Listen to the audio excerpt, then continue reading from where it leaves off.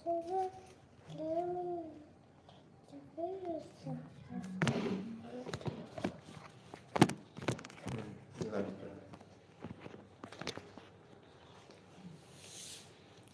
udi. Lalu nanti kalau na tum kano tau reo lap do. Ada ngasih gitu. Pak tu ya dia belai gitu. Ada angang gitu nanti ni thar ni. Ada asing bedi thar gitu. Aja kian tadi. Itu ri. Neng nasani yang jero. Ini mana? Amacang kanano ma.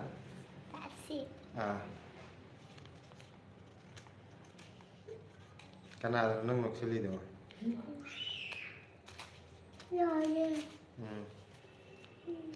Hello. Senangan live tau betul tadi. Masih nak aku live tau je ni show ni. Anak ihan tau betul tadi. Canada lagi. Aman ihan tau bire. Sonia. Hi Blessy. Hi Taro Blessy. Hi. Sonia ni tu benar Canada gitu. Kandi. Mami tu ni. Tuh, mama si Bem. Hello Blessy. Hey Bless. Hello. Hello. Hello mama si. Mama si hayo. Pasal apa mau Si kan dia Sonia. Mama si hayo. Canada gitu. Mami dia akan mana? Ano? Devita Asom hai ra. Hi. Hi. Blessy udre. Blessing. Maya ada pamla. Blessy dah ngatain ni aku. Kadang udre, mati halo. Ko Kesu ngai mai. jangan tahu. Ai pa de da dum nakshan bida. Munana. Mayam khare changbire nungai re ko. Ngasi wari sana jadore. Nak kau jain no Blessy. Ish. Haura. Mayam na hai dan. Hi. Halo mayam nungai biri bu. Coba sini tu. Nungai jing nu misibu matam kamai lin biri ge. Ayo. Blessy. Mala LN Maitai hai. Halo. Hai. Kamai to biri ge. Sonia ning thau jo. Night all Manipur da laiye. Yum Thu thoradi Kanglada koirako. Ay bu. Hai bedune. Okay. Kange. Oh to kanu to yum thokpudadi suin thengnaraje. Ka. Yum thokpudadi akoi unajab lakchege. Blessiga ko. Blessiga Silaga akoi lakchege. Kanglada soi magi udara ne yum da bu thola di soi magi una doi ne. Kanglada singju bora chamina je. Aidi singju yang pame. Vegetable momo ko sum yaw dai ne. Silaga ibani. Ihanan una bada kanglada bune. Ihanan bu una badi le no da. Bogi Yunda una bada. Adu summa panda akoi ka una badi. Kanglada. Adu dai ne momo ja ja do momo ko loi ko ma. Kai mi ok do. Dao do nya. Adu nu to ngot ai dau yaw ne to ri. Ama cha je hai yaw te tre loi thokre hai ama kai no thoi thoi to ri bo. Kan je. Amai kan mi ni yeng ni ko. Cici Kristina ni yeng ni ko. Si nini hoi cici hoi myam Ayam ni yeng ni ko. Ngale bu bo ko sula dang ni ko. nang la melody ni na hayang akoi kangla chapda nang hobi pijar roi akoi kap cha tho nang de hobi pijar. Coba ni ke. Hobi pijar adu cha do di la mel be ati. Tu na yeng ni ijong ya. Es mitra hom doi chore he.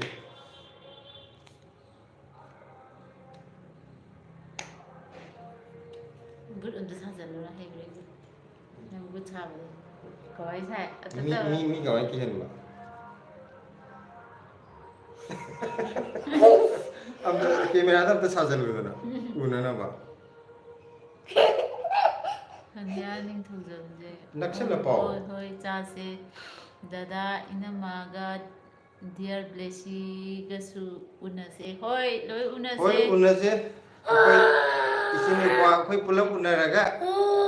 सा ममम थांगमिनरगा सिंजु बरा सामिनर लोय देविता अचोम ब्लेसी से सही क्या सुरे Changi tang changi mari makun pare handak birthday pangku ki do tang ni pandi da video kare ki do mari ꯂꯥꯡꯕ ꯌꯥꯗꯦ ꯗꯦꯁꯤ ꯇꯞꯄꯦ ꯍꯥꯏꯁꯦ ꯃꯌꯥꯝ ꯇꯞꯄꯕ꯭ꯔꯥ ꯌꯦꯡꯉꯣ ꯍꯟꯗꯛꯀꯤ ꯚꯤꯗꯤꯑꯣ ꯊꯥꯒꯠꯄꯗ ꯃꯥ ꯆꯍꯤ 4 ꯐꯥꯕꯒꯤ ꯚꯤꯗꯤꯑꯣꯅꯦ ꯆꯍꯤ 4 ꯑꯣꯛꯇꯣꯕꯔ ꯗꯦꯠ 8ꯇ ꯑꯗꯣ ꯃꯥ ꯃꯔꯣꯟꯗꯤ ꯈꯔ ꯁꯦꯡꯕꯗꯤ ꯋꯥꯠꯂꯦ ꯀꯩ ꯍꯥꯏꯗꯣꯏꯅꯣ ꯃꯥꯒꯤ ꯃꯔꯣꯟꯁꯦ ꯑꯩꯈꯣꯏ ꯑꯉꯥꯡ ꯃꯔꯣꯟ ꯁꯨꯗꯕꯗꯣ ꯈꯔ ꯑꯗꯨꯒ ꯃꯔꯩꯁꯨ ꯊꯥꯏ ꯃꯔꯩ ꯊꯥꯕ ꯍꯥꯏꯅꯕꯗꯣ ꯂꯥꯎꯒꯅꯨ ꯂꯩꯇꯣꯟ ꯁꯦꯡꯕ ꯋꯥꯠꯂꯦ ꯑꯗꯣ ꯈꯔ ꯂꯩꯔꯕꯨꯗꯤ ꯆꯥꯎꯔꯒꯕꯨꯗꯤ ꯐꯔꯛꯀꯅꯤ ꯍꯧꯖꯤꯛꯀꯤ ꯑꯣꯏꯅꯗꯤ ꯃꯤ 22 23 ꯂꯣ 23 ꯆꯤꯆꯦ ꯈ꯭ꯔꯤꯁꯇꯤꯌꯥꯅ ꯍꯥꯏ ꯅꯣꯛꯁꯜꯂꯛꯑꯦ ꯅꯪꯁꯨ ꯅꯣꯛꯁꯜꯂꯣ ꯇꯨ ꯆꯤꯆꯦ ꯈ꯭ꯔꯤꯁꯇꯤꯌꯥ ꯅꯣꯛꯁꯜꯂꯦ ꯂꯦꯁꯤ ꯄꯩꯈꯔꯦ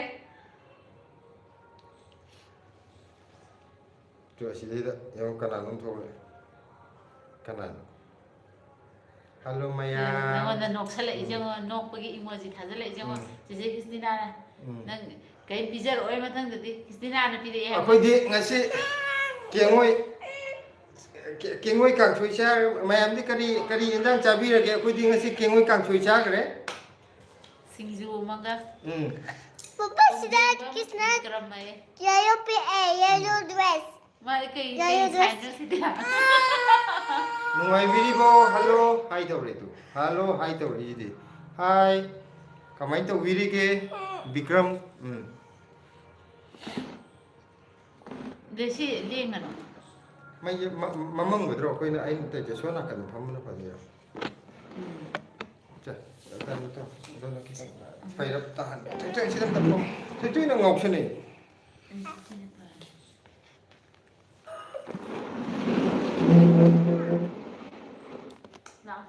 ꯁꯤꯅ ꯈꯔ ꯐꯕ꯭ꯔꯥ ꯑꯩꯗꯤ ꯑꯝꯇ ꯎꯔꯔꯣꯏ ꯅꯛꯁꯜꯂ ꯄꯥꯗꯧꯅꯤ ꯀꯃꯦꯟ ꯂꯥꯛꯑꯗꯤ ꯅꯛꯁꯟ ꯇꯥꯔꯦ ꯗꯦꯁꯤꯒꯤ ꯃꯈꯣꯡꯁꯦ ꯌꯥꯝ ꯁꯥꯡꯉꯦꯕ ꯑꯩꯈꯣꯏꯅꯤ ꯀꯥꯔꯛꯁꯤꯗ ꯃꯥꯁꯦ ꯂꯥꯛꯍꯜꯂꯗꯤ ꯐꯗꯧꯅꯤ ꯂꯥꯛꯑꯣ ꯌꯥꯗ꯭ꯔꯤꯕꯅꯤꯅꯦ ꯑꯣꯀꯦ ꯑꯣ ꯌꯥꯔꯦꯀꯣ ꯆꯤꯆꯦ ꯈ꯭ꯔꯤꯁꯇꯤꯅꯥ ꯀꯩ ꯏꯟꯖꯥꯡ ꯆꯥꯔꯒꯦ ꯃꯌꯥꯝ ꯌꯨꯝ ꯅꯣꯡ ꯆꯨꯕ꯭ꯔꯣ ꯅꯨꯡꯁꯥ ꯁꯥꯕꯤꯕ꯭ꯔꯣ ꯑꯩꯈꯣꯏ ꯁꯤꯗꯗꯤ ꯅꯣꯡ ꯆꯨꯕꯗꯤ ꯂꯦꯞꯈ꯭ꯔꯦ ꯌꯨꯝꯁꯦ ꯅꯣꯡ ꯑꯃꯨꯛ ꯆꯨ ꯅꯨꯡꯁꯥ ꯑꯃꯨꯛ ꯁꯥ ꯇꯧꯋꯦꯅ ꯍꯥꯏꯕ ꯑꯩꯁꯦ ꯂꯣꯛ ꯈꯔ ꯆꯦꯟꯕꯒꯤ ꯈꯣꯟ ꯈꯤꯇꯪ ꯑꯣꯟꯕ꯭ꯔꯥ ꯑꯣꯟꯒꯦ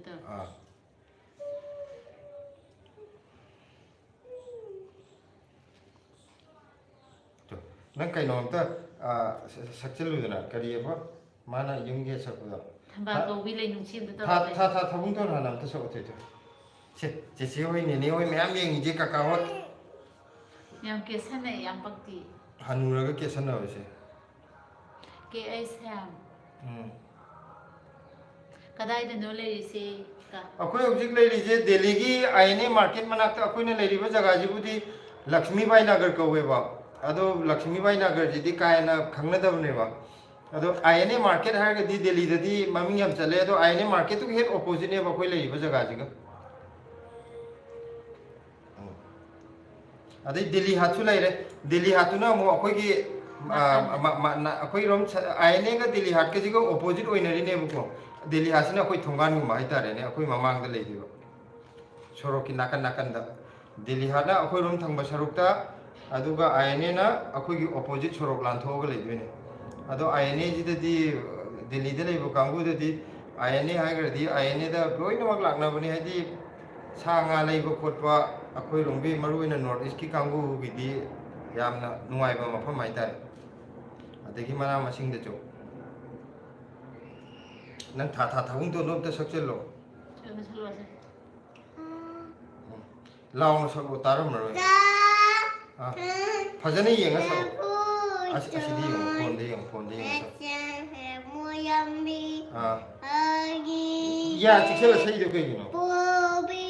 ꯄꯨꯟꯁꯤꯕ ꯁꯤ ꯑꯩꯁ ꯍꯥꯏ ꯍꯜꯂꯣ ꯍꯥꯏ ꯍꯦꯜꯂꯣ ꯑꯃꯨ ꯂꯥꯛꯑꯦ ꯀꯤꯠ ꯌꯥꯎ ꯍꯥꯏꯔꯣ ꯍꯥꯏ ꯃꯌꯥ ꯍꯥꯏ ꯏꯌꯥꯝꯕ ꯍꯜꯂꯣ ꯅꯨꯡꯉꯥꯏꯕꯤꯔꯤꯕꯣ ꯀꯝꯗꯧꯕꯤꯔꯤꯒꯦ ꯑꯃ ꯀꯩꯅꯣꯒꯤ ꯃꯊꯛꯁꯤ ꯌꯥꯝ ꯑꯁꯦꯡꯕ ꯀꯔꯤ ꯍꯥꯏꯅꯣ ꯌꯨꯝ ꯑꯁꯦꯡꯕ ꯑꯗꯣ ꯍꯥꯏꯕꯤꯌꯨ ꯌꯨꯝ ꯑꯁꯦꯡꯕ ꯌꯨꯝꯗꯤ ꯑꯩꯈꯣꯏꯅ ꯀꯗꯥꯏꯗ ꯂꯩꯕꯅꯣ ꯍꯥꯏꯕꯗ ꯀꯥꯏꯗꯒꯤꯅꯣ ꯍꯥꯏꯕꯗꯨ ꯑꯩꯈꯣꯏꯅ ꯗꯦꯜꯂꯤ ꯁꯤꯒꯤꯁꯦ ꯍꯥꯏꯕ ꯌꯨꯝꯗꯗꯤ ꯀꯩꯅꯣꯅꯦ ꯑꯩꯅ ꯐꯝꯂꯧ ꯁꯤꯐꯥꯏ ꯃꯆꯥꯅꯦ ꯑꯩꯈꯣꯏꯒꯤ Uripok Kangsup Road tagi Chatharaga Lamsang dagi Spining Mill lom the Sapagi Lambida Leva Ponok Sifai dagi Aduga Silana Porompa Ningoni Hawan Tabalekai dagi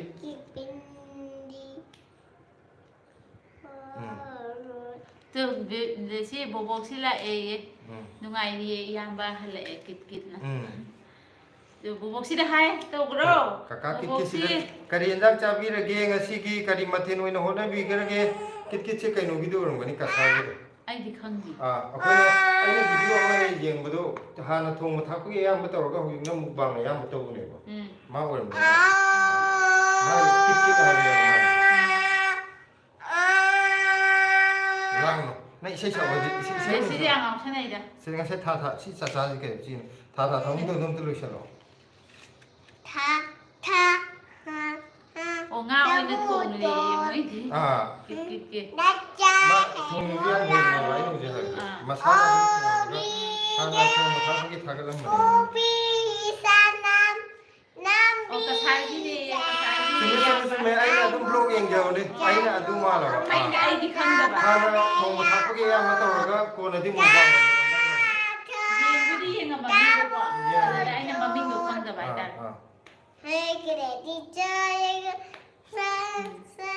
sai di ne मा ये थोंग तो या हाउ दे मा rasa ni pu kham ba hello hello hello desi hello to hello ang yaw bagi live se ma ko khang da khulang ji मा सही से वाला वे लो लो तो yang ba di sak sa au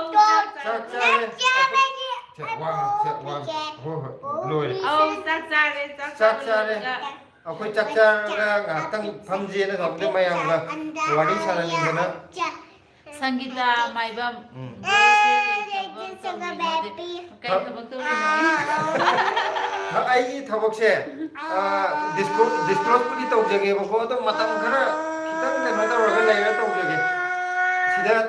thobak puli tau ri ko hai ji government quarter da lai bani na karam department da lai bano kari tau no ai di matam khara lai ga hai to jage mayam waro bi ya de ai kaino je channel je kitang chat ga adu ma ai na suspense ta tham jage madam si hai na ai na hai dok ning da na te ai na sum mayam da si jima suspense oina matam khara tham ga ai soi hai dok jage ke sam kari job tau biri ge Delhi da ado ai si ji de hok je hai jagre matam khitang ai bio ai hai dok jage ado si jima matam khara ki oina suspense ta tham jage si hai na mayam na waro bi gano ai gi na kari da tawra private job tawra government job tawra kari department ngi do ai loi haijar ke adu ai gi channel je khajik tang oina mayam excited oina ba aina si ji man lo sanja bani si lo le na aina swai haidok charoi do na te soi dana haidok charake matam khara gi oina aina si je thamden jage na khanja ba tu bobok sina ne ble si je yam na harau bo ma le hare e momita lai sam son se kadai de gino ai je ka no ne hoje haija gi do kumlong si pai de gi akoi kuin na pumlo si phai de gi si hoji irang ni am thui ba kautru hai do adu gi mamang ne bo koi gi jina kautru to akoi pumlo rum de chang dui ne ba mai lam di je yam ba gi kitchen garden du ma di yam na pam je ma kit na hai de ne thank you mane akoi jo hana pot ichi yam na di tharam da ne do khara di thaba pam jar ko gi akoi hana simla da le jaram me ba ada simla da ju am ta ngai ku simla da ju dum hana khara di thaja ba ko gi pot che ado sida la akan da ju yam na ta ba khara di thara kan da sum mayam na ju pam bi ba adagi di maroi na koi mayang ton ga sabri ga di khara chau thok char ga Delhi da akoi yung gi pot chai sum yum da gi tharak pa khot pa pharak ta da koi mayam je chamin na jage na adom khalla ga ina sum pot che chau thok na tha jagi bane ado ano ba maru mapang ju khangna bagi khudong cha ba ju phangjare si gi garden ma cha che tha ba dagi yamna nungai yamna kanai hai tare friend chau the friend circle chau thue akoi ju nga hobby oina matam len bagi yam nungai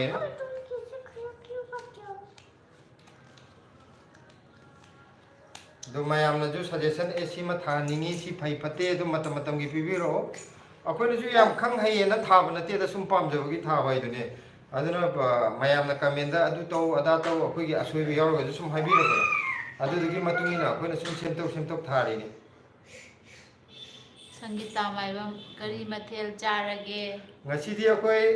kengoi kangsoi am chare aduga singju ama bora ama singju na ngi favorite kengoi ga bora na silagi Malla Thongnawjam kari insang chage kengoi kangsoi chaye ngasi singju ga video da hayengi hagidra horengi hayengi ki video da hapsar ke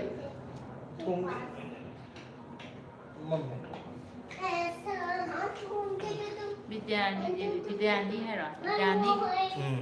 Devi aigi yendem pambi ahum hawe macha longthuru yadre kamai to gena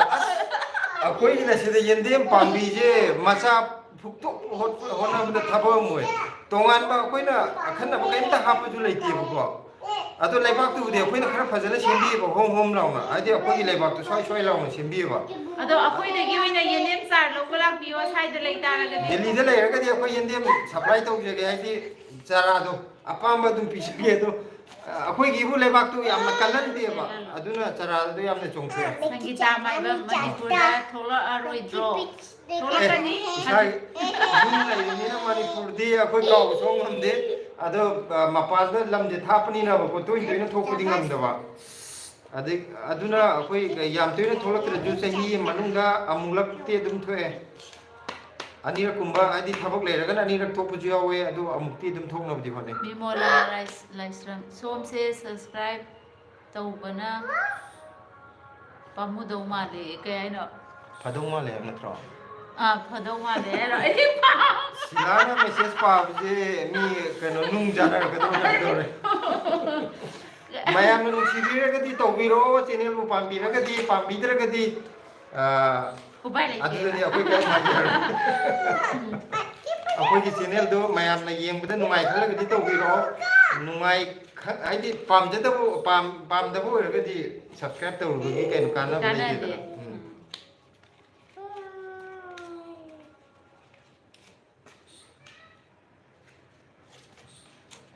제 바자는 밥 못해. 나 시치지 아직 군대로.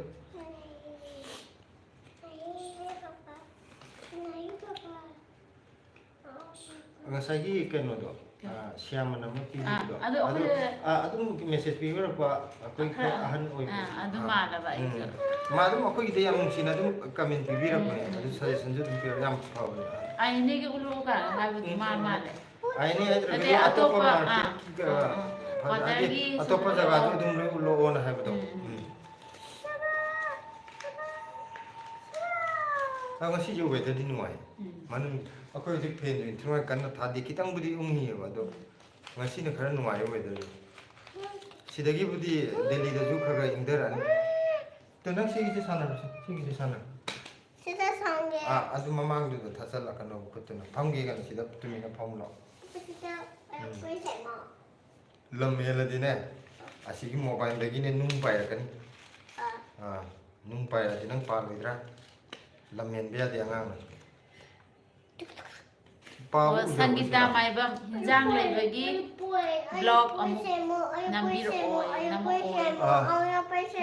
ensang leibagi namjara ke koi market to koi ni het number do amuk ani ti su grob ne ko ada tuwi ne ga ju hanjana chamana mafam namme na hai ga dana to ne koi namjara ke aduga maman ju kayam khena ba kari krai do loina ma haijar ke Malla Thongnawjam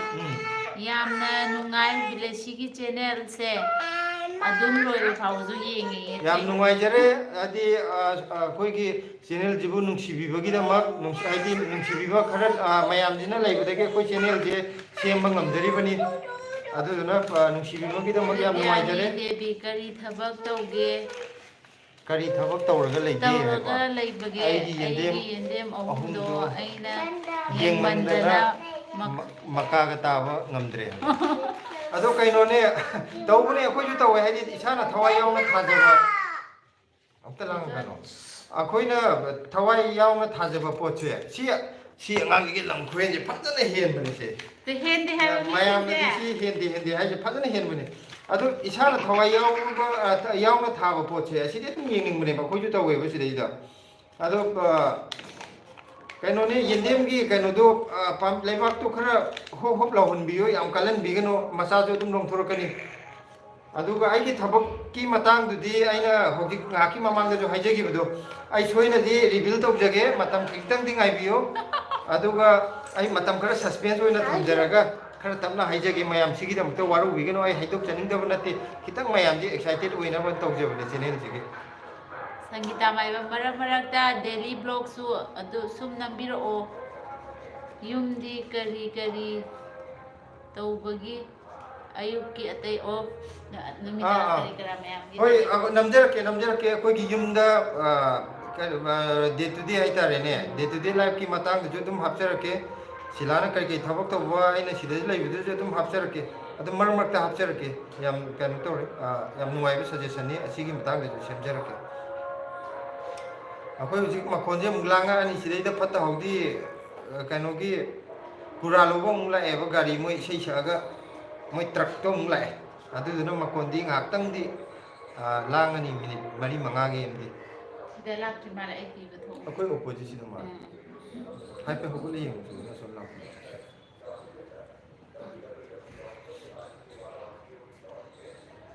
ꯃꯁꯤ ꯅꯪ ꯆꯥꯛꯀꯧꯕ ꯊꯣꯛꯂꯛꯑꯣꯏꯗ꯭ꯔꯥ ꯁꯤꯂꯥ ꯃꯁꯤ ꯅꯪ ꯆꯥꯛꯀꯧꯕ ꯊꯣꯛꯂꯛꯑꯣꯏꯗ꯭ꯔꯥ ꯀꯔꯝꯕ ꯃꯁꯤꯅꯣ ꯅꯪꯉꯣꯟꯗꯅꯤ ꯀꯩꯅꯣꯅ ꯑꯣ ꯀ꯭ꯔꯤꯁꯇꯤꯅꯥꯅ ꯊꯣꯛꯂꯛꯑꯣꯏ ꯑꯩ ꯆꯥꯛꯀꯧꯕ ꯁ꯭ꯋꯥꯏꯗꯒꯤ ꯁꯨꯝ ꯅꯣꯏꯒꯤ ꯚꯤꯗꯤꯑꯣ ꯊꯥꯔꯛꯑꯣ ꯑꯗꯨꯒ ꯌꯦꯡꯉꯒꯦ ꯆꯥꯛꯀꯧꯕꯒꯤ ꯑꯌꯨꯛꯇꯨ ꯆꯥꯛ ꯆꯥꯕ ꯅꯪꯅꯕ ꯑꯣꯏꯅ ꯊꯣꯛꯂꯛꯀꯦ ꯌꯦꯡꯉꯣ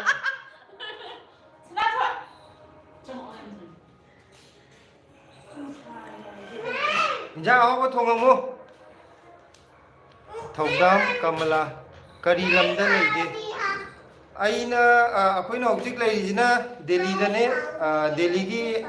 INA ꯃꯥꯔꯀꯦꯠ ꯃꯅꯥꯛꯇꯅꯦ ꯑꯩꯈꯣꯏꯅ ꯍꯧꯖꯤꯛ ꯂꯩꯔꯤꯁꯤꯅ ꯃꯐꯝꯁꯤꯕꯨꯗꯤ ꯂꯛꯁꯃꯤꯕꯥꯏ ꯅꯒꯔ ꯀꯧꯋꯦ ꯑꯗꯨꯒ ꯑꯩ ꯏꯁꯥꯒꯤ ꯌꯨꯝꯅ ꯑꯩꯈꯣꯏ ꯐꯨꯡꯂꯣꯛ ꯁꯤꯐꯥꯏꯗꯒꯤꯅꯦ ꯅꯪ ꯑꯗꯨꯗ ꯂꯩꯌꯨꯀꯣ ꯁꯣꯝꯗ ꯂꯥꯛꯈ꯭ꯔꯕ ꯑꯁꯣꯝ ꯆꯠꯈ꯭ꯔꯕ ꯃꯈꯣꯟ ꯊꯥꯞꯇꯣꯛꯈꯤꯕ ꯇꯧꯋꯦ ꯑꯁꯣꯝ ꯆꯠꯈ꯭ꯔꯕ ꯑꯁꯣꯝ ꯑꯁꯤꯗꯩꯗ ꯒꯥꯔꯤ ꯃꯌꯥꯝ ꯈꯥꯝꯖꯟꯕꯒꯤ ꯆꯪꯕ ꯌꯥꯗꯕ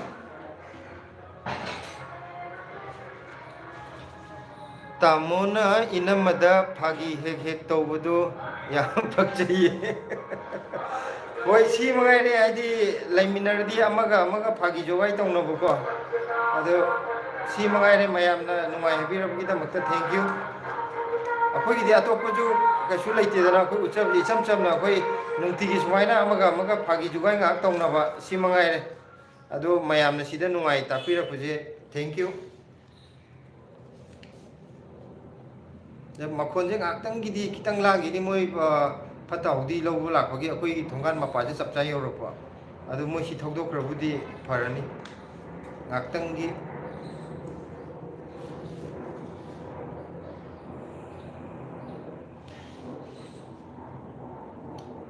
ꯑꯗꯣ ꯃꯌꯥꯝꯗꯤ ꯀꯃꯥꯏꯅ ꯇꯧꯔꯤ ꯅꯨꯡꯉꯥꯏꯕꯤꯔꯤꯕ ꯑꯩꯈꯣꯏꯒꯤ ꯅꯣꯡ ꯆꯨꯕ ꯍꯟꯗꯛꯇꯤ ꯂꯦꯞꯈ꯭ꯔꯕ ꯅꯨꯡꯁꯥ ꯁꯥꯔꯕ ꯀꯃꯥꯏꯅ ꯇꯧꯒꯦ ꯑꯗꯨꯁꯨ ꯍꯥꯏꯕꯤꯔꯛꯑꯣ ꯁꯪꯒꯤꯇꯥ ꯃꯥꯏꯕꯝ ꯅꯨꯄꯥꯗꯤ ꯑꯗꯨꯝ ꯅꯣꯛꯑꯒ ꯐꯥꯒꯤ ꯇꯧꯒꯗꯕꯅꯤ ꯅꯨꯄꯤꯅ ꯏꯁꯧ ꯂꯥꯡꯉꯒꯁꯨ ꯑꯗꯨꯝ ꯁꯥꯎꯒꯟꯗꯕ ꯅꯨꯄꯥꯅ ꯐꯩ ꯑꯗꯨ ꯌꯥꯝꯅꯕꯨꯗꯤ ꯐꯩ ꯑꯗꯣ ꯃꯔꯛ ꯃꯔꯛꯇꯗꯤ ꯁꯥꯎꯒꯦ ꯇꯧꯕꯁꯨ ꯑꯗꯨꯝ ꯌꯥꯎꯔꯛꯏꯅꯦ ꯑꯗꯣ ꯁꯤꯒꯤ ꯀꯩꯅꯣꯁꯦ ꯃꯦꯁꯦꯖꯁꯦ ꯑꯩ ꯁꯤꯂꯥ ꯂꯥꯛꯑꯒ ꯑꯃꯨꯛꯇꯪꯒ ꯄꯥꯖꯔꯛꯀꯦ ꯀꯩꯅꯣꯒꯤ ꯁꯪꯒꯤꯇꯥ ꯃꯥꯏꯕꯝꯒꯤꯁꯦ ꯁꯤꯂꯥꯁꯨ ꯑꯃꯨꯛꯇꯪ ꯇꯥꯍꯟꯅꯤꯡꯉꯦ ꯀꯃꯦꯟꯁꯦ ꯑꯗꯣ ꯁꯤꯂꯥ ꯇꯥꯈ꯭ꯔꯒꯗꯤ ꯃꯥ ꯅꯨꯡꯇꯤꯒꯤ ꯏꯁꯧ ꯂꯥꯡꯒꯦ ꯍꯥꯏꯔꯒꯗꯤ ꯐꯔꯛ ꯇꯥꯅꯤꯍꯦ ꯃꯌꯥꯝꯅꯁꯨ ꯁꯤ ꯍꯥꯏꯔꯦ ꯁꯨꯃꯥꯏꯅ ꯇꯧ ꯑꯗꯨꯗꯨꯅꯗꯤ ꯑꯩ ꯏꯁꯧ ꯂꯥꯡꯕꯅ ꯐꯩ ꯍꯥꯏꯅ ꯃꯥ ꯁꯨꯝ ꯂꯥꯡꯈꯠꯂꯒꯗꯤ ꯑꯩꯗꯤ ꯑꯩꯈꯣꯏꯒꯤ ꯇꯣꯉꯥꯟ ꯇꯣꯉꯥꯟꯅ ꯂꯩꯅꯔꯛꯄꯩ ꯐꯤꯕꯝꯗ ꯂꯥꯛꯇꯧ ꯃꯥꯜꯂꯤꯗ sida kami nam lại nó cứ ham cái lọ thôi thôi nó cái đây này nó sàn thuốc nó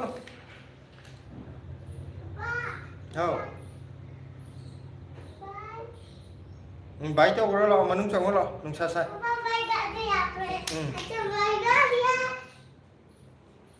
rồi bỏ 시대시대네 상기타 마이밤나 하이래 이제 누파디 둠 노아가 파기 떠오르가 ꯇꯧꯒꯗꯕꯅꯦ ꯍꯥꯏꯕ ꯅꯨꯄꯤꯅ ꯏꯁꯧ ꯂꯥꯡꯉꯁꯨ ꯑꯗꯨꯝ ꯁꯥꯎꯒꯟꯗꯕ ꯅꯨꯄꯥꯅ ꯐꯩ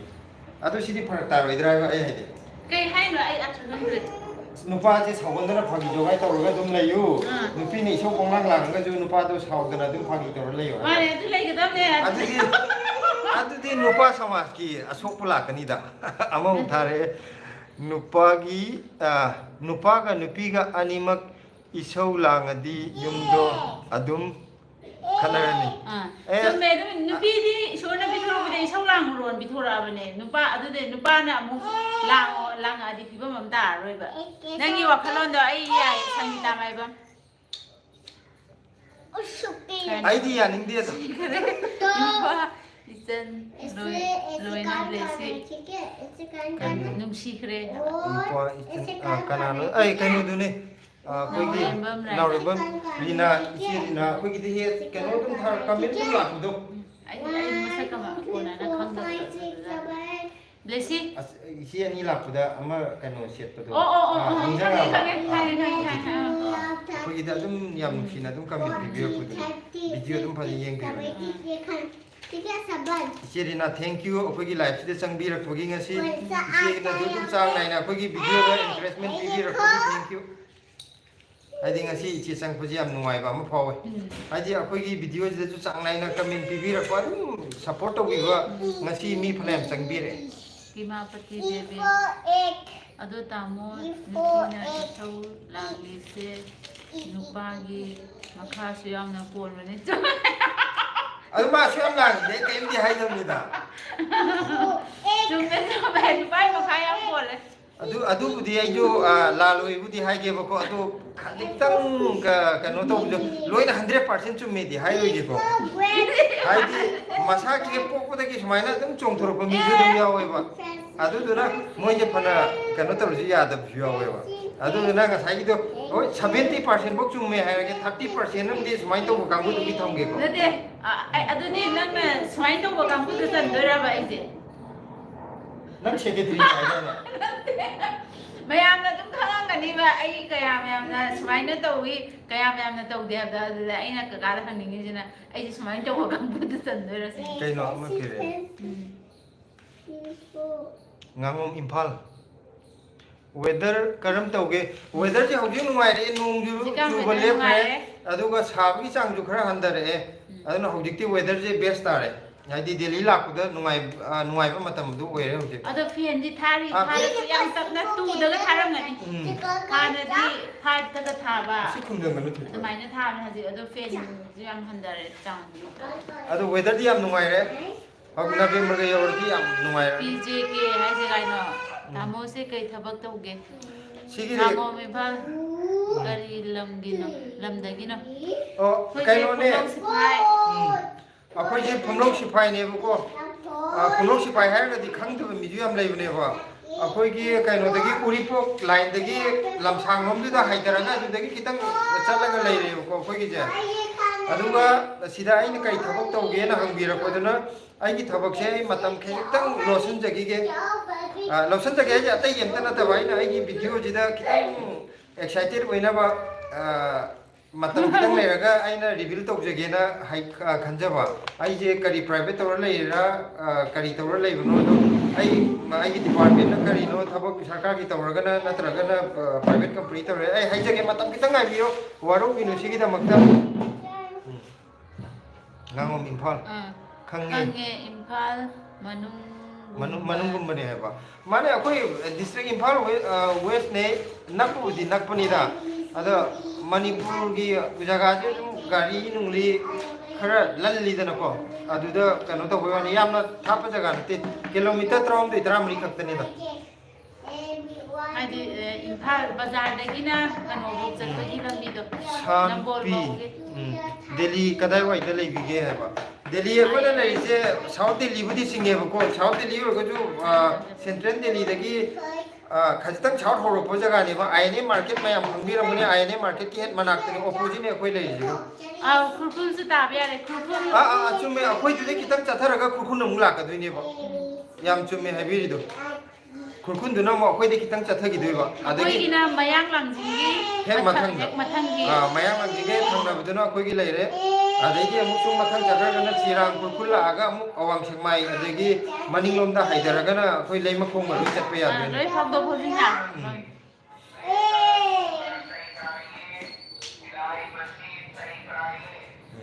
nang phaba lai ko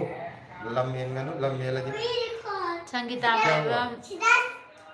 hensang thabagi Polythene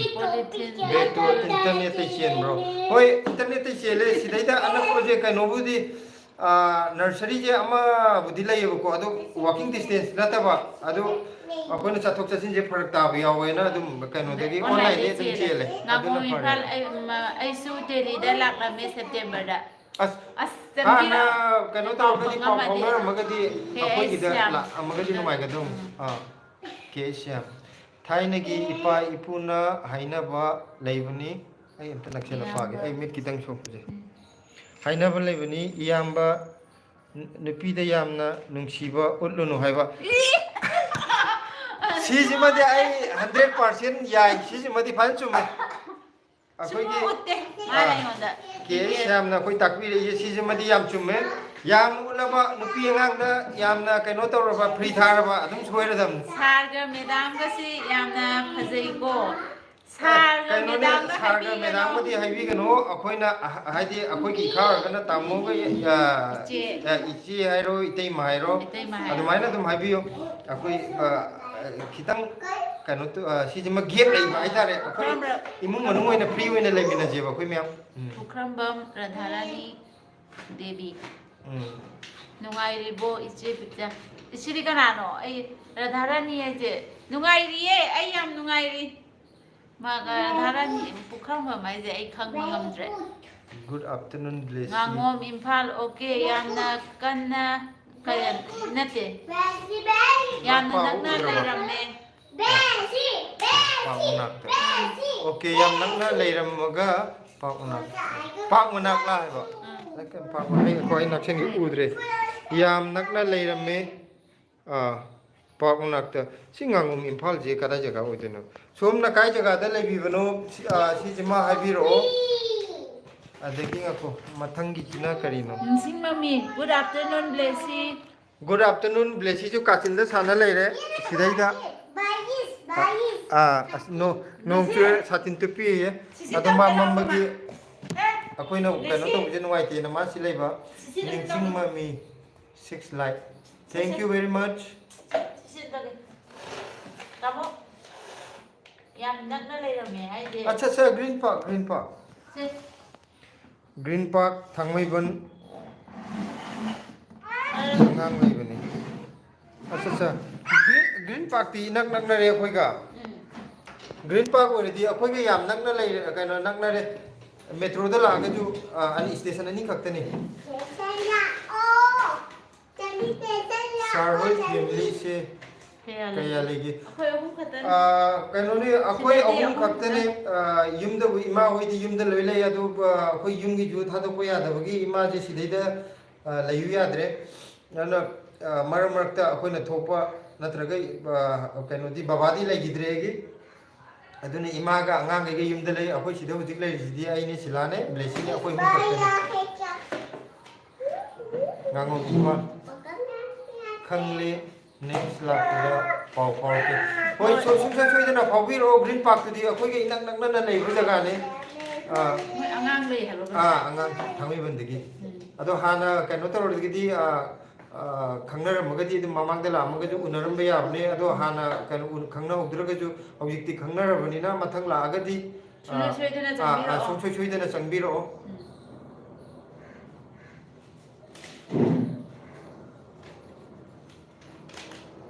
नंग कासिनदु थोलोगना कांचिक्ते among rambam radarani devi तो नंग नंग सा खंगे पाप जे अखोइ जे आइजु मिट खर सोक सिला जो खर सोक angang jawbigi khang पाप अंगाम जौविगी खंग मनाव नुपि दुने khange radarani angang jawbi de leirambado खुलोकी सानाबदो ये थाइने खुलोकी सानागिबा माले नोय nungairibo radarani udaba kuire lari इसी रिनागी मुगला है ते तोंग ꯏꯄ꯭ꯋꯥ ꯉꯁꯤ ꯂꯥꯏꯔꯤꯛꯇꯒꯤ ꯊꯣꯛꯑꯒꯦ ꯋꯥꯔꯧꯒꯅꯨꯀꯣ ꯂꯣꯏꯕ ꯐꯥꯎꯕ ꯌꯥꯎꯗ꯭ꯔꯦ ꯊꯕꯛ ꯑꯃ ꯂꯩꯔꯦ ꯀꯩꯁꯨ ꯀꯥꯏꯗꯦ 이제 ꯉꯥꯏꯍꯥꯛ 이제 ꯆꯪꯕꯤꯔꯛꯑꯒ ꯋꯥꯔꯤ ꯁꯥꯟꯅꯍꯧꯕꯁꯦ ꯁꯤꯅꯤ ꯌꯥꯝ ꯅꯨꯡꯉꯥꯏꯔꯤꯁꯦ ꯍꯥꯏꯗꯤ ꯑꯩꯈꯣꯏ ꯂꯥꯏꯐ ꯂꯩꯔꯦꯅ ꯁꯤꯗ ꯁꯨꯝ ꯐꯝꯃꯒ ꯀꯩꯅꯣ ꯇꯧꯕꯁꯨ ꯌꯥꯝ ꯅꯠꯇꯦ ꯌꯨꯝꯒꯤ ꯊꯕꯛ ꯑꯣ ꯒ꯭ꯔꯤꯟ ꯄꯥꯔꯛꯇ ꯂꯩꯌꯦ PJKꯁꯦ ꯑꯗꯨꯗꯤ ꯅꯣꯡꯃ ꯀꯣꯏꯔꯛꯑꯣ ꯑꯩꯈꯣꯏꯒ ꯌꯥꯝ ꯅꯛꯅꯔꯦ ꯑꯗꯨꯅꯦ ꯒ꯭ꯔꯤꯟ ꯄꯥꯔꯛꯇ ꯂꯩꯔꯗꯤ ꯅꯣꯡꯃ ꯀꯣꯏꯊꯣꯛꯄꯤꯔꯛꯑꯣ ꯁꯇꯔꯗꯦ ꯅꯠꯇ꯭ꯔꯒ ꯁꯟꯗꯦ ꯑꯃꯗ ꯑꯩꯒꯤ ꯃꯃꯥꯡꯒꯤ ꯕ꯭ꯂꯣꯛꯁꯤꯡꯗꯁꯨ ꯑꯩꯈꯣꯏꯒꯤ ꯋꯥꯆꯦꯞ ꯅꯝꯕꯔ ꯍꯥꯞꯈꯤꯕꯅꯦ ꯑꯗꯨꯗ ꯑꯗꯨꯝ ꯀꯟꯇꯦꯛ ꯇꯧꯕꯤꯔꯛꯑꯒꯀꯣ ꯀꯩꯅꯣ ꯇꯧꯁꯦ ꯍꯥꯏꯗꯤ ꯑꯥꯏꯅꯦ ꯌꯧꯔꯛꯑꯗꯤ ꯐꯣꯟ ꯑꯗꯨꯝ ꯇꯧꯕꯤꯔꯛꯑꯣ ꯑꯗꯨꯗꯨꯒ ꯑꯩꯈꯣꯏ ꯑꯗꯨꯝ ꯃꯐꯝꯗꯨ ꯇꯥꯛꯑꯒ ꯂꯥꯏꯁꯨ ꯌꯥꯝ ꯂꯥꯏꯕꯅꯦ ꯑꯩꯈꯣꯏ ꯂꯩꯔꯤꯕ ꯃꯐꯝꯁꯦ ꯑꯗꯨꯝ ꯏꯔꯥꯏ ꯂꯥꯏꯕꯅꯦ ꯑꯥꯏꯅꯦ ꯃꯦꯇ꯭ꯔꯣꯒꯤ ꯌꯦꯜꯂꯣ ꯂꯥꯏꯟꯒꯤ ꯒꯦꯠ ꯅꯝꯕꯔ 3ꯗꯣ ꯑꯗꯨꯗ ꯀꯨꯝꯊꯔꯛꯑꯒ ꯗꯥꯏꯔꯦꯛ ꯑꯗꯨꯝ ꯆꯪꯉꯕ ꯈꯤꯇꯪꯈꯛ ꯍꯥꯏꯗꯤ 200 ꯃꯤꯇꯔ ꯃꯨꯛ ꯆꯪꯉꯒ ꯑꯗꯨꯝ ꯂꯩꯔꯕꯅꯤ ꯏꯅꯛ ꯅꯛꯑꯕꯅꯤ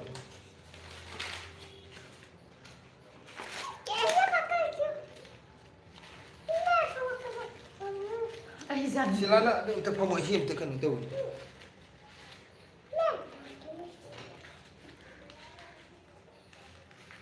Nipam lang, sila lang. Channel sih ini saja thamde lo, siap chalo mana. Mas sar dum ta pe sar ta mag. Yam ba Kano sar bira kano akoi yam angang oiragana akoi da kakak ko gera tamo ko gera dum ko biro. Ngamo minpal Sorojini ju na Sorojini japani akoi e-rickshaw do akoi gi leirak sida chatlini. Akoi si kano Sorojini ju ai tun chala di ai dum walking oina ga dum chaleba. Ado blesi yauraga di ma angang ina sang satpadu wabni na akoi e-rickshaw gum da chale metro chala jo station am kaktane metro chala ga di akoi sigi mamang sigi metro tonga ga station am da mathang da dum kumda duine ba ado khong na chala ga ju minute 30 nga kaktane sangi je Sorojini ju am na akoi sidagi Ichanna kari lamdaino aina Porompat Thawan thaba leikai degi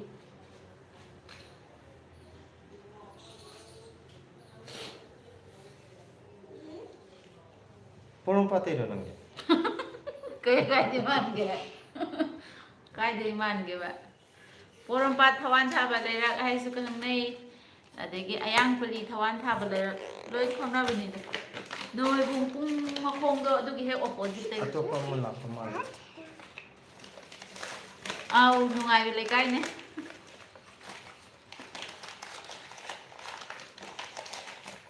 Mui lekai khakte na te khoi lekai ju nungai ko loi nungai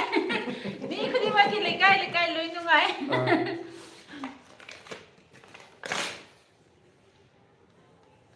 Loi segai ba ye da gai he ma na bu den thai ro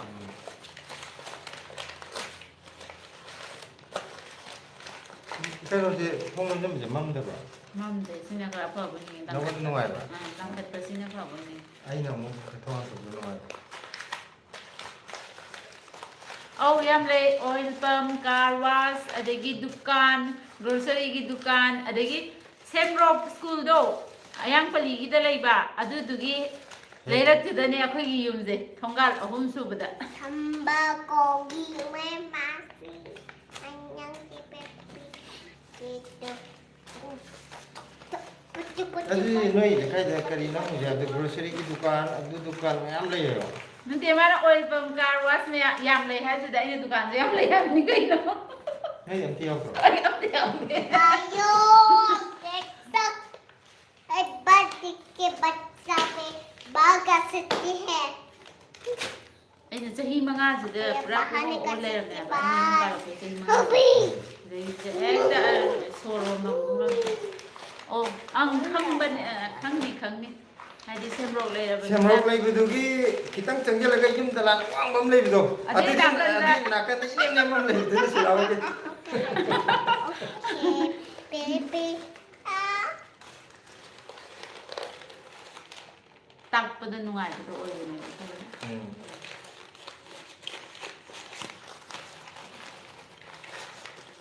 As ngasi di kangchui kengoi kangchui da chak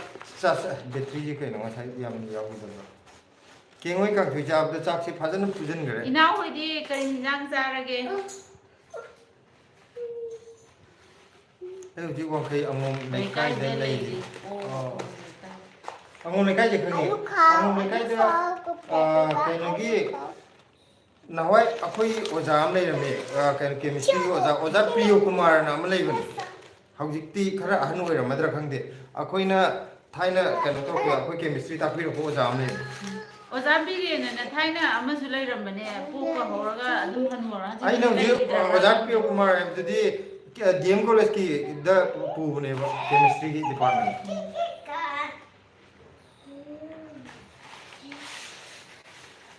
sana saba amang tombi kai naga maming angom le kai tele do moi dai moi adu su khange sana saba nupa kitang oi hairap chatpado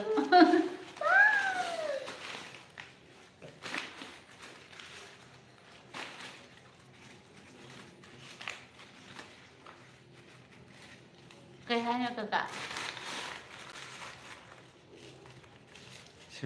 crematorium mana ID sum koi ba lakpani hoji oh moi gi kan crematorium lei do adi mana ka ba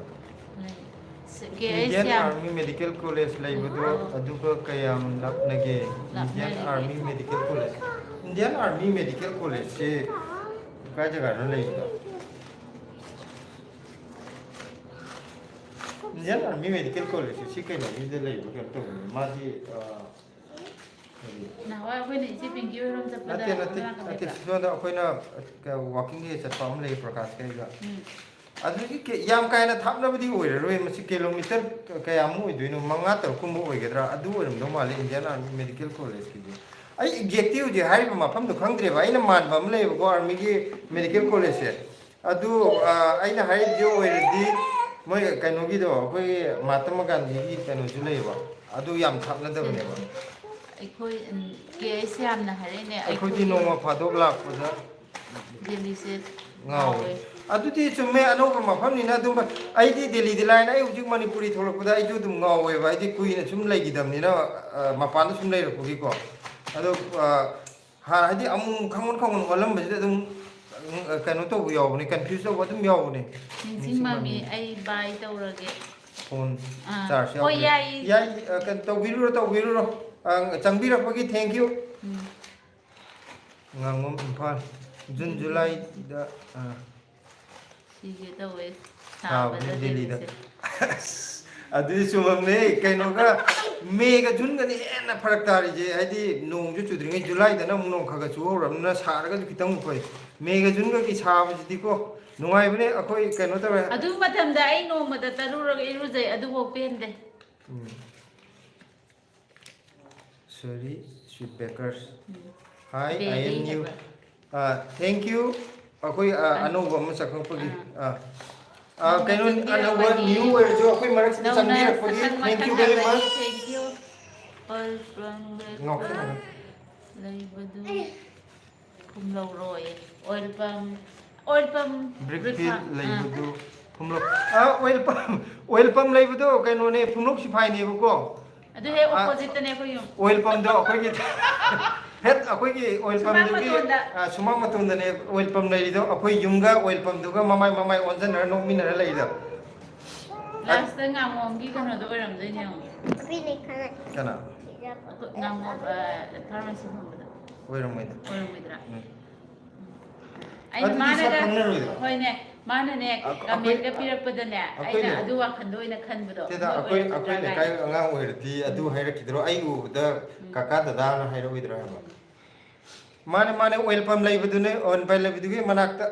akoi yumga oil pump du ga ani do mamai on ka no tar wari chana dum lai bine noksan na ga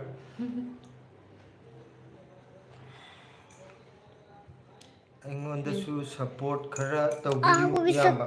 hoi tawjage akoina angamba dum support tawjage ngasi sakhang mai khang na rabani na side angam ngambani akoi amaga support tawna da bi yade thoi kya hua pham ingudam chitra hai ro ingudam chitra hai dada namma kayen thang charage hai ro desi ngasi di kengoi ama thonge bora ama hore aduduga singju amaga yamna hawna chakre ngak tang wari sana ge ngamo mipal ai di thangmai ni 63 years ꯃꯥꯗꯤ ꯊꯥꯡꯃꯩꯕꯟꯗꯩꯅꯦ ꯑꯣ ꯑꯩꯅ ꯉꯥꯡꯉꯣꯝ ꯍꯥꯏꯕꯗꯨꯗ ꯑꯩꯈꯣꯏ ꯌꯨꯝ ꯀꯀꯥꯒꯤ ꯌꯨꯝ ꯃꯅꯥꯛꯇ ꯉꯥꯡꯉꯣꯝ ꯂꯩꯕ ꯑꯗꯨꯗ ꯑꯗꯨꯗꯣ ꯑꯣꯏ ꯖꯥꯠꯂꯥꯅ ꯍꯥꯏꯐꯦꯠ ꯁꯨꯝ ꯈꯟꯕ ꯍꯥꯏꯇꯥꯔꯦ ꯀꯩꯅꯣ ꯃꯥꯏ ꯆꯍꯤ 60 ꯍꯥꯏꯗꯤ ꯆꯍꯤ 60 ꯁꯨꯔꯦ ꯍꯥꯏꯕ ꯑꯍꯟꯅꯦ ꯍꯥꯏꯕ ꯍꯥꯏꯗꯤ ꯅꯪꯅ ꯑꯉꯥꯡ ꯑꯃ ꯍꯥꯏꯕꯗꯣ ꯑꯗꯨ ꯅꯠꯇꯦꯅ ꯍꯥꯏꯕꯅꯤꯗ ꯃꯥ ꯑꯃꯨꯛ ꯈꯤꯇꯪ ꯑꯩꯈꯣꯏꯒꯤ ꯇ꯭ꯌꯨꯕ ꯂꯥꯏꯠ ꯇꯧꯅ ꯈꯔ ꯃꯝꯕ ꯑꯃꯨꯛ ꯌꯥꯎꯔꯛꯄꯅꯦꯕꯀꯣ ꯑꯗꯨꯗ ꯈꯤꯇꯪ ꯆꯦꯅꯦꯜ ꯃꯥꯡꯉꯨꯕ ꯃꯇꯦꯡꯈꯛ ꯊꯥꯏꯅ ꯑꯩꯈꯣꯏꯒꯤ ꯑꯦꯟꯇꯤꯅꯥ ꯄꯥꯏꯔꯒ ꯎꯔꯨ ꯂꯩꯔꯒ ꯃꯌꯦꯛ ꯑꯃꯨꯛ ꯁꯦꯡꯗꯕ ꯌꯥꯎꯕꯗꯣ ꯑꯗꯨꯃꯥꯏꯅ ꯑꯃꯨꯛ ꯇꯧꯔꯤꯕ ꯃꯥ ꯍꯧꯖꯤꯛ ꯑꯩ ꯑꯉꯥꯡ ꯑꯣꯏꯔꯤ ꯑꯦꯟꯇꯤꯅꯥ ꯃꯇꯝꯒꯤ ꯃꯤꯅꯤ ꯑꯩ ꯆꯍꯤ ꯌꯥꯝꯃꯁꯨ ꯋꯥꯈꯟꯁꯦ ꯌꯥꯗꯦꯕ ꯋꯥꯈꯟ ꯈꯔ ꯇꯔꯪ ꯆꯠꯂꯤ ꯍꯥꯏꯇꯥꯔꯦ ꯏꯆꯥ ꯊꯣꯛꯑꯦ ꯌꯥꯔꯦ ꯀꯥꯏꯗꯦ ꯀꯥꯏꯗꯦ ꯋꯥꯔꯧꯕꯤꯕ ꯌꯥꯗꯦ ꯁꯥꯄꯝ ꯈꯨꯃꯟ ꯍꯥꯏꯔꯣ ꯁꯥꯄꯝ ꯈꯨꯃꯟꯆꯦ ꯍꯥꯏ ꯍꯦꯜꯂꯣ ꯒꯨꯗ ꯆꯤꯇ꯭ꯔꯥ ꯋꯥꯎ ꯗꯦꯜꯂꯤꯗ ꯂꯩꯕꯒ ꯃꯥꯟꯗꯦꯀꯣ ꯄꯨꯔꯥ ꯃꯅꯤꯄꯨꯔ ꯀꯩ ꯍꯥꯏꯅꯣ ꯁꯤꯕꯨ ꯀꯀꯥ ꯑꯝꯇ ꯄꯥꯏꯔꯛꯑꯣ ꯎꯗ꯭ꯔꯕ ꯃꯤꯠꯇꯣ ꯁꯤ ꯑꯃꯨꯛ ꯄꯄꯥ ꯕ꯭ꯂꯔ ꯄꯥꯝꯃꯦ ꯆꯠꯂꯦ ꯍꯥꯏꯕ ꯋꯥꯎ ꯗꯦꯜꯂꯤꯗ ꯂꯩꯕꯒ ꯃꯥꯟꯗꯦꯀꯣ ꯄꯨꯔꯥ ꯃꯅꯤꯄꯨꯔꯗ ꯂꯩꯕ ꯃꯅꯤꯄꯨꯔꯗꯧꯅ ꯀꯩꯅꯣ ꯀꯩꯅꯣ ꯍꯦꯟꯖꯥꯡꯅ ꯀꯔꯤ ꯍꯥꯏꯅꯣ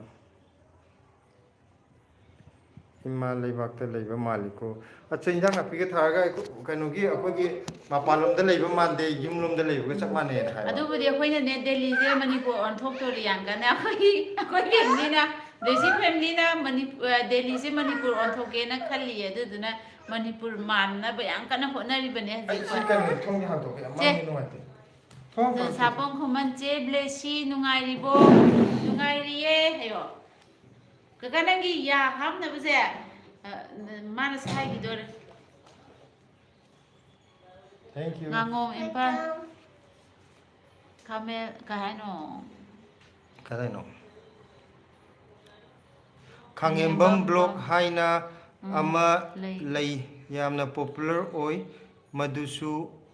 ꯐꯨꯝꯂꯧꯔꯣꯝꯒꯤ ꯑꯣꯏꯕ ꯃꯥꯜꯂꯦ ꯈꯥꯉꯦꯝꯕꯝ ꯈꯪꯗꯦ ꯕ꯭ꯂꯣꯛꯇꯨꯗꯤ ꯐꯨꯝꯂꯧꯒꯤ ꯃꯥꯟꯗꯦꯗ ꯈꯥꯉꯦꯝꯕꯝꯗꯤ ꯑꯩ ꯌꯦꯡꯈ꯭ꯔꯒꯨꯝ ꯇꯧꯔꯦ ꯑꯃꯨꯛ ꯊꯦꯡꯅꯈ꯭ꯔꯒꯨꯝ ꯇꯧꯔꯦ ꯈꯥꯉꯦꯝꯕꯝ ꯕ꯭ꯂꯣꯛꯇꯨꯗꯤ ꯄꯨꯔꯥ ꯐꯦꯃꯤꯂꯤꯒꯤ ꯕ꯭ꯂꯣꯛ ꯑꯃ ꯁꯦꯝꯕꯗꯣ ꯑꯣꯏꯔꯝꯒꯅꯦꯕ ꯖꯦꯁꯤꯁꯦ ꯑꯉꯥꯡ ꯂꯥꯛꯑꯦ ꯃꯥ ꯍꯥꯏꯁꯦ ꯑꯩꯈꯣꯏꯁꯦ ꯑꯩꯁꯦ ꯑꯣ ꯖꯦꯁꯤ ꯀꯧꯕꯅꯦ ꯁꯥꯄꯝ ꯈꯨꯃꯟ ꯕ꯭ꯂꯦꯁꯤꯁꯦ ꯑꯉꯥꯡ ꯂꯥꯏꯁꯦ ꯕ꯭ꯂꯦꯁꯤꯁꯦ ꯏꯆꯥꯅꯨꯄꯤꯁꯤꯅꯦ ꯇꯨ ꯁꯤꯗꯩꯗ ꯍꯧꯖꯤꯛ ꯂꯩꯔꯤꯁꯦ ꯎꯗꯕ꯭ꯔꯥ ꯁꯤ ꯂꯥꯏꯠꯁꯤꯅ ꯎꯔꯝꯒꯅꯤ ꯈꯇꯪꯗꯤ ꯎꯔꯝꯒꯅꯤ ꯖꯦꯁꯤꯁꯦ ꯏꯆꯥꯅꯨꯄꯤꯅꯦ ꯏꯆꯥꯅꯨꯄꯤꯒꯤ ꯃꯃꯤꯡꯗ ꯊꯣꯟꯕꯅꯦ ꯕ꯭ꯂꯣꯛꯁ ꯕ꯭ꯂꯣꯛꯁꯦ ꯑꯗꯨ ꯉꯁꯥꯏꯒꯤ ꯈꯥꯉꯦꯝꯕꯝꯒꯤ ꯕ꯭ꯂꯣꯛ ꯍꯥꯏꯕꯗꯣ ꯑꯗꯨ ꯑꯉꯥꯡꯒꯤꯅꯦ ꯑꯩ ꯑꯃꯨꯛ ꯊꯦꯡꯅꯈ꯭ꯔꯕꯅꯦ ꯕ꯭ꯂꯣꯛꯇꯣ ꯑꯇꯣꯞꯄ ꯑꯉꯥꯡꯒꯤꯅꯦꯌꯦ ꯀꯀꯥ ꯉꯥꯉꯣ ꯏꯝꯐꯥꯜꯅ ꯑꯉꯥꯡꯒꯤꯅꯦ ꯑꯗꯨꯒꯤ ꯕ꯭ꯂꯣꯛꯇꯣ ꯑꯣ ꯑꯩꯒꯤ ꯃꯤꯡꯅ ꯁꯨꯁꯤꯂꯥ ꯀꯧꯋꯦ ꯀꯀꯥꯅ ꯁꯝꯅ ꯁꯤꯂꯥ ꯕ꯭ꯂꯦꯁꯤꯡꯁꯤꯅ ꯑꯩꯒꯤ ꯏꯆꯥꯅꯨꯄꯤꯒꯤ ꯃꯃꯤꯡ ꯑꯉꯥꯡꯒꯤ ꯕ꯭ꯂꯣꯛꯅꯦ ꯍꯥꯏꯁꯦ ꯈꯪꯗꯦ ꯑꯗꯨꯃꯗꯤꯀꯣ ꯅꯠꯇꯦ ꯑꯗꯨꯗꯤ ꯈꯪꯗꯦ ꯑꯩꯅ ꯊꯦꯡꯅꯔꯤꯗꯣ ꯑꯣꯏꯔꯝꯃꯣꯏꯗꯣꯏꯔꯥ ꯁꯥꯄꯝ ꯈꯨꯃꯟ ꯆꯦ ꯍꯣꯏ ꯑꯩ ꯍꯥꯟꯅ ꯈꯪꯈꯤꯕ ꯌꯥꯎꯕ꯭ꯔꯥ ꯄ꯭ꯔꯤꯟꯁ ꯍꯥꯏꯅ ꯈꯪꯗꯤꯌꯦ ꯆꯦ ꯍꯣꯏ ꯑꯩ ꯍꯥꯟꯅ ꯈꯪꯈꯤꯕ ꯌꯥꯎꯕ꯭ꯔꯥ ꯄ꯭ꯔꯤꯟꯁ ꯍꯥꯏꯅ ꯈꯪꯕ ꯃꯤ ꯌꯥꯎꯕ꯭ꯔꯣ ꯈꯪꯗꯤꯌꯦ ꯈꯪꯗꯦꯕꯣ ꯑꯩ ꯈꯪꯗꯦ ꯍꯥꯏꯗꯤ ꯃꯥꯅ ꯍꯥꯟꯅ ꯈꯪꯉꯝꯕꯁꯨ ꯌꯥꯏ ꯑꯗꯨꯁꯨ ꯃꯥ ꯅꯤꯡꯁꯤꯡꯕ ꯉꯝꯗ꯭ꯔꯦ ꯈꯪꯕ꯭ꯔꯥ ꯈꯪꯗꯕ꯭ꯔꯥ ꯍꯥꯏꯗꯨ ꯒ꯭ꯌꯥꯟ ꯇꯥꯗ꯭ꯔꯦ ꯃꯥ ꯀꯩꯅꯣ ꯚ꯭ꯌꯨꯋꯔ ꯌꯥꯝ ꯂꯩꯕꯅꯦ ꯉꯥꯉꯣ ꯏꯝꯐꯥꯜ ꯈꯪꯗꯤꯌꯦ ꯑꯗꯨꯏ ꯑꯉꯥꯡꯒꯤ ꯀꯩꯅꯣꯗꯨꯔꯣ ꯀꯀꯥ ꯀꯥꯏꯔꯥ ꯍꯥꯏꯕꯗꯨꯔꯣ ꯑꯩꯈꯣꯏꯅ ꯁꯕꯁꯀ꯭ꯔꯥꯏꯕꯔ ꯌꯥꯝ ꯌꯥꯝꯃꯦ ꯀꯥꯏꯅꯒ ꯍꯥꯏꯕꯗꯣ ꯅꯠꯇꯦꯗ ꯑꯗꯨ ꯅꯠꯇꯕ꯭ꯔꯥ ꯑꯗꯨꯗꯤ ꯑꯩꯈꯣꯏ ꯈꯨꯟꯅꯨꯒꯤ ꯃꯤ ꯑꯣꯀꯦ ꯅꯠꯇꯦ ꯑꯩ ꯈꯪꯗ꯭ꯔꯦ ꯄ꯭ꯔꯤꯟꯁ ꯍꯥꯏꯁꯦ ꯀꯅꯥꯅꯣ ꯑꯩꯗꯤ ꯈꯪꯕ ꯉꯝꯗ꯭ꯔꯦ ꯍꯥꯏꯔꯛꯎꯅꯦ ꯑꯩꯅ ꯈꯪꯒꯗꯕ ꯃꯑꯣꯡꯗ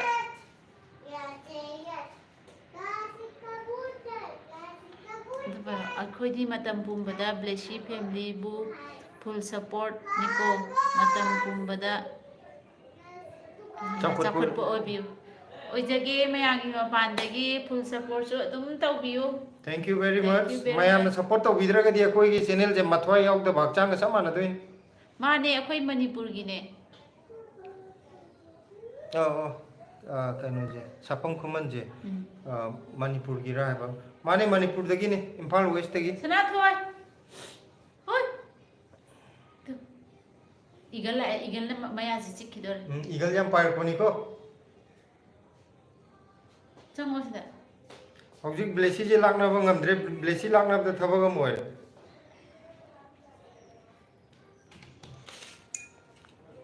lasi thom la pang ngi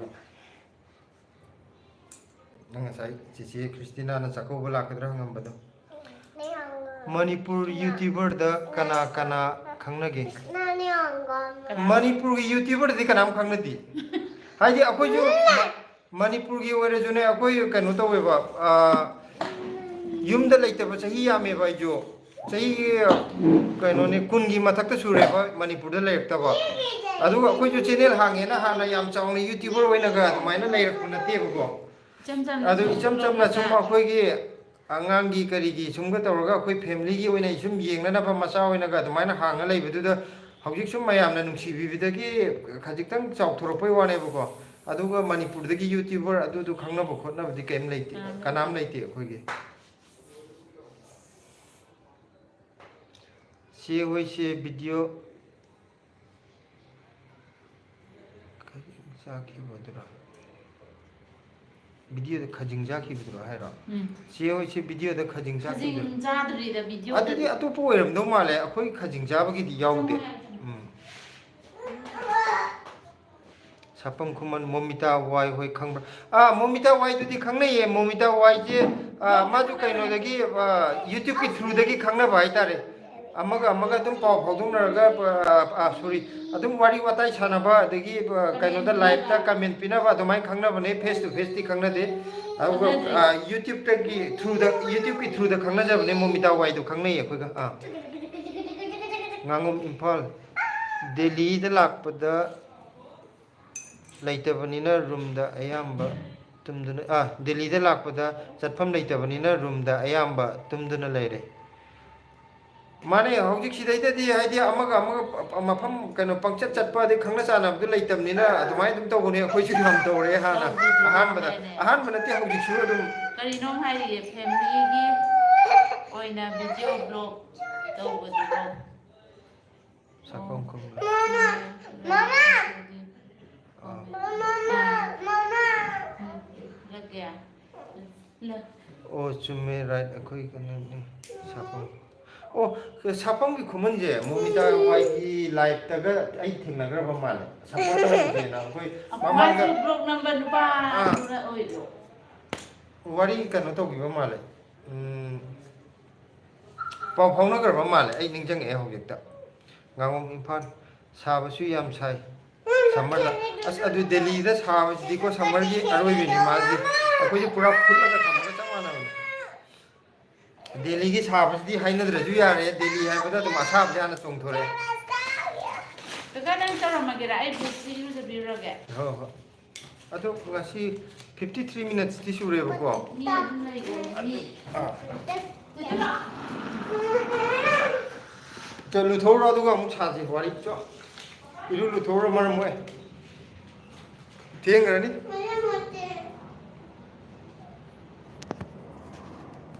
사pam kuman 아이슈 블로거 오이람미 아이 다도 그래 비지 오만다나 어 사pam kuman 제 까노 오이람메 바 블로거 오이람 마주 채널 하가 블로거 오이람메 보 타박 실락보데 마 ngamda farak tanabdegi 마주 다도 그래 봐 ado hoi thabak na yadabni no upai budi leite do kari gumba marakta khoi kaino tawraga di thabak khara komba yawraga di adum makha continue to biro ado adum marakta adum support tawna je khoi na ngam baju dum tawjarake som na ngam baju dum to biro Maya angang room te lu biru gi ge. silat blesi ru jaba ngak chathu gi salu lu thora do ngula yam thuna lu thora ngangom Imphal December and January da amuk lakpe adudi ka lagadi kanu to ro akhoi gi soidana unana ba tawje pau phobi ro akhoi contact number ju dum yawbune adu changbi ro akhoi gi da sakhang mai khang na ba face to face amutang wari sanaraga cha glass am to urju khudung char kana chak chara am to urju samina je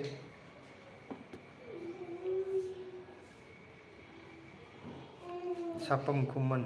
si ai Facebook ta oina upload tawri okay Facebook ta upload tawraga di ai hujik sapam kuman kaino je tawjarke akoi Facebook ta ju adum follow tawraga adum support tawjarke akoi na ngamba Facebook ta ju silagi ju khaji khaji macha macha machu di thagat pane ko mati yam changna regular oina Facebook ta di tawdre akoi si YouTube si da lairabni na ba ado Facebook ta ju adum kaino tawdi video yengba khotpadi adum asangba matanda adum yengje ado akoi Facebook ta ju koi na ngamba adum kaino tawjage support tawjage adum video ju yengjage YouTube ta di view leite mani YouTube ka Facebook ta na khara poche ai wakan da kitang live rana ju khale YouTube ta di magi kano section ba ju yam hele aduga channel ju video quality leitre ju mu ya de adagi thumbnail kari kara hadi mayam ma change kano da di Facebook ta di aduk yam na chang ju ya bani na Facebook na di kitang komra khale ai wakan da ju ngam impal okay thanks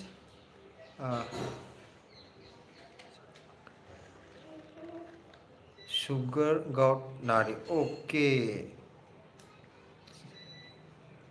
saba kaya yadre sugar gout nari en haiba koi ngam impal je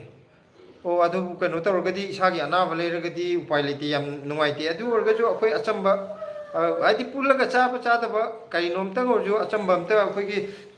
chaba yaba ma chaminaraga wari watai sanar loire akoi unaba aduga akoi awanungai ngahak wari sanaba adu dune yam maru oibadudi chaba dudi sum fambaduda ngahak time pass tawnabagi sum haijabani aduga amutang sakhang maikhangna je adune akoina pamjabaji ju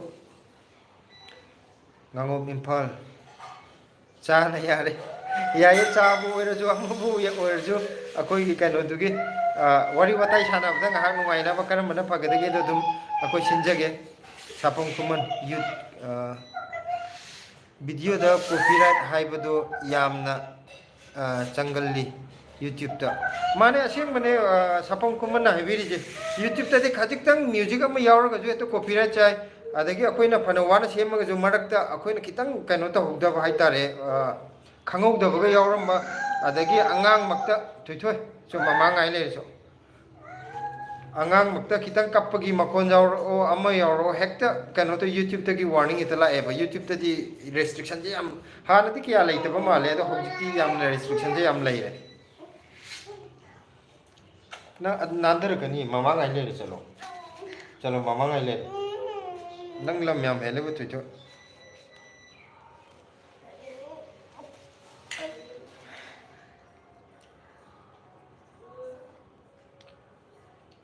hojik akoi ju kana tore sapam kuman ai su copyright sembada ai wajakre ai hojik pau channel amagi thumbnail sembiri okay nungai te copyright charge amna ko YouTube hang ba kangu gi diko video channel hang kangu gi diko copyright am bera lei bane adeki moi hana ju ko gi YouTube ta gi loktho to bu ju copyright ti kano ta da ya copyright free ni ga haira ga heta video thagala kan da di oi da bu ju myam yaw ne ba adu na khara section da ya da bane RES na khoi gi hingkol do yam yengba nungai thank you RES अखोगी Kanoje मयामना नुंसीबीबगी अखोजु अंगम खरा सुम hobby होइना जो तौजबने अदु मयामना याम नुंगायना ताकपिरकपा thank you very much Sapam खुमन साथीना थवाई चाई copyright लाकपदा चुम्मे अखोगी YouTube से अखोगी दी यामना थवाई यावना पामजना तौरगा अदुदैदा copyright Lakpa Hindi यामना असेंगबने मदुदी यामना नुंगाइतबा हाइतारेने अखोगी दमक्तदी YouTube hangi ba kangu gi di nang iruja thoru so iruja thogala okay very good iruja tho aduga mama gala papa ngai ramage ai ka sargini hoi ai ju kaino ne sapam khuman jain momita wai gi de thengna ki ba male ba ko atuna ina ka sargini na atum aina hana di ju dum khanja ba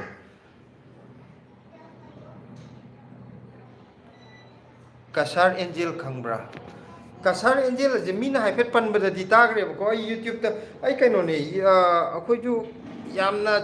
channel mayam kano to bo yeng bo khot pati ngam jade ko akoi ga sum support taw na ba khara budi dum yenga ga ju youtube ta channel mayam de ai kasar angel de ta di ta gre ado aina magi blog yeng bo khot pati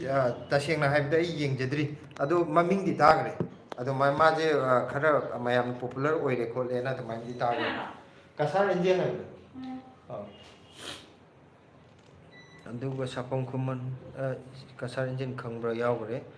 anya and family travels kaka ha nate ai sim momita wai gi de thengna gi bani kaka ai gi channel su support to giramo anya and family travels hoi ai tok jage ai si loiraga live si loiraga ye kaino ju tok jage subscribe su tok jerake aduga adongi video ju dum yeng jerake aduna changnai na ju dum video thagat piro aduga amaga adum support tawna si kari su kaite akoi support tawna dragati youtube tadi grow taw ngamoi ngangom imphal pare ibungo ai yumda amuk hanlage sunday oibaduda lakpane wangkhaida hoi yam nungai jare ngangom imphal ngahak akoi gi channel sida changbirak akoi ngahak wari sanajaba je yam nungai jare adu karigumba mathang delhi da lakpadadi kano tawrje akoi face to face thengnaraga sakhang mai khangnaje yam nungai re changbirakpagi thank you sapam kuman ibai huigi video hana yengamido ai youtube ta mai onsinba ngamtabdagi yengba ngamkhidre kaisu kaide asangba matamda dum yengbiro aidi thabak chilagadi thabak to tokhoga video yengbadi kaisu yaponte akoina video semba har jenga ha kothabada mayam thabak to ruraga ju ngahak thabak to rubagi wabado ngahak phammaga pothabuina yengnamgi damaktene akoina semje je thabak chilagadi thabak to kaithoga video yenglai bidi yabnate adu kaisu kaide adu asangba matam leiragadi dum yengbiyo adu thabak chilagadi thabak to nadi hana lubunina adu ngangom imphal thank you yam nungaire ngasi changbirabgi damakta thank you very much bina yumnam ingkholdo yengba yam nungaire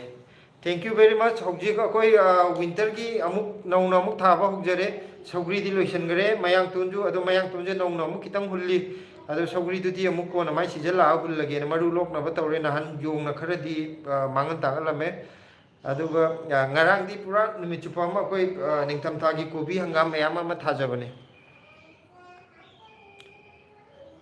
sapam kuman delhi da youtuber mayam leibani delhi da ju yam leibane delhi da ju youtuber di akoi ki maitai haitare ne ba assam da gi bo iro manipur da gi bo iro delhi da ju yam di leibane ibai hoise live kaya thadaba male thadi akoi ngasi jina ani suba live ne mamang hapta da amukha first oina first time oina try tawgore adu ngasi jina ani suba ne akoi live se akoi hana sumtha thadeba adu kano tawju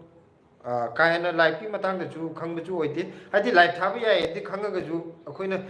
sigi rule je adu ada ju khangba ju oide adu akoina kaina live ta ju amta thade handaki jina ani suba ne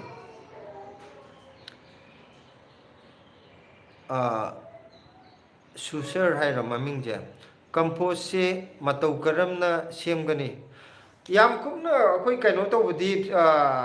khangjabudi na sedi ko akoi compose semagi jo ado akoina chaurakpa akoi yam chamba simple way da akoina sembabu akoi gi mathakhi da akoi gi akoi buju una yam ta je nimmana yam taib ko ado nimmana je akoina kaino tawraga phajana kangal lakanda bora jida khara magi khara mo hapire adugo mathakta mu lebak se yam pana mu hapire adagi adu mathakta mu ngasagi una akang muje mu hapa adagi mu khara mu thagalaga mu lebak se mu yam pana mu hapa ada mai tawra layer semaga yam kanna namjala koi bora ji kisalla thame ko adu tha mari muk thai tar ningtham tha dadi tha mari muk change summer gi matam dadi khajitang handana muk chang bane amai tawra dum compose on bane yam simple way oina sem bane lebak ti khaga hapa yam ka hena di tha na di hapchen bidab lebak to aduga kitchen waste jo adugi mongda kitchen waste khoi haifet phogdok piraga ngasai una da sem bibdo do maina dum seme bina yumna lai khurmaga video hobudo yam nungsiye ꯑꯩꯈꯣꯏꯅꯁꯨ ꯁꯤ ꯌꯥꯝ ꯄꯥꯝꯖꯕ ꯍꯥꯏꯇꯥꯔꯦ ꯌꯥꯝ ꯄꯥꯝꯖꯅ ꯁꯤꯃꯗꯤ ꯑꯩꯈꯣꯏꯒꯤ ꯚꯤꯗꯤꯑꯣꯁꯤꯒꯤ ꯑꯣꯏꯅ ꯁꯤꯁꯤꯃ ꯌꯥꯎꯗꯕ ꯌꯥꯗꯦ ꯈꯜꯂꯒ ꯑꯩꯈꯣꯏꯅ ꯍꯥꯞꯆꯕꯅꯦ ꯑꯗꯨ ꯃꯌꯥꯝꯅ ꯁꯤꯃꯁꯤ ꯌꯥꯝꯅ ꯐꯩ ꯄꯥꯝꯃꯦ ꯅꯨꯡꯁꯤ ꯇꯥꯛꯄꯤꯔꯛꯄꯒꯤꯗꯃꯛꯇ ꯊꯦꯡꯛ ꯌꯨ ꯑꯩꯈꯣꯏꯅꯁꯨ ꯌꯥꯝ ꯊꯋꯥꯏ ꯌꯥꯎꯅ ꯚꯤꯗꯤꯑꯣ ꯑꯇꯩ ꯀꯩꯅꯣ ꯇꯧꯗ꯭ꯔꯒꯁꯨ ꯁꯤꯁꯤꯃꯗꯤ ꯅꯨꯡꯇꯤꯒꯤ ꯌꯥꯎꯗ ꯌꯥꯗꯦꯅ ꯈꯟꯖꯔꯒ ꯍꯥꯞꯆꯕꯅꯤ ꯑꯗꯨ ꯃꯌꯥꯝꯅ ꯑꯗꯨ ꯅꯨꯡꯉꯥꯏꯌꯦꯅ ꯍꯥꯏꯕꯤꯔꯛꯄꯗꯣ ꯑꯩꯈꯣꯏꯁꯨ ꯌꯥꯝꯅ ꯅꯨꯡꯉꯥꯏꯖꯩ ꯁꯥꯄꯝ ꯈꯨꯃꯟ ꯅꯍꯥꯟ ꯅꯣꯡꯃ ꯎꯅꯩꯗꯣ ꯑꯩ ꯌꯥꯎꯒꯦ ꯇꯧꯕꯗ ꯕꯤꯖꯤ ꯑꯣꯏꯔꯝꯗꯅ ꯌꯥꯎꯍꯧꯗ꯭ꯔꯦ ꯀꯩꯁꯨ ꯀꯥꯏꯗꯦ ꯊꯕꯛ ꯆꯤꯜꯂꯒꯗꯤ ꯍꯥꯏꯗꯤ ꯊꯕꯛ ꯊꯥꯗꯣꯛꯄ ꯌꯥꯗꯕꯅꯤ나 ꯑꯗꯨꯕꯨ ꯑꯍꯥꯡꯕ ꯃꯇꯝ ꯑꯩꯈꯣꯏꯒꯤ ꯐ꯭ꯔꯤ ꯑꯣꯏꯕ ꯃꯇꯝꯗꯒ ꯊꯦꯡꯅꯔꯒꯗꯤ ꯑꯗꯨꯝ ꯌꯥꯎꯕꯤꯔꯛꯑꯣ ꯆꯤꯜꯂꯒꯗꯤ ꯊꯕꯛꯇꯨꯗꯤ ꯊꯥꯗꯣꯛꯄ ꯌꯥꯗꯕꯅꯤ나 ꯑꯗꯨꯗ ꯀꯩꯁꯨ ꯑꯀꯥꯏꯕ ꯂꯩꯇꯦ ꯍꯣꯔꯦꯟ ꯏꯃꯥ ꯄꯥꯟꯊꯣꯏꯕꯤꯒꯤ ꯂꯥꯏꯕꯨꯡꯗ ꯖꯒꯣꯏ ꯈꯨꯊꯦꯛ ꯀꯠꯂꯨꯒꯦ ꯑꯗꯨꯗꯤ ꯌꯥꯝ ꯐꯕ ꯋꯥꯅꯤ ꯍꯥꯏꯗꯤ ꯑꯩꯈꯣꯏꯒꯤ ꯏꯁꯣꯔ ꯑꯣꯏꯔꯤꯕ ꯍꯥꯏꯇꯥꯔꯦꯅꯦ ꯑꯩꯈꯣꯏ ꯃꯩꯇꯩꯒꯤꯗꯃꯛꯇꯗꯤ ꯏꯃꯥ ꯄꯥꯟꯊꯣꯏꯕꯤꯁꯤ ꯌꯥꯝꯅ ꯑꯔꯨꯕ ꯂꯥꯏꯁꯤꯡꯒꯤ ꯃꯅꯨꯡꯗ ꯑꯃꯅꯦ ꯑꯗꯨꯅ ꯏꯃꯥꯒꯤ ꯀꯩꯅꯣꯗ ꯍꯥꯏꯇꯥꯔꯦ ꯃꯐꯝꯗ ꯖꯒꯣꯏ ꯈꯨꯊꯦꯛ ꯑꯃ ꯀꯠꯂꯨꯕ ꯍꯥꯏꯁꯤꯗꯤ ꯌꯥꯝꯅ ꯐꯕ ꯀꯩꯅꯣ ꯊꯕꯛꯅꯤ ꯑꯗꯨꯅ ꯁꯨꯡꯁꯣꯏ ꯁꯣꯏꯗꯅ ꯀꯠꯄꯤꯔꯨꯆꯣ ꯑꯩꯈꯣꯏꯁꯨ ꯑꯗꯨꯃꯥꯏꯅ ꯇꯟꯖꯥ ꯐꯪꯕ ꯂꯩꯔꯒꯗꯤ ꯐꯦꯃꯤꯂꯤꯒꯤꯕꯨ ꯑꯣꯏꯔꯣ ꯑꯗꯩ ꯁꯤꯂꯥꯁꯨ ꯖꯒꯣꯏ ꯁꯥꯕ ꯌꯥꯝ ꯄꯥꯝꯖꯩ ꯃꯥꯁꯨ ꯃꯥꯒꯤꯁꯦ ꯀꯔꯤ ꯍꯥꯏꯅ ꯑꯩꯁꯦ ꯄ꯭ꯔꯣꯅꯥꯎꯟꯁ ꯇꯧꯕꯅꯣ ꯑꯩ ꯈꯪꯖꯗ꯭ꯔꯦ ꯑꯗꯣ ꯆꯨꯝꯕ ꯂꯥꯟꯕꯗꯤ ꯈꯪꯗꯦ ꯁꯨꯁꯔ ꯍꯥꯏꯗꯣꯏꯔꯥ ꯗꯦꯜꯂꯤꯗ ꯀꯔꯤ ꯇꯧꯔꯒ ꯂꯩꯕꯤꯕꯅꯣ ꯏꯌꯥꯝꯕ ꯀꯩꯅꯣ ꯇꯧꯕꯅꯦ ꯑꯩ ꯗꯦꯜꯂꯤꯗ ꯑꯩ ꯀꯩꯗꯧꯔ ꯂꯩꯒꯦ ꯍꯥꯏꯕꯁꯦ ꯑꯩ ꯄ꯭ꯔꯥꯏꯚꯦꯠ ꯖꯣꯕ ꯇꯧꯔ ꯂꯩꯔꯤꯔꯥ ꯅꯠꯇ꯭ꯔꯒ ꯒꯚꯔꯟꯃꯦꯟ ꯖꯣꯕꯂꯥ ꯍꯥꯏꯕꯗꯣ ꯑꯩ ꯃꯃꯥꯡꯗꯒꯤ ꯑꯗꯨꯝ ꯍꯧꯖꯤꯛ ꯉꯥꯏꯍꯥꯛꯀꯤ ꯃꯃꯥꯡꯗꯁꯨ ꯑꯩꯅ ꯑꯗꯨꯝ ꯍꯥꯏꯖꯈꯤꯕꯅꯦꯕꯀꯣ ꯁꯤꯁꯤꯃꯗꯤ ꯍꯧꯖꯤꯛꯀꯤ ꯑꯣꯏꯅ ꯑꯩ ꯍꯥꯏꯗꯣꯛꯆꯔꯔꯣꯏꯒꯦ ꯃꯇꯝ ꯈꯔ ꯁꯁꯄꯦꯟꯁ ꯑꯣꯏꯅ ꯊꯝꯖꯔꯒꯦ ꯑꯩꯒꯤ ꯕ꯭ꯂꯣꯒꯁꯤꯒꯤ ꯑꯣꯏꯅ ꯑꯩꯒꯤ ꯚꯤꯗꯤꯑꯣꯗꯁꯨ ꯀꯃꯦꯟꯇ ꯃꯌꯥꯝ ꯍꯪꯕꯤꯔꯛꯑꯦꯕ ꯍꯦꯛ ꯍꯧꯕꯗꯒꯤꯅ ꯍꯧꯖꯤꯛꯐꯥꯎꯗ ꯀꯃꯦꯟꯁꯦ ꯐꯅ ꯌꯥꯝ ꯂꯥꯛꯑꯦ ꯊꯕꯛꯁꯤꯒꯤ ꯃꯇꯥꯡꯗ ꯍꯪꯕꯁꯦ ꯑꯗ ꯑꯩꯅ ꯈꯤꯇꯪ ꯑꯦꯛꯁꯥꯏꯇꯦꯠ ꯑꯣꯏꯅꯕ ꯃꯌꯥꯝꯁꯤꯗ ꯈꯤꯇꯪ ꯑꯩꯒꯤ ꯕ꯭ꯂꯣꯒꯁꯤꯒꯤ ꯅꯨꯡꯉꯥꯏꯅꯕꯅ ꯁꯁꯄꯦꯟꯁ ꯑꯣꯏꯅ ꯃꯇꯝ ꯈꯔꯗꯪ ꯁꯤꯁꯦ ꯑꯩꯅ ꯍꯥꯏꯗꯣꯛꯆꯈꯤꯔꯣꯏꯒꯦ ꯔꯤꯚꯤꯜ ꯇꯧꯖꯈꯤꯔꯣꯏꯒꯦꯅ ꯊꯝꯖꯕꯅꯤ ꯁꯤ ꯑꯩ ꯃꯇꯝ ꯈꯔ ꯂꯩꯔꯒ ꯁꯣꯏꯗꯅ ꯍꯥꯏꯗꯣꯛꯆꯔꯛꯀꯦ ꯑꯩꯒꯤ ꯆꯦꯅꯦꯜꯁꯦ ꯈꯤꯇꯪ ꯆꯥꯎꯈꯠꯂꯒ ꯍꯥꯏꯗꯤ 20Kꯒ ꯌꯧꯔꯛꯄ ꯃꯇꯥꯡ ꯑꯗꯒꯤ ꯈꯤꯇꯪ ꯍꯦꯟꯀꯠꯂꯛꯄ ꯃꯇꯥꯡꯗꯣ ꯑꯗꯨꯋꯥꯏꯗ ꯑꯩ ꯔꯤꯚꯤꯜ ꯇꯧꯖꯔꯛꯀꯦ ꯗꯤꯁꯀ꯭ꯂꯣꯁ ꯁꯣꯏꯗꯅ ꯇꯧꯖꯔꯛꯀꯅꯤ ꯍꯧꯖꯤꯛꯀꯤ ꯑꯣꯏꯅꯗꯤ ꯑꯩ ꯁꯤꯁꯤꯃ ꯍꯥꯏꯗꯣꯛꯆꯈꯤꯔꯣꯏꯒꯦ ꯍꯥꯏꯗꯤ ꯑꯩ ꯀꯔꯤ ꯊꯕꯛ ꯇꯧꯕꯅꯣ ꯄ꯭ꯔꯥꯏꯚꯦꯠ ꯖꯣꯕꯇꯕꯨ ꯇꯧꯔꯤꯔꯥ ꯅꯠꯇ꯭ꯔꯒ ꯒꯚꯔꯟꯃꯦꯟ ꯖꯣꯕꯇꯕꯨ ꯇꯧꯔꯤꯔꯥ ꯒꯚꯔꯟꯃꯦꯟ ꯖꯣꯕ ꯑꯣꯏꯔꯒꯅ ꯀꯔꯤ ꯗꯤꯄꯥꯔꯠꯃꯦꯟꯅꯣ ꯄ꯭ꯔꯥꯏꯚꯦꯠ ꯑꯣꯏꯔꯒꯅ ꯀꯔꯤ ꯀꯝꯄꯅꯤꯗꯅꯣ ꯍꯥꯏꯕꯗꯨ ꯑꯩ ꯂꯣꯏꯅ ꯀꯨꯞꯅ ꯍꯥꯏꯗꯣꯛꯆꯔꯒꯦ ꯃꯇꯝ ꯈꯔꯗꯪꯗꯤ ꯉꯥꯏꯕꯤꯌꯨ ꯋꯥꯔꯧꯕꯤꯕ ꯌꯥꯗꯦ ꯃꯌꯥꯝꯅ ꯂꯥꯟꯅ ꯈꯟꯕꯤꯔꯣꯏꯅ ꯈꯟꯖꯩ ꯁꯥꯄꯝ ꯈꯨꯃꯟ ꯆꯦꯅꯦꯜ ꯌꯨꯖꯔ ꯈꯔꯒꯤ ꯄ꯭ꯔꯣꯕ꯭ꯂꯦꯝ ꯈꯔ ꯑꯩꯅ ꯁꯨꯝ ꯁꯣꯜꯕ ꯇꯧꯋꯦ ꯑꯁ ꯑꯗꯨꯗꯤ ꯌꯥꯝ ꯐꯩ ꯍꯥꯏꯗꯤ ꯀꯩꯅꯣ ꯇꯧꯋꯤ ꯃꯌꯥꯝꯒꯤ ꯃꯇꯦꯡ ꯄꯥꯡꯕꯁꯦ ꯑꯩꯁꯨ ꯌꯨꯇ꯭ꯌꯨꯕꯇ ꯍꯥꯏꯗꯤ ꯌꯨꯇ꯭ꯌꯨꯕꯔ ꯀꯅꯥꯝꯇꯒꯁꯨ ꯑꯩ ꯈꯪꯅꯕ ꯂꯩꯇꯦ ꯑꯗꯨꯗꯨꯅ ꯑꯩꯒꯤ ꯑꯃꯨꯛ ꯄ꯭ꯔꯣꯕ꯭ꯂꯦꯝ ꯂꯥꯛꯑꯀꯥꯟꯗ ꯃꯊꯥ ꯌꯥꯝ ꯁꯥꯕ ꯌꯥꯎꯋꯦꯕꯀꯣ ꯍꯥꯏꯗꯤ ꯀꯔꯤ ꯀꯃꯥꯏꯅ ꯇꯧꯔꯒ ꯇꯧꯕꯅꯣ ꯈꯣꯠꯄꯅꯣ ꯍꯥꯏꯁꯦ ꯑꯩꯈꯣꯏꯁꯨ ꯍꯥꯟꯅ ꯍꯦꯛꯇ ꯁꯤ ꯌꯨꯇ꯭ꯌꯨꯕꯔ ꯑꯣꯏꯔꯒꯦ ꯑꯗꯨ ꯑꯣꯏꯔꯒꯦ ꯈꯜꯂꯒ ꯑꯗꯨꯒꯤ ꯃꯇꯥꯡꯗꯒꯈꯔ ꯅꯩꯅꯔꯒ ꯑꯗꯨꯃꯥꯏꯅ ꯆꯪꯈꯤꯕ ꯀꯔꯤꯝꯇ ꯅꯠꯇꯦ ꯑꯩꯗꯤ ꯐꯦꯃꯤꯂꯤꯒꯤ ꯑꯣꯏꯅ ꯑꯩꯒꯤ ꯑꯉꯥꯡꯁꯤꯒꯤ ꯕ꯭ꯂꯦꯁꯤꯒꯤ ꯁꯨꯝ ꯅꯨꯡꯁꯤꯕꯒꯤ ꯃꯥꯒꯤ ꯃꯦꯃꯣꯔꯤ ꯑꯣꯏꯅ ꯕ꯭ꯂꯣꯛ ꯃꯆꯥ ꯃꯆꯥ ꯁꯨꯝ ꯈꯔ ꯈꯔ ꯁꯦꯝꯃꯝꯕꯅꯦꯕ ꯑꯩꯈꯣꯏ ꯏꯃꯨꯡ ꯃꯅꯨꯡ ꯌꯦꯡꯅꯕꯅ ꯑꯗꯨꯗꯒꯤ ꯃꯌꯥꯝ ꯁꯨꯝ ꯄꯥꯝꯕꯤꯔꯛꯄꯗꯒꯤ ꯍꯧꯖꯤꯛ ꯈꯤꯇꯪ ꯈꯤꯇꯪ ꯇꯞꯅ ꯇꯞꯅ ꯒ꯭ꯔꯣ ꯈꯔ ꯂꯥꯛꯄꯁꯤꯗ ꯁꯨꯝ ꯚꯤꯗꯤꯑꯣꯁꯦ ꯆꯥꯡ ナꯏꯅ ꯈꯔ ꯑꯜꯇꯔꯅꯦꯠ ꯗꯦꯖꯇ ꯑꯣꯏꯅ ꯁꯨꯝ ꯊꯥꯒꯠꯅꯕ ꯍꯣꯠꯅꯖꯕꯅꯤ ꯑꯗꯨ ꯑꯃꯨꯛ ꯑꯩꯒꯤꯁꯨ ꯕꯦꯔꯥ ꯇꯧꯕ ꯌꯥꯎꯔꯛꯄꯗ ꯃꯊꯥ ꯌꯥꯝ ꯁꯥꯏꯌꯦꯕ ꯍꯥꯏꯗꯤ ꯑꯈꯪꯕꯁꯨ ꯂꯩꯇꯕ ꯑꯗꯒꯤ ꯈꯪꯅꯕ ꯃꯤ ꯁꯤꯒꯤ ꯃꯇꯥꯡꯗ ꯌꯥꯝꯅ ꯈꯪꯕ ꯈꯣꯠꯄ ꯃꯤꯁꯨ ꯑꯩꯒꯤ ꯂꯩꯇꯕꯒꯤ ꯑꯗꯨꯗꯨꯅ ꯑꯩꯁꯨ ꯌꯨꯇ꯭ꯌꯨꯕꯇ ꯍꯦꯛ ꯌꯦꯡꯉꯒ ꯁꯤꯒꯤ ꯄ꯭ꯔꯣꯕ꯭ꯂꯦꯝꯁꯦ ꯂꯩꯔꯒꯗꯤ ꯀꯃꯥꯏꯅ ꯁꯣꯜꯕ ꯇꯧꯏ ꯀꯔꯤ ꯇꯧꯏ ꯑꯗ ꯌꯨꯇ꯭ꯌꯨꯕꯇꯒꯤ ꯑꯗꯨꯝ ꯌꯦꯡꯖꯩ ꯑꯗꯣ ꯑꯗꯣꯝꯅ ꯃꯌꯥꯝꯒꯤ ꯁꯣꯜꯕ ꯇꯧꯕꯤꯕꯗꯣ ꯌꯥꯝ ꯊꯤꯅ ꯑꯐꯕ ꯊꯕꯛꯅꯦꯅ ꯈꯟꯖꯩ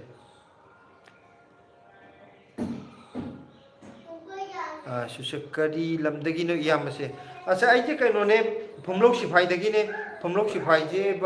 ꯃꯤ ꯈꯪꯗꯕꯁꯨ ꯌꯥꯝ ꯌꯥꯎꯋꯦꯀꯣ ꯑꯩꯅ ꯀꯥꯏꯗꯒꯤꯅꯣ ꯍꯥꯏꯕꯗ ꯄꯨꯝꯂꯧ ꯁꯤꯐꯥꯏꯅꯦꯅ ꯍꯥꯏꯕ ꯃꯇꯝꯗ ꯄꯨꯝꯂꯧ ꯁꯤꯐꯥꯏ ꯇꯥꯗ꯭ꯔꯤꯅꯦ ꯄꯨꯝꯂꯧꯁꯦ ꯇꯥꯗ꯭ꯔꯤ ꯍꯥꯏꯕ ꯌꯥꯎꯋꯦ ꯀꯩꯅꯣꯅꯦ ꯎꯔꯤꯄꯣꯛ ꯀꯥꯡꯆꯨꯞ ꯔꯣꯗ ꯑꯩꯈꯣꯏ ꯎꯔꯤꯄꯣꯛꯇꯒꯤ ꯃꯅꯤꯡ ꯄꯥꯡꯅ ꯆꯠꯊꯈꯤꯕ ꯂꯝꯕꯤꯗꯣ ꯑꯗꯨꯗꯒꯤ ꯈꯔ ꯆꯠꯂꯒ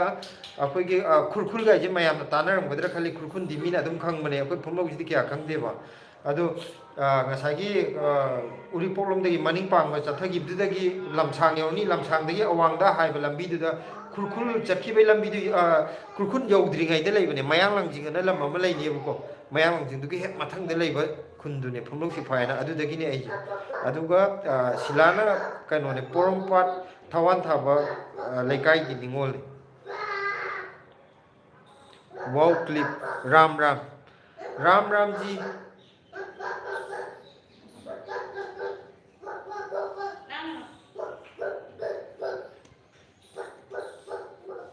ꯂꯣꯏꯔꯕꯣ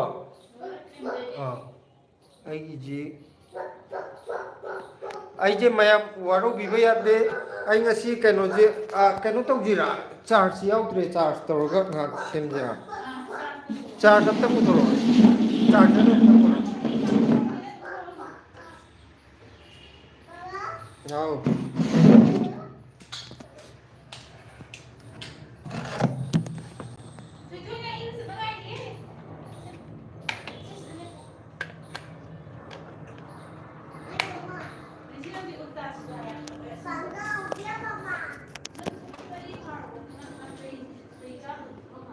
ꯑꯩ ꯀꯩꯅꯣꯁꯦ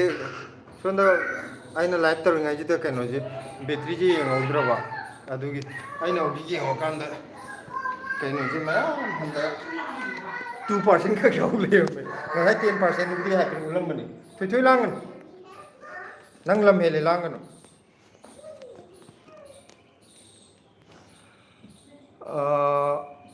ꯁꯥꯐꯝ ꯈꯨꯃꯟ ꯑꯣꯀꯦ ꯏꯕꯥꯏ ꯂꯣꯏꯁꯤꯟꯗꯣꯔꯕꯣ ꯑꯩꯁꯦ ꯀꯩꯅꯣꯅꯦ ꯆꯥꯔꯖꯁꯤ ꯍꯧꯖꯤꯛ ꯇꯧꯁꯜꯂꯤ ꯉꯥꯏꯍꯥꯛꯇꯪꯒ ꯃꯤꯅꯤꯠ 5-10 ꯃꯌꯥꯝꯒ ꯋꯥꯔꯤ ꯁꯥꯟꯅꯈꯤꯁꯦ ꯑꯗꯨꯗꯨꯒ ꯂꯣꯏꯁꯤꯟꯅꯅꯕ ꯇꯧꯒꯦ ꯉꯥꯏꯍꯥꯛ ꯃꯤꯅꯤꯠ 5-10ꯗꯤ ꯂꯩꯖꯈꯤꯒꯦ ꯑꯩꯁꯦ ꯆꯥꯔꯖ ꯑꯝꯇ ꯌꯥꯎꯔꯝꯗꯕꯗꯨꯗ ꯀꯩꯅꯣ ꯇꯧꯔꯨꯕ ꯑꯗꯣ ꯑꯩꯅ ꯍꯧꯖꯤꯛ ꯆꯥꯔꯖꯔꯕꯨꯗꯤ ꯀꯩꯅꯣ ꯆꯥꯔꯖꯕꯨꯗꯤ ꯇꯧꯁꯜꯂꯤ ꯈ꯭ꯔꯤꯁꯇꯤꯅꯥ ꯂꯣꯡꯖꯝ ꯃꯊꯦꯜ ꯆꯥꯔꯒꯦ ꯉꯁꯤ ꯀꯀꯥ ꯀꯔꯤ ꯃꯊꯦꯜ ꯆꯥꯔꯒꯦ ꯍꯥꯏꯗꯨꯕ ꯑꯩ ꯉꯁꯤꯗꯤ ꯀꯩꯅꯣ ꯇꯧꯔꯦ ꯑꯩꯈꯣꯏꯁꯦ ꯉꯁꯤ ꯀꯦꯡꯉꯣꯏ ꯀꯥꯡꯁꯣꯏ ꯑꯃ ꯊꯣꯡꯉꯦ ꯑꯩꯅ ꯈꯨꯠꯅ ꯄꯥꯏꯔꯤ ꯚꯤꯗꯤꯑꯣꯗꯤ ꯈꯔ ꯅꯤꯡꯉꯝꯗꯧ ꯃꯥꯜꯂꯦ ꯀꯦꯡꯉꯣꯏ ꯀꯥꯡꯁꯣꯏ ꯑꯃ ꯆꯥꯔꯦ ꯑꯗꯨꯒ ꯁꯤꯡꯖꯨꯗꯨꯗꯤ ꯌꯥꯝ ꯍꯥꯎꯔꯦ ꯑꯩꯅ ꯄꯥꯝꯖꯕ ꯑꯣꯏꯕꯒꯤꯔ ꯀꯩꯅꯣ ꯑꯗꯨꯒ ꯀꯩꯅꯣꯅꯦ ꯕꯣꯔꯥ ꯑꯃꯅꯦ ꯕꯣꯔꯥꯗꯨꯗꯤ ꯑꯩꯁꯦ ꯊꯥꯎ ꯌꯥꯝ ꯆꯥꯕ ꯌꯥꯗꯕꯒꯤ ꯀꯥ ꯍꯦꯟꯅ ꯆꯥꯗ꯭ꯔꯦ ꯁꯤꯂꯥꯒ ꯕ꯭ꯂꯤꯁꯤꯒꯒꯤ ꯑꯌꯥꯝꯕ ꯑꯣꯏꯈꯔꯦ ꯑꯗꯨꯒ ꯁꯤꯡꯖꯨꯒ ꯀꯦꯡꯉꯣꯏ ꯀꯥꯡꯁꯣꯏ ꯌꯥꯝ ꯍꯥꯎꯋꯦ ꯉꯁꯤ ꯁꯥꯐꯝ ꯈꯨꯃꯟ ꯀꯔꯤꯒꯨꯝꯕ ꯄ꯭ꯔꯣꯕ꯭ꯂꯦꯝ ꯑꯣꯏꯔꯒ ꯍꯪꯕꯒꯤ ꯈꯨꯗꯣꯡ ꯆꯥꯕꯒꯤꯗꯃꯛ ꯑꯩꯒꯤ ꯀꯣꯟꯇꯦꯛ ꯇꯧꯕ ꯌꯥꯒꯅꯤ ꯍꯧꯖꯤꯛꯇꯤ ꯁꯣꯏꯗꯅ ꯑꯩ ꯄ꯭ꯔꯣꯕ꯭ꯂꯦꯝ ꯂꯩꯔꯛꯄ ꯃꯇꯝꯗ ꯑꯗꯣꯝꯗꯒꯤꯁꯨ ꯑꯩꯈꯣꯏ ꯁꯖꯦꯁꯟ ꯂꯧꯖꯒꯦ ꯍꯥꯏꯗꯤ ꯍꯧꯖꯤꯛꯇꯤ ꯈꯪꯅꯔꯕꯅꯤꯅ ꯀꯩꯅꯣꯒꯤ ꯌꯨꯇ꯭ꯌꯨꯕꯀꯤ ꯃꯇꯥꯡꯗ ꯀꯩꯅꯣ ꯇꯧꯔꯒ ꯍꯥꯏꯗꯤ ꯄ꯭ꯔꯣꯕ꯭ꯂꯦꯝ ꯀꯔꯤ ꯀꯔꯥ ꯂꯩꯔꯛꯄꯗ ꯑꯩꯈꯣꯏ ꯁꯣꯏꯗꯅ ꯍꯪꯖꯔꯛꯀꯦ ꯍꯧꯖꯤꯛꯇꯤ ꯌꯥꯝ ꯅꯨꯡꯉꯥꯏꯖꯔꯦ ꯁꯨꯃꯥꯏꯅ ꯇꯥꯛꯄꯤꯔꯛꯄꯒꯤꯗꯃꯛ ꯍꯥꯟꯅ ꯑꯩꯁꯨ ꯌꯥꯝꯅ ꯄ꯭ꯔꯣꯕ꯭ꯂꯦꯝ ꯊꯦꯡꯅꯈꯤ ꯌꯥꯝ ꯋꯥꯅ ꯍꯥꯏꯗꯤ ꯌꯨꯇ꯭ꯌꯨꯕꯀꯤ ꯚꯤꯗꯤꯑꯣ ꯌꯦꯡꯗꯅ ꯀꯃꯥꯏꯅ ꯇꯧꯒꯦ ꯈꯣꯠꯀꯦꯅ ꯇꯧꯔ ꯊꯤꯖꯈꯤꯕꯅꯤ ꯌꯥꯝꯅ ꯑꯗꯣ ꯑꯗꯣꯝꯅ ꯃꯇꯦꯡ ꯄꯥꯡꯕꯤꯒꯦꯅ ꯇꯥꯛꯄꯤꯔꯛꯄꯒꯤꯗꯃꯛꯇ ꯌꯥꯝ ꯅꯨꯡꯉꯥꯏꯖꯔꯦ ꯊꯦꯡꯛ ꯌꯨ ꯚꯦꯔꯤ ꯃꯆ ꯑꯩ ꯀꯔꯤꯒꯨꯝꯕ ꯃꯔꯛꯇ ꯄ꯭ꯔꯣꯕ꯭ꯂꯦꯝ ꯂꯩꯔꯒꯗꯤ ꯑꯗꯣꯝꯒꯤ ꯃꯇꯦꯡ ꯁꯣꯏꯅ ꯅꯤꯖꯔꯛꯀꯦ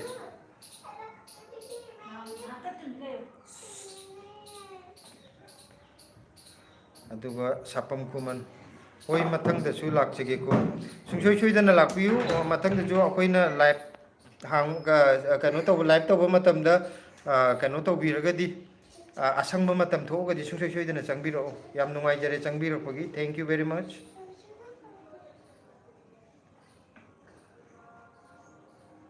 ꯅꯪ ꯏꯔꯨꯖꯔꯕꯣ ꯃꯔꯝ ꯑꯣꯏ ꯚꯦꯔꯤ ꯒꯨꯗ ꯑꯗꯨꯃꯥꯏꯅ ꯁꯠ ꯁꯠ ꯂꯨꯊꯣꯛꯀꯗꯕꯅꯤ ꯅꯤꯡꯉꯥꯏ ꯇꯧꯕ ꯌꯥꯗꯦ ꯑꯣꯀꯦ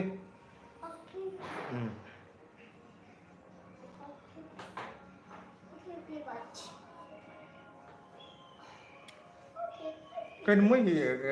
ꯐꯠꯇ ꯍꯥꯎꯊꯤ ꯂꯧ ꯆꯠꯄꯁꯦ ꯍꯧꯖꯤꯛꯐꯥꯎ ꯂꯩꯔꯤꯕꯣ ꯅꯥꯀꯟꯗ ꯍꯥꯏ ꯆꯠꯄꯅꯤꯅ ꯃꯇꯣꯝꯇꯅ ꯀꯨꯏꯅ ꯆꯪꯕ ꯑꯗꯨꯅꯤ ꯏꯁꯩ ꯑꯗꯨꯝ ꯁꯛ ꯂꯩꯕ अंडा आती है हम सबका अंडा आता अंडा चलो बेटी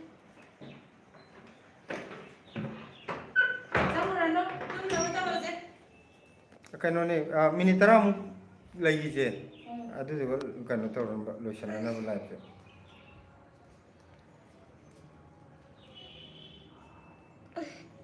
ꯃꯌꯥꯝ ꯌꯦꯡꯉꯣ ꯁꯤꯗꯩꯗ ꯀꯃꯦꯟꯗ ꯃꯌꯥꯝ ꯏꯕꯤꯔꯛꯏꯁꯦ ꯎꯕ꯭ꯔꯥ ꯌꯦꯡꯉꯣ ꯅꯪ ꯀꯥꯏꯗꯅꯣ ꯄꯥꯛꯊꯔꯤ ꯌꯦꯡꯉꯤꯗꯨꯕꯣ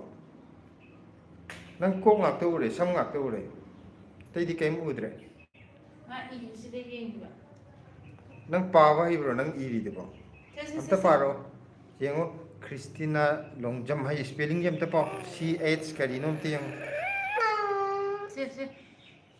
ꯁꯥꯐꯝ ꯈꯨꯃꯟ ꯑꯩꯅ ꯈꯔ ꯈꯪꯖꯕꯗꯨ ꯃꯤꯉꯣꯟꯗꯁꯨ ꯁꯤꯌꯔ ꯇꯧꯕ ꯍꯥꯏꯕꯁꯨ ꯑꯩꯒꯤ ꯅꯨꯡꯉꯥꯏꯖꯕ ꯄꯣꯛꯏ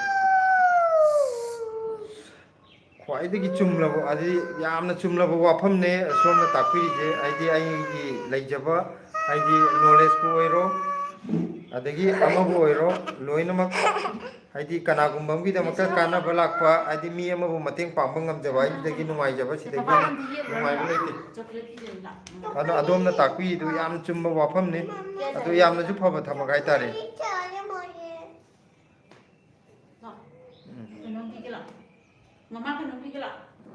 ꯃꯃꯥ ꯂꯥꯛꯑꯣꯌꯦ ꯆꯠꯊꯣꯛꯑꯒ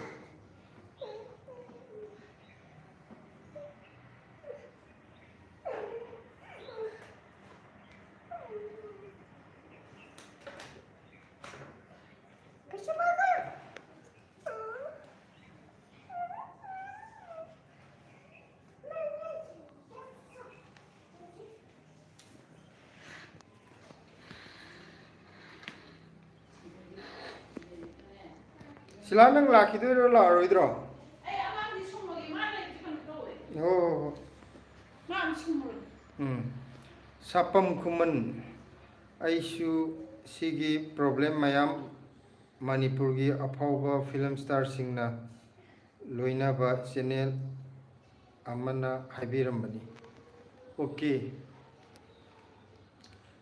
ꯂꯛꯁꯃꯤ ꯑꯩꯅ ꯄꯥꯕ ꯁꯣꯏꯗꯣꯏꯔꯥ ꯃꯨꯅꯤꯒꯣꯟꯗ ꯍꯥꯏꯗꯣꯏꯔꯥ ꯁꯤꯕꯣ ꯑꯩꯅ ꯄ꯭ꯔꯣꯅꯟꯁꯤꯌꯦꯁꯟ ꯇꯧꯕ ꯁꯣꯏꯗꯣꯏꯔꯥ ꯍꯥꯏ ꯂꯛꯁꯃꯤ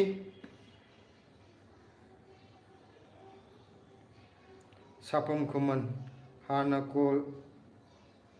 ꯇꯥꯛꯄꯤꯔꯝꯕꯅꯤ ꯍꯥꯟꯅ ꯀꯣꯜ ꯁꯨꯅꯕ ꯇꯥꯛꯄꯤꯔꯝꯕꯅꯤ ꯑꯩꯅ ꯀꯔꯤ ꯍꯥꯏꯗꯣꯏꯅꯣ ꯑꯩ ꯈꯪꯗ꯭ꯔꯦ ꯏꯔꯤꯁꯦ ꯍꯥꯟꯅ ꯀꯣꯜ ꯁꯨꯅꯕ ꯇꯥꯛꯄꯤꯔꯝꯕꯅꯤ ꯍꯥꯏꯗꯣꯏꯔꯥ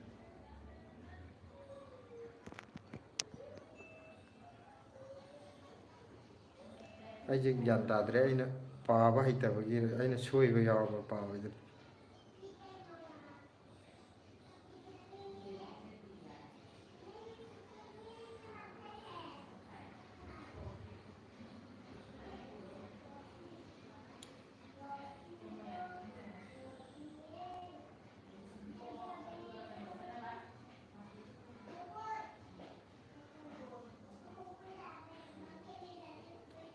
ꯁꯥꯄꯝ ꯈꯨꯃꯟꯅ ꯊꯥꯕꯤꯔꯛꯏꯁꯤ ꯑꯩꯒꯤꯁꯨ ꯑꯣꯖꯥ ꯃꯌꯥꯝ ꯌꯨꯇ꯭ꯌꯨꯕ ꯄꯥꯏꯔꯛꯄꯗꯒꯤ ꯇꯥꯛꯄꯤ ꯇꯝꯕꯤꯔꯤꯕ ꯃꯌꯥꯝꯗꯨ ꯅꯨꯡꯁꯤ ꯃꯥꯅꯦ ꯑꯩꯈꯣꯏꯕꯨ ꯍꯥꯏꯗꯤ ꯑꯩꯈꯣꯏꯕꯨ ꯇꯥꯛꯄꯤ ꯇꯝꯕꯤꯔꯛꯄ ꯍꯥꯏꯇꯥꯔꯦ ꯑꯣꯖꯥ ꯃꯌꯥꯝꯁꯦ ꯑꯩꯈꯣꯏꯅ ꯀꯩꯗꯧꯉꯩꯗꯁꯨ ꯀꯥꯎꯕꯤꯐꯝ ꯊꯣꯛꯇꯦ ꯃꯣꯏꯅ ꯇꯥꯛꯄꯤꯔꯛꯄꯗꯨꯒꯤ ꯈꯤꯇꯪꯗ ꯑꯣꯏꯔꯁꯨ ꯑꯩꯈꯣꯏꯗ ꯅꯣꯂꯦꯖ ꯂꯩꯖꯍꯧꯔꯤꯕꯅꯤ ꯑꯗꯨꯅ ꯌꯥꯝꯗꯤ ꯅꯨꯡꯁꯤꯕ ꯄꯣꯛꯄꯅꯤ ꯆꯨꯝꯃꯦ ꯑꯗꯨꯝ ꯇꯥꯛꯄꯤꯔꯤꯗꯣ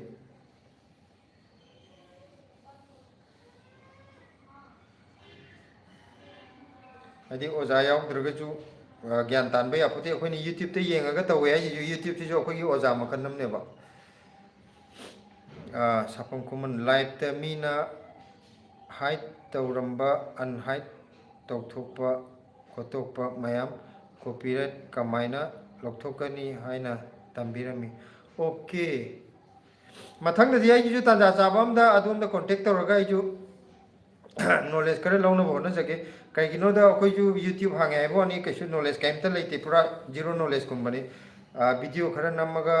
ꯆꯝꯅ ꯑꯗꯨꯝ ꯊꯥꯒꯠꯄ ꯁꯤ ꯅꯠꯇꯅ ꯊꯣꯏꯗꯣꯛꯅ ꯇꯦꯛꯅꯤꯀꯦꯜ ꯑꯣꯏꯕ ꯄ꯭ꯔꯣꯕ꯭ꯂꯦꯝ ꯁꯣꯜꯕ ꯇꯧꯕꯕꯨ ꯑꯣꯏꯔꯣ ꯑꯃꯕꯨ ꯑꯣꯏꯔꯣ ꯑꯩꯈꯣꯏ ꯀꯩꯁꯨ ꯀꯥ ꯍꯦꯟꯅ ꯅꯣꯂꯦꯖ ꯂꯩꯇꯦ ꯑꯗꯨꯗꯨꯅ ꯃꯔꯛ ꯃꯔꯛꯇ ꯑꯩꯒꯤꯁꯨ ꯑꯍꯥꯡꯕ ꯃꯇꯝ ꯌꯦꯡꯉꯒ ꯁꯣꯝꯒꯤꯗꯁꯨ ꯑꯩ ꯔꯤꯀ꯭ꯋꯦꯁ ꯇꯧꯖꯔꯛꯀꯦ ꯁꯣꯝꯒꯤ ꯑꯍꯥꯡꯕ ꯃꯇꯝ ꯆꯥꯅꯔꯒꯗꯤ ꯁꯣꯝꯅ ꯑꯗꯨꯝ ꯈꯔ ꯇꯥꯛꯄꯤꯔꯛꯑꯣ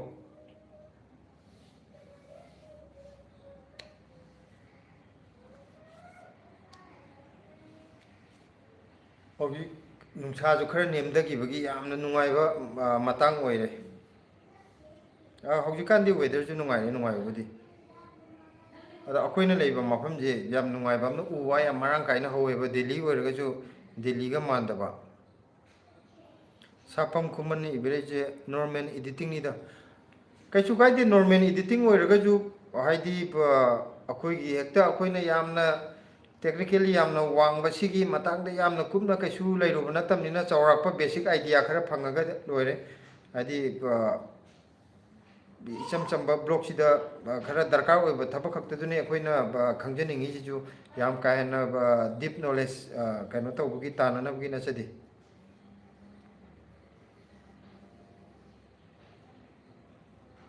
ꯑꯗꯣ ꯑꯩꯅ ꯉꯁꯥꯏ ꯍꯥꯏꯖꯈꯤꯕ ꯑꯩꯈꯣꯏ ꯁꯤꯒꯤ ꯃꯐꯝꯁꯦ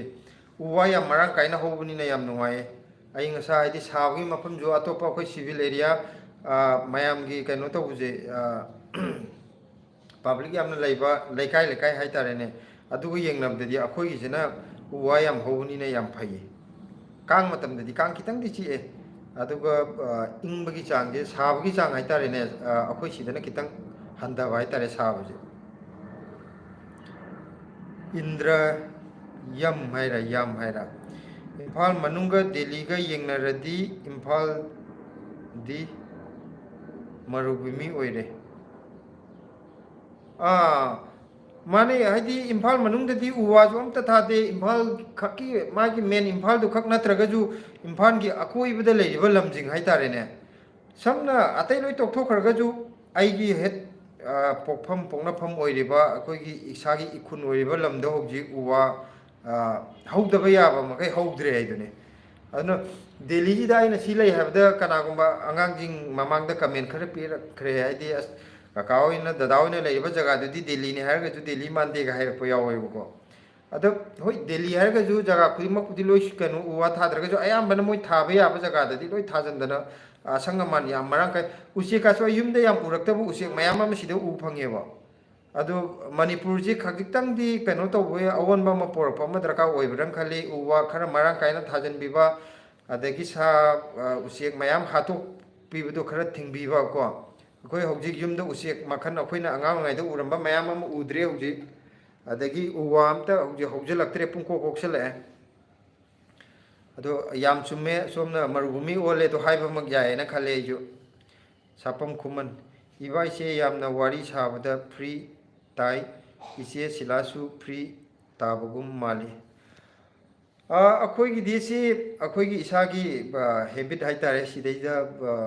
ꯃꯌꯥꯝꯅ ꯅꯨꯡꯉꯥꯏꯌꯦꯅ ꯈꯟꯕꯤꯔꯒꯗꯤ ꯑꯩꯈꯣꯏꯒꯤꯗꯤ ꯌꯥꯝꯅ ꯅꯨꯡꯉꯥꯏꯖꯕꯅꯤ ꯑꯩꯈꯣꯏꯒꯤꯁꯨ ꯑꯗꯨ ꯑꯩꯈꯣꯏ ꯑꯃꯒ ꯑꯃꯒ ꯅꯣꯂꯦꯖ ꯁꯤꯌꯔ ꯇꯧꯕꯁꯤꯗ ꯀꯔꯤꯝꯇ ꯑꯃꯒ ꯑꯃꯒ ꯍꯥꯏꯠ ꯇꯧꯅꯤꯡꯉꯥꯏꯒꯤꯁꯨ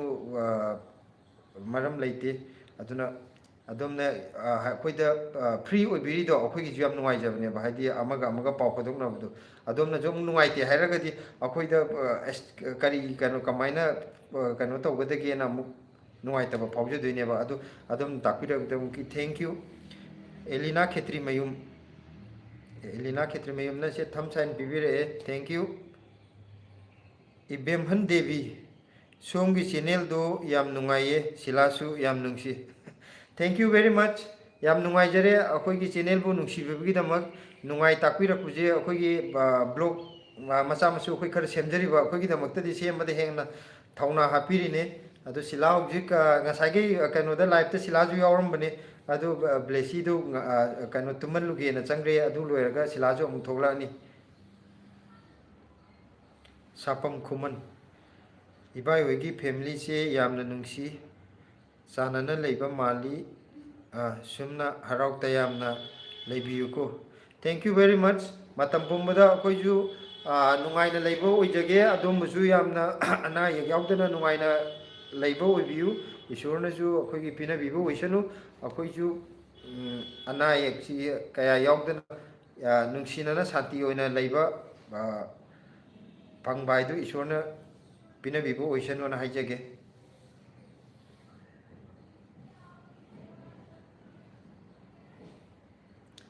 ꯁꯥꯄꯝ ꯈꯨꯃꯟ ꯏꯒꯜꯁꯦ ꯍꯥꯏꯗ꯭ꯔꯕꯥꯠ ꯂꯩꯔꯤꯉꯩꯗ ꯎꯔꯦ ꯑꯩꯁꯨ ꯕꯤꯜꯗꯤꯡꯗ ꯂꯩꯕ ꯃꯇꯝꯗ ꯆꯤꯛꯇꯧꯒꯤ ꯍꯥꯟꯅ ꯇꯧꯔꯤ ꯏꯒꯜꯁꯦ ꯑꯩꯈꯣꯏ ꯁꯤꯗꯁꯨ ꯌꯥꯝ ꯃꯔꯥꯡ ꯀꯥꯏ ꯂꯩꯌꯦꯕ ꯍꯥꯏꯗꯤ ꯏꯒꯜꯁꯦ ꯑꯩꯅ ꯍꯧꯖꯤꯛ ꯂꯩꯔꯤꯕ ꯃꯐꯝꯁꯦ ꯗꯦꯜꯂꯤꯒꯤ ꯁꯤꯗ ꯈꯨꯠꯂꯩ ꯑꯃꯅꯤ ꯁꯤꯗꯩꯗ ꯍꯥꯏꯗꯤ ꯅꯣꯡꯃꯗ ꯑꯃꯅꯤꯈꯛ ꯅꯠꯇꯦꯕ ꯄꯥꯏꯔꯛꯏꯁꯦ ꯆꯨꯝꯅ ꯑꯩꯈꯣꯏ ꯌꯨꯝꯗ ꯑꯗꯣꯝꯒꯤ ꯖꯒꯥꯗꯗꯤ ꯈꯪꯗ꯭ꯔꯦ ꯑꯩꯈꯣꯏ ꯌꯨꯝꯗ ꯁꯦꯟꯗ꯭ꯔꯥꯡꯒ ꯀꯔꯤꯒ ꯄꯪꯂꯩ ꯂꯩꯗꯅ ꯁꯨꯃꯥꯏꯅ ꯏꯒꯜꯁꯨ ꯁ꯭ꯋꯥꯏꯗ ꯃꯔꯥꯡ ꯌꯥꯝ ꯀꯥꯏꯅ ꯂꯩꯌꯦꯕ ꯑꯩꯅ ꯁꯤꯗ ꯂꯩꯕꯗ ꯑꯩꯅ ꯍꯥꯟꯅ ꯎꯔꯛꯇꯕ ꯎꯆꯦꯛ ꯌꯨꯝꯗꯗꯤ ꯎꯗꯕ ꯍꯥꯏꯇꯥꯔꯦ ꯑꯇꯣꯞꯄ ꯁꯤꯝꯂꯥꯗ ꯂꯩꯔꯤꯉꯩꯗꯕꯨꯗꯤ ꯏꯒꯜꯁꯤ ꯎꯈ꯭ꯔꯦꯕꯀꯣ ꯑꯗꯨꯏꯁꯨ ꯌꯥꯝ ꯇꯥꯡꯅ ꯎꯏꯌꯦꯕ ꯁꯤꯗꯗꯤ ꯑꯗꯨꯝ ꯅꯨꯡꯇꯤꯒꯤ ꯑꯗꯨꯝ ꯑꯩꯈꯣꯏ ꯌꯨꯝ ꯃꯅꯥꯛꯁꯤꯗ ꯑꯗꯨꯝ ꯀꯣꯏꯄꯥꯏ ꯄꯥꯏꯕ ꯑꯣꯏꯅ ꯌꯥꯝꯅ ꯀꯣꯃꯟ ꯑꯣꯏꯅ ꯊꯣꯛꯑꯦꯕ ꯍꯥꯏꯗꯤ ꯅꯣꯡ ꯐꯥꯗꯣꯛꯀ ꯎꯕꯗꯨ ꯅꯠꯇ꯭ꯔꯦꯕ ꯏꯒꯜꯁꯦ ꯌꯥꯝ ꯃꯔꯥꯡ ꯀꯥꯏꯅ ꯂꯩ ꯑꯗꯒꯤ ꯁꯤ ꯄꯦꯔꯠꯀꯨꯝꯕ ꯑꯩꯈꯣꯏ ꯇꯦꯅꯋꯥꯁꯤꯁꯨ ꯍꯥꯏꯐꯦꯠ ꯃꯔꯥꯡ ꯀꯥꯏꯅ ꯂꯩ ꯌꯨꯝꯗ ꯁꯦꯟꯗ꯭ꯔꯥꯡ ꯂꯩꯕꯒ ꯆꯞ ꯃꯥꯟꯅꯩ ꯇꯦꯅꯋꯥ ꯈꯨꯅꯨ ꯌꯥꯝꯅ ꯃꯔꯥꯡ ꯀꯥꯏꯅ ꯂꯩ ꯁꯤꯗ ꯂꯩꯕ ꯎꯆꯦꯛꯁꯤꯡꯁꯦ ꯑꯗꯒꯤ ꯑꯩꯈꯣꯏꯅ ꯃꯃꯤꯡ ꯈꯪꯗꯕ ꯎꯆꯦꯛ ꯈꯔ ꯑꯃꯁꯨ ꯂꯩ ꯍꯥꯏꯗꯤ ꯑꯗꯒꯤ ꯄꯤꯀꯣꯛꯁꯨ ꯑꯗꯨꯝ ꯃꯔꯛ ꯃꯔꯛꯇ ꯂꯥꯛꯑꯦ ꯑꯩꯒꯤ ꯍꯟꯗꯛ ꯄꯣꯠ ꯆꯩꯒ ꯂꯣꯏ ꯆꯥꯊꯣꯛꯈꯤꯕꯗꯣ ꯑꯗꯨꯅ ꯎꯆꯦꯛꯇꯗꯤ ꯑꯗꯒꯤ ꯋꯨꯗ ꯄꯦꯀꯔꯒ ꯍꯥꯏꯅꯕꯗꯣ ꯑꯗꯨꯁꯨ ꯃꯃꯥꯡꯗ ꯂꯥꯛꯈ꯭ꯔꯦ ꯑꯩꯈꯣꯏꯅ ꯃꯁꯛ ꯈꯪꯗꯕ ꯎꯆꯦꯛ ꯃꯁꯛꯀ ꯌꯥꯝ ꯐꯖꯕ ꯈꯔꯁꯨ ꯑꯗꯨꯝ ꯂꯥꯛꯑꯦ ꯑꯗꯨꯅ ꯎꯆꯦꯛ ꯋꯥꯌꯥꯗꯤ ꯁꯤꯗꯩꯗꯤ ꯌꯥꯝ ꯃꯔꯥꯡ ꯀꯥꯏꯅ ꯂꯩ ꯃꯔꯨꯑꯣꯏꯅ ꯑꯩꯈꯣꯏꯅ ꯂꯩꯔꯤꯕ ꯑꯦꯔꯤꯌꯥꯁꯦ ꯍꯥꯏꯇꯥꯔꯦ ꯗꯦꯜꯂꯤꯅꯦ ꯍꯥꯏꯔꯒꯁꯨ ꯑꯩꯈꯣꯏꯒꯤ ꯁꯤꯚꯤꯜ ꯑꯦꯔꯤꯌꯥ ꯍꯥꯏꯒꯗ꯭ꯔꯥ ꯃꯤ ꯀꯩꯅꯣꯗꯨꯗꯗꯤ ꯂꯩꯀꯥꯏ ꯂꯩꯀꯥꯏ ꯂꯩꯕꯗꯨꯗꯗꯤ ꯀꯌꯥ ꯂꯩꯔꯝꯗꯕꯁꯨ ꯌꯥꯏꯑꯕ ꯑꯗꯣ ꯑꯩꯈꯣꯏꯒꯤꯁꯤꯅ ꯎ ꯋꯥ ꯍꯧꯕꯅꯤꯅ ꯌꯥꯝꯅ ꯂꯩꯌꯦꯕ ꯑꯗꯩ ꯁꯪꯒꯤꯇꯥ ꯃꯥꯏꯕ ꯁꯥꯄꯝ ꯈꯨꯃꯟꯅ ꯅꯃꯁꯇꯦ ꯇꯧꯔꯦ ꯃꯥꯁꯦ ꯀꯩꯅꯣ ꯇꯧꯕ ꯃꯥꯜꯂꯦ ꯊꯣꯛꯑꯒꯦ ꯍꯥꯏꯕ ꯃꯥꯜꯂꯦ ꯌꯥꯝ ꯅꯨꯡꯉꯥꯏꯖꯔꯦ ꯁꯥꯐꯝ ꯈꯨꯃꯟ ꯑꯩꯈꯣꯏ ꯁꯤꯗꯩꯗ ꯆꯪꯕꯤꯔꯝꯃꯒ ꯉꯥꯏꯍꯥꯛ ꯋꯥꯔꯤ ꯋꯥꯇꯥꯏ ꯁꯥꯟꯅꯖꯕꯁꯦ ꯌꯥꯝ ꯅꯨꯡꯉꯥꯏꯖꯔꯦ ꯁꯛꯈꯪ ꯃꯥꯏꯈꯪꯅꯖꯕꯁꯦ ꯊꯦꯡꯛ ꯌꯨ ꯚꯦꯔꯤ ꯃꯆ ꯁꯥꯐꯝ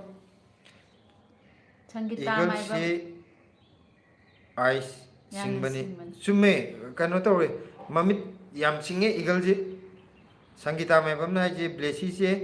ꯀ꯭ꯂꯥꯁ ꯀꯌꯥ ꯀꯥꯔꯒꯦ ꯀꯩꯅꯣꯅꯦ ꯕ꯭ꯂꯦꯁꯤꯁꯦ ꯍꯧꯖꯤꯛ ꯄ꯭ꯂꯦ ꯁ꯭ꯀꯨꯜꯗ ꯇꯝꯃꯤꯌꯦꯕꯀோ ꯃꯥ ꯉꯔꯥꯡ ꯅꯍꯥꯟ ꯆꯍꯤ 4 ꯆꯞ ꯆꯥꯅ ꯁꯨꯈ꯭ꯔꯦ ꯍꯟꯗꯛꯇꯤ ꯅꯔꯁꯔꯤꯗ ꯊꯥꯒꯦꯅ ꯑꯩꯈꯣꯏ ꯇꯧꯔꯤ ꯑꯗꯨ ꯁꯤꯗꯗꯤ ꯃꯥꯔꯆ ꯑꯦꯄ꯭ꯔꯤꯜꯗ ꯁꯦꯁꯟ ꯍꯧꯋꯦꯕ ꯀꯩꯅꯣꯒꯤꯁꯦ ꯑꯩꯈꯣꯏ ꯌꯨꯝꯗꯅ ꯖꯅꯋꯥꯔꯤꯗꯒꯤ ꯍꯧꯋꯤꯗꯅꯀꯣ ꯖꯅꯋꯥꯔꯤ ꯐꯦꯕꯋꯥꯔꯤꯗꯒꯤ ꯑꯗꯣ ꯁꯤꯗꯅ ꯃꯣꯏ ꯁꯤ ꯕꯤ ꯑꯦꯁ ꯁꯤ ꯕꯣꯔꯗꯀꯤ ꯑꯩꯈꯣꯏꯅꯒ ꯍꯥꯏꯅꯕꯗꯣ ꯁꯤ ꯕꯤ ꯑꯦꯁ ꯁꯤ ꯕꯣꯔꯗ ꯁꯤ ꯕꯤ ꯑꯦꯁ ꯁꯤ ꯕꯣꯔꯗꯅ ꯑꯗꯨꯒꯤ ꯁꯤꯁꯇꯦꯝꯗꯨꯗ ꯃꯣꯏ ꯃꯥꯔꯆ ꯑꯦꯄ꯭ꯔꯤꯜꯗ ꯍꯧꯕꯅꯤꯅ ꯍꯟꯗꯛ ꯃꯥꯔꯆ ꯑꯦꯄ꯭ꯔꯤꯜꯗꯒꯤꯗꯤ ꯅꯔꯁꯔꯤꯗꯨꯗ ꯇꯝꯍꯟꯒꯦꯅ ꯈꯜꯂꯦ ꯑꯗꯣ ꯍꯧꯖꯤꯛꯀꯤ ꯑꯣꯏꯅꯗꯤ ꯃꯥ ꯄ꯭ꯂꯦ ꯁ꯭ꯀꯨꯜꯗ ꯂꯩꯔꯤ ꯏꯕꯦꯝꯍꯟ ꯗꯦꯕꯤ ꯏꯪꯈꯣꯜꯗ ꯐꯦꯃꯤꯂꯤ ꯋꯥꯔꯤ ꯁꯥꯟꯅ ꯁꯥꯟꯅꯅ ꯀꯣꯏꯕ ꯏꯪꯈꯣꯜꯗꯣ ꯇꯥꯕ ꯅꯨꯡꯉꯥꯏ ꯏꯪꯈꯣꯜꯗꯨꯁꯨ ꯎꯕꯗ ꯌꯥꯝ ꯄꯨꯛꯅꯤꯡ ꯅꯨꯡꯁꯤꯕ ꯐꯥꯎꯋꯦ ꯅꯥꯀꯨꯞꯄꯤ ꯑꯦꯟ ꯐꯔꯤꯕ꯭ꯔꯣ ꯁꯧꯒ꯭ꯔꯤ ꯍꯥꯏꯗꯣꯏꯕ ꯃꯥꯏꯁꯦ ꯕꯤ ꯑꯣꯏꯈ꯭ꯔꯦ ꯏꯕꯗ ꯅꯥꯀꯨꯞꯄꯤ ꯑꯦꯟ ꯁꯧꯒ꯭ꯔꯤꯗꯨꯕꯨ ꯑꯗꯨꯝ ꯐꯔꯤꯕ꯭ꯔꯣ ꯍꯧꯖꯤꯛꯁꯨ ꯍꯥꯏꯕꯅꯤ ꯅꯥꯀꯨꯞꯄꯤꯁꯦ ꯍꯟꯗꯛ ꯃꯇꯦꯛ ꯈꯔ ꯅꯣꯡ ꯌꯥꯝ ꯆꯨꯔꯤꯉꯩꯗ ꯐꯒꯠꯄ ꯉꯝꯃꯨꯗꯕꯗꯣ ꯍꯧꯖꯤꯛ ꯅꯣꯡ ꯍꯥꯡꯈꯤꯕꯗꯒꯤ ꯑꯃꯨꯛ ꯐꯒꯠꯂꯛꯑꯦ ꯅꯥꯀꯨꯞꯄꯤ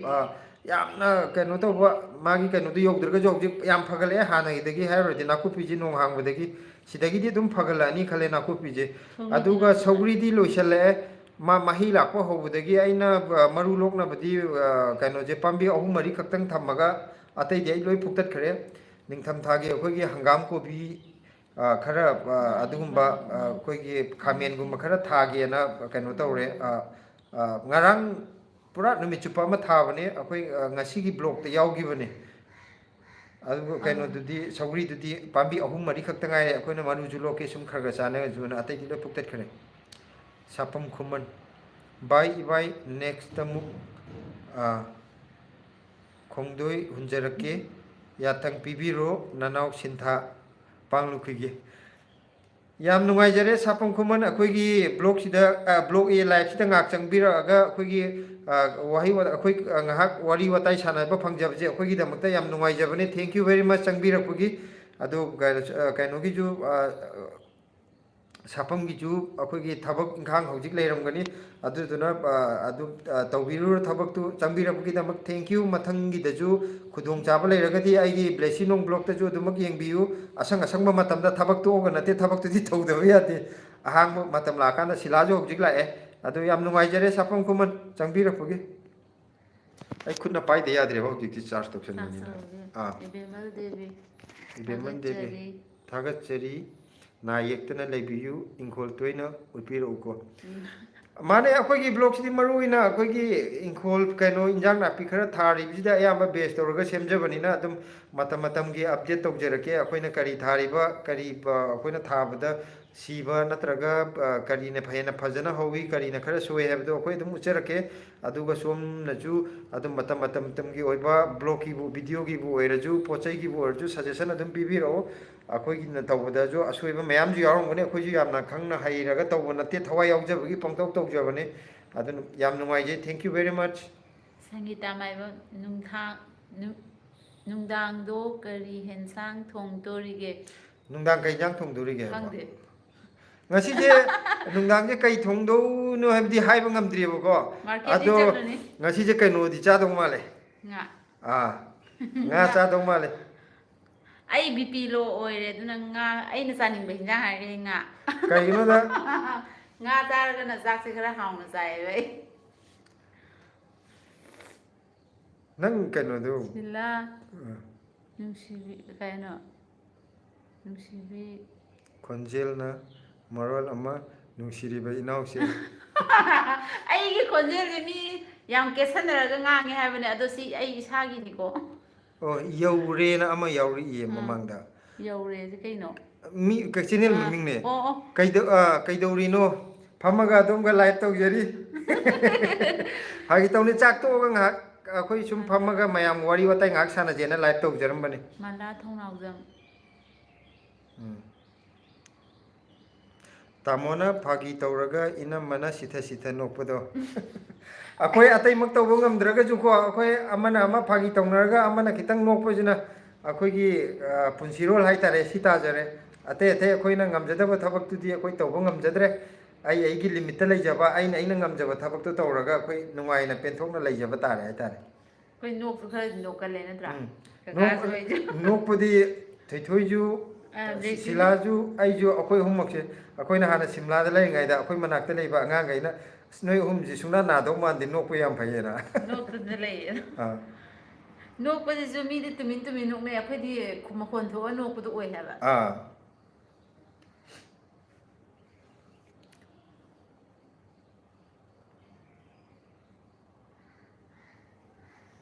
tumgro yam thu tume ma si ꯑꯗꯨꯃꯥꯏ ꯑꯩꯅ ꯀꯣꯀꯣꯏ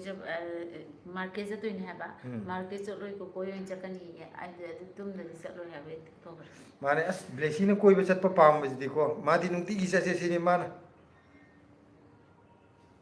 ꯃꯥꯔꯀꯦꯠ ꯆꯠꯄꯗꯁꯨ ꯃꯦꯇ꯭ꯔꯣꯒꯤ ꯂꯝꯕꯤꯅ ꯑꯃ ꯅꯥꯀꯟ ꯅꯥꯀꯟ ꯑꯣꯏꯕꯁꯦ ꯃꯥ ꯈꯪꯕꯗꯣ market chattuine hadi sona kanda tongan chakrididi mana du makok tharaga ꯈꯨꯠꯀ ꯆꯤꯡꯉꯒ ꯃꯦꯇ꯭ꯔꯣ ꯇꯣꯡꯗꯣꯏꯅꯦ Sangita maibam Blessidi mobile gumba pamdabro pame ado pamagaju akhoi ka hena magonda kaino to hunde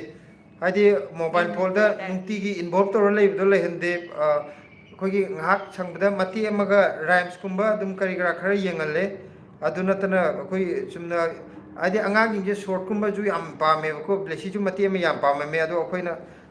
tapna magonda adudi mitna bani hida haptuini khotuini ga hairaga adai tokre ma adudi tokre ba hida haptuini habda mobile di pame angang khudi mak loi pam bani ado akhoi na kitang control to bibana phagadra khallaga maje khajiktang akhoi na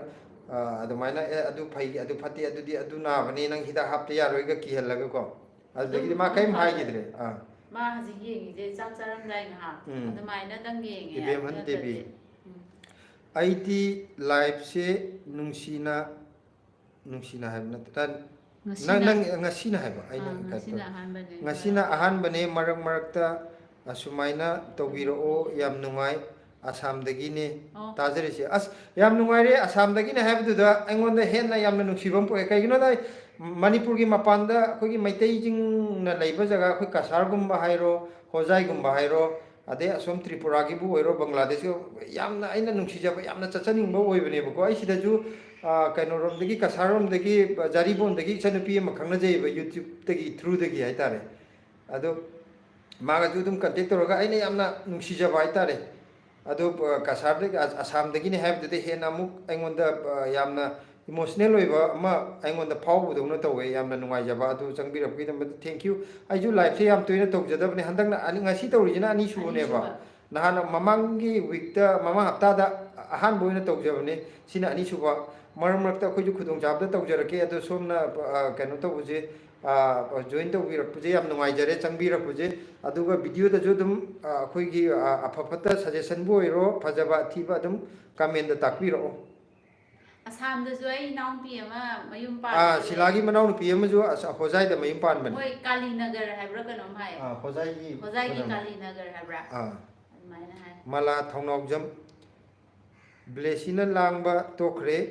ꯉꯁꯥꯏꯗꯤ ꯌꯥꯝ ꯂꯥꯡꯍꯧꯕꯅꯤ ꯃꯥ ꯍꯧꯖꯤꯛ ꯇꯨꯝꯈ꯭ꯔꯦ ꯑꯗꯨꯅꯅꯤ ꯇꯨꯝꯕꯩꯅꯦ ꯇꯨꯝꯗ꯭ꯔꯗꯤ ꯑꯗꯨꯝ ꯂꯥꯡꯗꯧꯖꯥꯠꯅꯦ ꯃꯥ ꯁꯦꯟꯅꯕ ꯉꯝꯕꯖꯥꯠ ꯅꯠꯇꯦ ꯑꯗꯩ ꯂꯥꯏꯐꯀ ꯇꯧꯐꯝ ꯂꯥꯛꯐꯝ ꯈꯪꯗꯦꯕ ꯑꯗꯣ ꯍꯧꯖꯤꯛ ꯃꯥ ꯀꯩꯅꯣ ꯇꯧꯈ꯭ꯔꯦ ꯇꯨꯝꯈ꯭ꯔꯦ market chattuini koiba chattuini habdagi ma salok tum thokre blesi je akhoi angang ama khaktene haiwani ma senabda hojik thabak amne yamna mangau thiba angang do oiba ma je nupi macha ne jo khoi gi jaga amda phamaga adu ada mai dolam pairaga sanaba angang do oide haba ꯍꯥꯏꯗꯤ ꯍꯌꯦꯡ ꯆꯥꯎꯔꯒ ꯁ꯭ꯄꯣꯔꯠꯁꯇ ꯆꯥꯟꯅꯗꯣꯏꯔꯥ ꯈꯪꯗꯦ ꯃꯁꯥꯁꯦ ꯈꯤꯡꯉꯒ ꯍꯦꯛꯇ ꯆꯦꯟꯕ ꯆꯣꯡꯕ ꯀꯥꯈꯠꯄ ꯀꯨꯝꯗꯕ ꯆꯣꯡꯗꯕ ꯑꯗꯒꯤ ꯑꯗꯨ ꯉꯥꯛꯇꯅꯤ ꯃꯥꯅ ꯄꯥꯝꯃꯤꯁꯦ ꯍꯧꯖꯤꯛ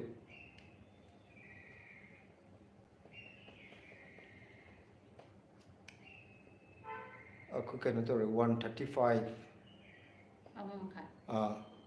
ꯑꯩ ꯉꯁꯥꯏꯒꯤ ꯀꯩꯅꯣꯁꯦ 10 ꯕꯦꯇ꯭ꯔꯤꯁꯦ 10 ꯌꯥꯎꯋꯦꯅꯗꯤ ꯄꯥꯔꯁꯦꯟꯇꯦꯖꯇ 10 ꯌꯥꯎꯋꯦꯅꯗꯤ ꯎꯠꯂꯛꯈ꯭ꯔꯕ ꯑꯗ ꯑꯩꯅ ꯑꯃꯨꯛ ꯀꯩꯅꯣ ꯋꯥꯠꯂꯝꯈꯤꯅꯤꯗ ꯌꯦꯡꯉꯒ ꯍꯧꯖꯤꯛ ꯅꯪ ꯑꯉꯥꯡ ꯏꯔꯨꯖꯔꯛꯄꯩꯗꯨꯗ ꯐꯠ ꯂꯥꯎꯅ ꯌꯦꯡꯉꯣꯕ 1 ꯅꯞꯄ ꯂꯩꯔꯝ ꯋꯥꯅꯤ ꯑꯗꯨꯗꯅꯦ ꯑꯩꯅ ꯆꯥꯔꯖꯔ ꯄꯣꯔꯛꯑꯣꯅ ꯍꯥꯏꯗꯣ ꯍꯧꯖꯤꯛꯄꯨꯗꯤ ꯆꯪꯉꯛꯑꯦ ꯐꯅꯌꯥꯝ TH ꯃꯦꯃꯣꯔꯤꯁꯦ ꯑꯩꯈꯣꯏꯒꯤꯗ ꯀꯃꯦꯟ ꯄꯤꯕꯤꯔꯛꯄ ꯃꯥꯜꯂꯦ ꯌꯥꯎꯕꯅꯦ ꯍꯧꯖꯤꯛꯇ ꯎꯗ ꯉꯥꯏꯔꯤ ꯂꯥꯏꯐꯁꯦ ꯌꯥꯝ ꯆꯝꯅ ꯚꯤꯗꯤꯑꯣ ꯅꯝꯕꯗꯨꯅꯤ ꯅꯨꯡꯉꯥꯏꯔꯤꯁꯦ ꯃꯔꯛ ꯃꯔꯛꯇ ꯊꯥꯏꯅꯩ ꯋꯥꯔꯤ ꯌꯥꯎꯔꯛꯄꯗꯨꯁꯨ ꯅꯨꯡꯉꯥꯏ ꯑꯗꯨꯒ ꯀꯃꯥꯏꯅ ꯈꯪꯅꯈꯤꯕꯅꯣ ꯍꯥꯏꯕꯤꯔꯛꯑꯣ ꯑꯩꯈꯣꯏ ꯑꯅꯤ ꯈꯪꯅꯕꯁꯦ ꯀꯩꯅꯣꯅꯦ ꯁꯤꯂꯥ ꯍꯣꯏꯒꯤ ꯌꯨꯝꯊꯪꯅꯅ ꯑꯩꯈꯣꯏ ꯏꯆꯦ ꯑꯃ ꯃꯌꯨꯝ ꯄꯥꯟꯕ ꯑꯗꯣ ꯑꯩꯈꯣꯏ ꯏꯆꯦꯒꯤ ꯊ꯭ꯔꯨꯗꯨꯗꯒꯤ ꯈꯪꯅꯕꯅꯦ ꯏꯕꯥꯅꯤꯁꯦ ꯌꯥꯝ ꯀꯩꯅꯣꯅꯗꯤ ꯍꯥꯏꯗꯤ ꯀꯩꯁꯨ ꯌꯥꯝ ꯅꯥꯀꯣꯏꯅꯅ ꯀꯣꯂꯦꯖꯇ ꯁ꯭ꯀꯨꯜꯗ ꯑꯗꯨꯒꯤ ꯑꯝꯇ ꯅꯠꯇꯦ ꯏꯆꯦꯅ ꯄꯥꯜꯂꯤꯗꯣ ꯁꯤꯂꯥ ꯍꯣꯏꯒꯤ ꯌꯨꯝꯊꯪꯅꯕꯗꯅꯦꯕꯀꯣ ꯑꯗꯨꯒꯤ ꯏꯆꯦꯒꯤ ꯊ꯭ꯔꯨꯗꯨꯗꯒꯤ ꯁꯨꯝ ꯈꯪꯅꯔꯛꯈꯤꯕ ꯍꯥꯏꯇꯥꯔꯦ ꯏꯁꯝ ꯁꯝꯅ ꯍꯥꯏꯔꯕꯗ ꯍꯥꯏꯅꯔꯒ ꯑꯦꯔꯦꯟꯖ ꯇꯧꯔꯒ ꯂꯨꯍꯣꯡꯕꯗꯣ ꯑꯗꯨ ꯏꯕꯦꯝꯃꯟ ꯗꯦꯕꯤ ꯐꯖꯩ ꯚꯤꯗꯤꯑꯣ ꯂꯣꯏꯅ ꯐꯖꯩ ꯌꯥꯝ ꯅꯨꯡꯉꯥꯏꯅ ꯌꯦꯡꯖꯩ ꯏꯪꯈꯣꯜ ꯀꯣꯏꯕꯁꯨ ꯌꯥꯝ ꯃꯁꯥ ꯅꯥꯜꯂꯤ ꯏꯅꯥꯎ ꯁꯤꯂꯥꯁꯤ ꯑꯩꯒꯤ ꯑꯣꯏꯅꯗꯤ ꯌꯥꯝ ꯅꯨꯡꯁꯤ ꯏꯪ ꯇꯞꯆꯩ ꯏꯁꯧ ꯈꯔ ꯂꯥꯡꯂꯞ ꯇꯧꯕꯗꯤ ꯃꯥꯟꯕꯅꯤꯗ ꯏꯁꯧ ꯂꯥꯡꯕꯁꯤꯗꯤ ꯏꯪ ꯇꯞꯄ ꯅꯨꯄꯤꯁꯨ ꯂꯣꯏ ꯂꯥꯡꯅꯕꯅꯤ ꯀꯩꯅꯣ ꯁꯤꯗꯤ ꯏꯁꯣꯔꯅ ꯄꯤꯊꯣꯔꯛꯑꯕꯅꯦ ꯑꯗꯨꯝ ꯂꯥꯡꯉꯛꯑꯅꯤ ꯐꯅ ꯂꯥꯡꯗꯦ ꯍꯥꯏꯔꯤꯕ ꯃꯤꯗꯣ ꯑꯗꯨꯁꯨ ꯑꯗꯨꯝ ꯂꯥꯡꯉꯝꯃꯗꯕꯅꯤ ꯑꯃꯅ ꯈꯔ ꯏꯪ ꯇꯞꯄ ꯃꯤꯗꯨꯅ ꯏꯪ ꯇꯞꯅ ꯏꯁꯧ ꯂꯥꯡꯕ ꯅꯠꯇꯦ ꯏꯁꯧꯁꯤꯗꯤ ꯑꯗꯨꯝ ꯏꯁꯣꯔꯅ ꯄꯤꯊꯣꯔꯛꯄꯗ ꯌꯥꯎꯔꯛꯑꯕꯅꯦꯕ ꯅꯨꯄꯤ ꯃꯌꯥꯝꯁꯦ ꯁꯤꯒꯤ ꯋꯥꯈꯜꯁꯦ ꯈꯜꯂꯤꯉꯩꯁꯨ ꯂꯣꯏꯅꯕ ꯈꯔ ꯋꯥꯅꯦꯕ ꯏꯁꯧ ꯂꯥꯡꯕꯁꯦ ꯑꯩꯅ ꯂꯥꯡꯉꯤꯕ ꯏꯁꯧꯁꯤ ꯃꯁꯤ ꯐꯠꯇ꯭ꯔ ꯃꯥꯅ ꯁꯦꯝꯗꯣꯛꯀꯦꯅ ꯈꯟꯗꯦꯕ ꯃꯣꯏꯁꯦ ꯑꯩꯈꯣꯏꯒꯤ ꯐꯟꯗꯥꯃꯦꯟꯇꯦꯜ ꯔꯥꯏꯠ ꯇꯧꯅ ꯈꯜꯂꯦꯕ ꯏꯁꯧ ꯂꯥꯡꯉꯁꯤ ꯅꯨꯄꯤ ꯑꯃ ꯑꯣꯏꯔꯒ ꯏꯁꯧ ꯂꯥꯡꯗ꯭ꯔꯗꯤ ꯌꯥꯗꯦ ꯍꯥꯏꯕ ꯋꯥꯈꯜꯂꯣꯟꯁꯤ ꯁꯤ ꯁꯦꯝꯗꯣꯛꯍꯟꯗꯕ ꯌꯥꯗꯦꯕ ꯏꯁꯧ ꯂꯥꯡꯕꯁꯦ ꯃꯔꯝ ꯑꯃ ꯂꯩꯕꯒꯤꯅꯦꯕ ꯑꯗꯣ ꯑꯩꯅ ꯄꯥꯝꯗꯕ ꯈꯪꯗꯦ ꯑꯃ ꯈꯪꯗꯦ ꯇꯧꯕꯒꯤꯅꯦꯕ ꯏꯁꯧ ꯂꯥꯡꯉꯤꯗꯣ ꯑꯗꯣ ꯃꯔꯝ ꯊꯤꯔ ꯏꯁꯧ ꯂꯥꯡꯉꯤꯁꯤꯅ ꯀꯃꯥꯏꯅ ꯇꯧꯕ ꯆꯨꯝꯃꯦ ꯍꯥꯏꯔꯛꯏꯁꯦ ꯌꯦꯡꯉꯣ ꯔꯥꯏꯠ ꯏꯅꯥꯎꯁꯤꯂꯥ ꯉꯁꯥꯏ ꯉꯥꯏꯍꯥꯛꯀꯤ ꯃꯃꯥꯡꯗꯗꯤ ꯑꯩꯒꯤ ꯃꯤꯆꯪ ꯆꯪꯕ ꯃꯤꯁꯨ ꯊꯣꯛꯑꯝꯕꯅꯤꯀꯣ ꯑꯩꯈꯣꯏꯒꯤ ꯅꯠꯇꯦ ꯏꯁꯧ ꯂꯥꯡꯕꯒꯤ ꯃꯇꯥꯡꯗꯗꯤ ꯅꯨꯄꯤ ꯈꯨꯗꯤꯡꯃꯛꯅꯅꯦ ꯅꯨꯄꯤ ꯈꯨꯗꯤꯡꯃꯛꯇ ꯂꯣꯏ ꯁꯞꯄꯣꯔꯠ ꯇꯧꯔꯛꯀꯅꯤꯕ ꯅꯠꯇ꯭ꯔꯅꯦ ꯏꯆꯦ ꯆꯨꯝꯃꯝꯒꯅꯤꯕ ꯑꯗꯨꯗꯨꯅ ꯏꯆꯦꯅ ꯑꯗꯨꯝ ꯑꯗꯣ ꯑꯩꯈꯣꯏ ꯉꯁꯥꯏꯒꯤ TH ꯌꯥꯝꯗꯣ ꯆꯪꯕꯤꯔꯛꯄꯗꯨꯗꯗꯤ ꯑꯩꯒꯤ ꯃꯤꯆꯪ ꯆꯪꯉꯝꯕꯅꯦꯕ ꯑꯗꯣ ꯍꯧꯖꯤꯛ ꯀꯩꯅꯣꯗꯒꯤ ꯊꯣꯛꯈ꯭ꯔꯕ ꯃꯥꯜꯂꯦ ꯑꯩꯈꯣꯏ ꯂꯥꯏꯐꯁꯤꯗꯒꯤ ꯑꯗꯣ ꯍꯧꯖꯤꯛ ꯑꯩ ꯃꯤꯆꯪ ꯂꯩꯇꯅ ꯏꯇꯣꯝꯗ ꯍꯧꯖꯤꯛ ꯀꯩꯅꯣ ꯇꯧꯔꯦꯕ ꯅꯠꯇꯦ माꯁꯨ ꯆꯨꯝꯃꯦꯅꯗꯤ ꯈꯜꯂꯤꯅꯦꯕ ꯃꯥꯅ ꯍꯥꯏꯗꯨꯅ ꯅꯨꯄꯤꯗ ꯌꯥꯝꯅ ꯃꯤꯅꯨꯡꯁꯤ ꯎꯠꯂꯣꯏꯗꯕꯅꯤ ꯍꯥꯏꯕꯅꯤ ꯃꯥꯅ ꯍꯥꯏꯕꯗꯨꯗꯤ ꯌꯥꯝꯅ ꯃꯤꯅꯨꯡꯁꯤ ꯎꯠꯄ ꯅꯠꯇꯦ ꯅꯨꯄꯤꯁꯦ ꯍꯦꯛꯇ ꯅꯨꯄꯤꯁꯤꯗꯅꯦ ꯌꯥꯝꯅ ꯐ꯭ꯔꯤ ꯊꯥꯗꯣꯛꯑꯗꯤꯅꯦ ꯅꯨꯄꯤꯁꯦ ꯅꯨꯄꯥꯒꯤ ꯃꯊꯛ ꯀꯥꯈꯠꯀꯦꯁꯦ ꯍꯦꯛꯇ ꯇꯧꯔꯛꯑꯦꯕ ꯑꯗꯨꯅꯦ ꯑꯗꯣ ꯅꯨꯄꯤꯒꯤ ꯃꯈꯥꯁꯨ ꯄꯣꯜꯂꯦ ꯀꯩꯅꯣ ꯑꯗꯨꯅꯤ ꯍꯥꯏꯗꯣ ꯌꯥꯝ ꯆꯨꯝꯕ ꯋꯥꯐꯝꯅꯤ ꯀꯩꯅꯣ ꯆꯨꯝꯃꯦ ꯑꯆꯨꯝꯕꯁꯨ ꯌꯥꯎꯋꯦ ꯆꯨꯝꯗꯕꯁꯨ ꯌꯥꯎꯋꯦ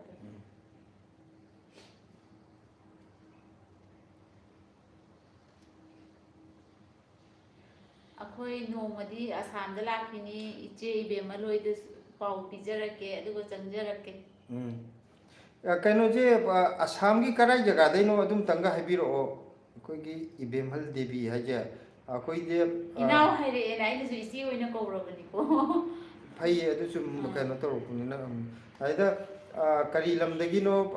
ꯑꯁꯥꯝꯗꯒꯤꯅꯦꯗꯤ ꯍꯥꯏꯔꯒꯁꯨ ꯑꯁꯥꯝꯗꯁꯨ ꯍꯣꯖꯥꯏꯒ ꯀꯁꯥꯔꯒꯁꯨ ꯈꯔ ꯊꯝꯅꯦꯅ ꯑꯩ ꯀꯩꯅꯣꯁꯦ ꯅꯦꯛꯁ ꯏꯌꯔꯐꯥꯎꯒꯤ ꯃꯅꯨꯡꯗꯗꯤ ꯑꯩ ꯁꯣꯏꯅ ꯂꯥꯛꯀꯦꯅ ꯈꯜꯂꯦ ꯑꯩꯅ ꯑꯉꯥꯡ ꯑꯣꯏꯔꯤꯉꯩꯗꯒꯤ ꯌꯥꯝꯅ ꯂꯥꯛꯅꯤꯡꯕ ꯃꯐꯝꯅꯦꯕ ꯑꯩꯈꯣꯏꯒꯤ ꯀꯁꯥꯔ ꯍꯣꯖꯥꯏꯁꯦ ꯏꯅꯥꯎ ꯁꯤꯂꯥꯒꯤ ꯍꯁꯕꯦꯟꯁꯨ ꯌꯥꯝꯅ ꯐꯩ ꯉꯥꯡ ꯁꯛꯄ ꯌꯥꯝꯅ ꯇꯥꯕ ꯅꯨꯡꯉꯥꯏ ꯃꯤ ꯈꯨꯗꯤꯡꯃꯛꯅ ꯍꯥꯏꯔꯛꯑꯦ ꯑꯗꯣ ꯑꯩꯒꯤ ꯃꯤꯆꯪ ꯈꯔ ꯆꯪꯕꯤꯔꯛꯄꯗꯨꯗꯤ ꯅꯨꯡꯉꯥꯏ ꯈꯤꯇ ꯑꯣꯏꯔꯁꯨ ꯑꯗꯣ ꯑꯁꯥꯝꯒꯤ ꯀꯗꯥꯏꯋꯥꯏꯗꯒꯤꯅꯣ ꯑꯗꯨꯝꯇꯪꯒ ꯍꯥꯏꯕꯤꯔꯛꯑꯣ ꯃꯊꯪ ꯂꯥꯛꯄꯗꯒ ꯀꯩꯅꯣ ꯇꯧꯔꯗꯤ ꯑꯩꯈꯣꯏꯒꯤ ꯂꯝꯕꯤ ꯊꯣꯛꯄ ꯅꯠꯇ꯭ꯔꯒ ꯀꯣꯏꯊꯣꯔꯛꯄ ꯖꯒꯥ ꯑꯣꯏꯇꯥꯔꯗꯤ ꯆꯪꯖꯔꯛꯀꯦ ꯑꯩꯈꯣꯏꯒꯤꯁꯨ ꯑꯩꯁꯦ next year boktadi ai soina lakke na khanje kasar ga hojai ge ai ne yamna chatning ba mafam ai pi ngai dagi amtang ni chat ke khanjara po mafam ne ba kai ba asam na kan kai ko yung sa yang hong ai jiri jiri ga asam ga de phok do sin ya bro ka moni adum ba tar dong ni na ab dong ni ka hai no asam gi GHY dagi ne inam GHY ji kari ha de no mai mafam de lai de no Guwahati ai de no khang de ai de admai na khang ro ai na de adubudi siri khang de ko khang Guwahati oi do male chumme aina Guwahati male adu short form de irak padu da adudi Guwahati dudi yam lai re adudi adum chak pada koi adum chatla phok jala ga ni TS memory ahal lamanna khangna han baduna oiramni yam respect tong nei ye video kuding video se toina di yengba ngam jadre isa apikpa sian bagi khoi nungai bse ingkhol koina koina thaini wari le rapudune yam nungai hadi angang apikpu sian manina akoi gi blesi phanam chawru ju okta ma lang na bada silaje akji mapum thikhe wari ni adu angang sa chen manina matam phangamoi ado matam phangdraga ju ngatang sangbada video marmarti yengbi habdu yam nungai jare ado akoi ju kan toroke adum changnai na thaga charake marakta ju adum akoi gi ngahak angang tumba matam gumba free oiba matam video ngahak mobile ngahak hangtok sangba matam da dum yengbiyo yam nungai je ibeman devi lakpiu inau soidana hoi akoi soidana lakjage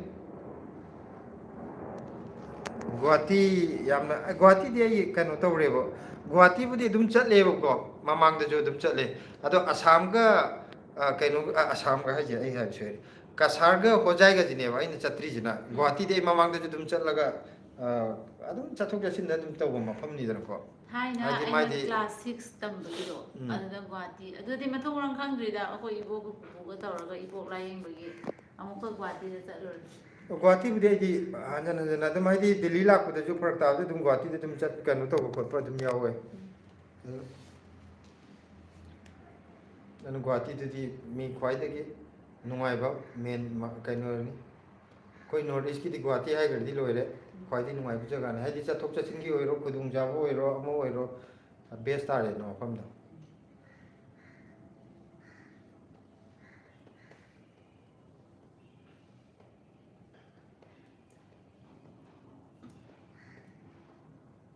ngasi di nan noi anga mo ko sin jin mangang do lak tre la to ma khang ma ma in to ma mane khoi sanari da akoi gi ju khang da ba ma anga gi yaw te natro di ma do thola da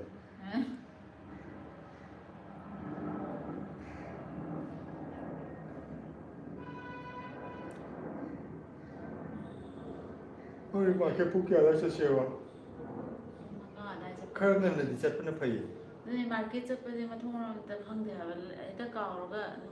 lei de de nang na kaino learning ba pot tangai phada ba photo khudung na nang lai gi pot am lai gi adu lai gi ga hai ba ai wa khan di cm da sa sa isal lu lai gi kaw ya da ba tu di ai di phana ning jang mani da market ki charang na bi da kaw yaw ne ba kari gumam di lai gi ha ga kai gumam di wa gi di dum khan ba kai na ning jang ta dum yaw ne adu di lai de ya de ngasi di aduna adu chi ga isal lu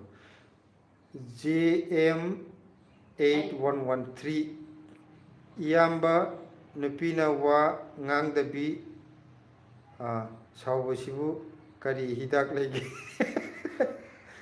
maramsu khangdaba saubagi adudi khwai di sathiba nam ni hey mai dudi wa ngangdana saubasi mu pharak ta ba leitamni adudane aina khoido mu thittana ko aidi sauraga ju nang adu tawri do soi la le ga hai gi di phaiye ba kai su kai de ba adudi aduni adani haina ba yai ba wa sungang ngang dana sauri na paire le ga hanga ju kam khum da je sigi khwai phab de ba ko nang ju ngang no aduna khwai phab di ma na ngang de nang ju dum ngang da ba aduna di khwai phab ni ana ꯅꯪꯅ ꯀꯩꯅꯣ ꯇꯧꯔꯗꯤ ꯇꯧꯔꯣꯅ ꯑꯗꯣ ꯑꯃꯨꯛ ꯅꯣꯏ ꯃꯤ ꯑꯅꯤ ꯈꯛꯀ ꯂꯩꯕꯗ ꯃꯥꯅ ꯀꯩꯅꯣ ꯇꯧꯗ꯭ꯔꯗꯤ ꯃꯥꯁꯨ ꯑꯗꯨꯝ ꯋꯥ ꯉꯥꯡꯗꯕꯤꯗ ꯊꯕꯛ ꯑꯗꯨم ꯇꯧꯔ ꯅꯪꯁꯨ ꯑꯗꯨꯝ ꯅꯪ ꯊꯣꯛꯄ ꯑꯗꯨꯝ ꯂꯩꯊꯣꯛꯄ ꯀꯌꯥꯝ ꯉꯥꯡꯗꯒꯦ ꯌꯦꯡꯉꯣ ꯑꯗꯨꯅꯗꯤ ꯈ꯭ꯋꯥꯏ ꯐꯕꯅꯤ ꯌꯥꯝ ꯑꯇꯣꯞꯄ ꯍꯤꯗꯥꯛꯇꯤ ꯈꯪꯗꯦ ꯑꯩꯗꯤ ꯑꯗꯨꯅ ꯈꯔ ꯐꯕ꯭ꯔꯅ ꯈꯜꯂꯦ ꯑꯩ ꯋꯥꯈꯜꯗ ꯕꯤꯃꯜꯗꯨꯗꯤ ꯏꯅꯥꯎ ꯍꯣꯏꯁꯦ ꯐꯦꯃꯤꯂꯤ ꯃꯩꯇꯩ ꯅꯛꯅꯕ꯭ꯔꯥ ꯌꯥꯝꯅ ꯀꯩꯅꯣꯅꯦ ꯑꯩꯈꯣꯏꯅ ꯍꯧꯖꯤꯛ ꯂꯩꯕ ꯃꯐꯝꯁꯤꯗꯗꯤ ꯃꯩꯇꯩ ꯀꯌꯥ ꯂꯩꯇꯦ ꯀꯩꯅꯣꯗꯗꯤ ꯑꯩꯈꯣই ꯃꯅꯥꯛꯁꯤꯗ ꯑꯩꯈꯣꯏꯒꯤ ꯏꯆꯟꯅꯨꯄꯤꯁꯤꯡ ꯑꯃꯒꯤ ꯏꯅꯥꯎꯅꯨꯄꯥ ꯃꯣꯏ ꯀꯩꯅꯣꯝ ꯂꯩ ꯑꯩꯈꯣꯏꯒꯤ ꯌꯨꯇ꯭ꯌꯨꯕꯇ ꯈꯪꯅꯔꯛꯄ ꯑꯩꯈꯣꯏꯒꯤ ꯄꯔꯦꯡ ꯁꯦꯛꯃꯥꯏꯗꯒꯤ ꯐꯦꯃꯤꯂꯤ ꯑꯃ ꯂꯩ ꯑꯉꯥꯡ ꯑꯃ ꯃꯣꯏ ꯀꯄꯜ ꯑꯃ ꯍꯥꯏꯇꯥꯔꯦ ꯍꯤꯟꯖꯥꯡ ꯂꯥꯟꯅꯩ ꯑꯗꯨꯗꯤ ꯌꯥꯝ ꯀꯥꯏꯅ ꯊꯥꯞꯅꯕ ꯅꯠꯇꯦ ꯀꯩꯅꯣꯒꯨꯝꯕ ꯃꯤꯇꯔ 100ꯒꯨꯝꯕꯒꯤ ꯆꯥꯡꯗꯪ ꯊꯥꯞꯅꯕ ꯃꯤꯇꯔ 100ꯃꯨꯛ ꯍꯥꯏꯒꯗ꯭ꯔꯥ ꯃꯤꯇꯔ 100 100 ꯍꯥꯏꯒ ꯍꯣꯏꯅꯦ ꯑꯗꯨꯃꯥꯏꯅ ꯊꯥꯞꯅꯕ ꯑꯩꯈꯣꯏꯁꯤꯒꯤ ꯑꯗꯨꯝ ꯂꯛꯁꯃꯤꯕꯥꯏ ꯅꯒꯔ ꯃꯅꯨꯡꯅꯦꯕꯀꯣ ꯁꯣꯔꯣꯛꯀꯤ ꯋꯥꯡꯃ ꯑꯣꯏꯅꯔꯒ ꯑꯩꯈꯣꯏ ꯀꯔꯤꯒꯨꯝꯕ ꯏꯟꯖꯥꯡ ꯌꯨꯝꯒꯤ ꯏꯟꯖꯥꯡꯒ ꯊꯣꯡꯉꯒꯗꯤ ꯑꯗꯨꯝ ꯑꯩꯈꯣই ꯑꯗꯨꯝ ꯄꯤꯔꯒ ꯆꯥꯅꯩꯌꯦꯕ ꯑꯩꯈꯣꯏꯒꯤ ꯊꯣꯡꯕꯗꯁꯨ ꯃꯣꯏꯗ ꯄꯤꯕ ꯃꯣꯏꯅ ꯊꯣꯡꯉꯒꯁꯨ ꯑꯗꯨꯝ ꯄꯤꯔꯛꯄ ꯑꯗꯨꯃꯥꯏꯅ ꯂꯩ ꯑꯗ ꯀꯛꯆꯤꯡꯒꯤ ꯑꯃꯒꯁꯨ ꯂꯩꯕꯅꯦ ꯀꯛꯆꯤꯡꯒꯤꯗꯨꯅ ꯑꯃꯨꯛ ꯑꯩꯈꯣꯏꯒꯤ ꯃꯊꯛꯅꯦꯕ ꯃꯣꯏꯒꯤ ꯐꯦꯃꯤꯂꯤꯗꯨꯅ ꯑꯗꯣ ꯃꯣꯏꯁꯦ ꯑꯃꯨꯛꯇꯤ ꯎꯅꯈ꯭ꯔꯒ ꯌꯨꯝꯗꯗꯤ ꯍꯥꯏꯅ ꯆꯠꯅꯕꯗꯤ ꯆꯠꯅꯗ꯭ꯔꯤꯑꯕꯀꯣ ꯂꯝꯕꯤꯗ ꯊꯦꯡꯅꯈꯤꯕ ꯑꯗꯨꯒ ꯉꯁꯥꯏꯒꯤ ꯁꯦꯛꯃꯥꯏꯗꯨꯒꯤ ꯑꯩꯈꯣꯏꯒꯤ ꯑꯗꯨꯅ ꯃꯣꯏꯅ ꯑꯃꯨꯛ ꯑꯩꯈꯣꯏꯒꯤ ꯏꯈꯥꯒꯤ ꯑꯉꯥꯡꯁꯤꯡꯅꯤ ꯃꯣꯏꯒ ꯑꯩꯈꯣꯏꯒꯗꯤ ꯃꯣꯏꯗꯁꯨ ꯆꯥꯛ ꯆꯥꯃꯤꯟꯅꯕ ꯑꯗꯒꯤ ꯑꯗꯨꯝ ꯆꯠꯊꯣꯛ ꯆꯠꯁꯤꯟ ꯑꯗꯨꯝ ꯇꯧꯅꯩ ꯄꯣꯠ ꯆꯩ ꯑꯩꯈꯣꯏꯒꯤ ꯂꯩꯔꯒꯁꯨ ꯑꯗꯨꯝ ꯄꯤꯊꯣꯛ ꯄꯤꯁꯤꯟ ꯏꯟꯖꯥꯡ ꯅꯥꯄꯤꯒ ꯑꯗꯨꯝ ꯍꯦꯛꯇꯣꯛ ꯍꯦꯛꯆꯤꯟ ꯇꯧꯅꯩ ꯄ꯭ꯔꯤꯌꯥ ꯈꯣꯏꯔꯣꯝ ꯀꯔꯤ ꯃꯊꯦꯜ ꯆꯥꯔꯒꯦ ꯀꯀꯥꯅꯦꯅꯦ ꯉꯁꯤꯁꯦ ꯀꯩꯅꯣ ꯇꯧꯔꯦ ꯌꯥꯝ ꯏꯁꯄꯦꯁꯦꯜ ꯑꯣꯏꯅ ꯉꯁꯤꯁꯦ ꯀꯦꯡꯉꯣꯏ ꯀꯥꯡꯁꯣꯏ ꯑꯣꯏꯅ ꯆꯥꯔꯦ ꯀꯦꯡꯉꯣꯏꯗꯣ ꯅꯍꯥꯟ ꯋꯥꯍꯧꯅ ꯑꯦꯇꯦꯛ ꯇꯧꯔꯝꯗꯕ ꯄꯥꯝꯕꯤ ꯑꯃ ꯂꯩꯕꯗꯣ ꯑꯗꯨ ꯌꯥꯝ ꯐꯔꯝꯃꯦ ꯑꯗ ꯍꯦꯛꯇꯣꯛꯇ꯭ꯔꯒꯗꯤ ꯌꯥꯔꯔꯣꯏꯅ ꯉꯔꯥꯡꯁꯨ ꯆꯥꯏ ꯉꯁꯤꯁꯨ ꯆꯥꯏ ꯀꯦꯡꯉꯣꯏꯁꯦ ꯆꯔꯥ ꯑꯅꯤꯃꯨꯛꯀ ꯆꯥ ꯌꯥꯒꯅꯤ ꯆꯔꯥ ꯑꯅꯤꯃꯨꯛꯀ ꯆꯥ ꯌꯥꯒꯅꯤ ꯀꯦꯡꯉꯣꯏ ꯌꯥꯝ ꯐꯔꯦ ꯕꯣꯔꯥ ꯑꯃꯗꯤ ꯑꯗꯨꯒ ꯑꯃꯗꯤ ꯅꯍꯥꯟ ꯋꯥꯍꯧꯅ ꯂꯣꯏꯅꯃꯛ ꯀꯩꯅꯣ ꯅꯩꯒꯥꯏꯔꯝꯕꯗꯨꯗꯤ ꯍꯧꯖꯤꯛ ꯍꯧꯗꯤ ꯍꯧꯔꯛꯑꯦ ꯑꯗꯨꯒ ꯁꯤꯡꯖꯨ ꯑꯃꯒ ꯇꯧꯋꯦ ꯁꯤꯡꯖꯨꯗꯨꯅ ꯕꯦꯁ ꯇꯥꯔꯦ ꯕꯣꯔꯥꯒ ꯕꯣꯔꯥꯗꯨꯗꯤ ꯁꯤꯂꯥꯒꯤꯅꯤ ꯃꯥꯒꯤꯅꯦꯅ ꯑꯩꯈꯣꯏ ꯄꯥꯏꯕꯒ ꯌꯥꯕꯖꯥꯠ ꯅꯠꯇꯦ ꯑꯍꯨꯝ ꯆꯥꯏꯗꯨꯗꯤ ꯅꯪꯁꯨ ꯃꯥꯅ 9ꯂ ꯀꯩꯅꯣꯝ ꯆꯥꯏ ꯑꯩꯅ 3 ꯆꯥꯏ ꯍꯥꯏꯅ ꯍꯥꯏꯔꯛꯏꯖꯣꯔꯕ ꯆꯥꯃꯟꯈꯔꯦ ꯑꯗꯣ ꯑꯩꯒꯤ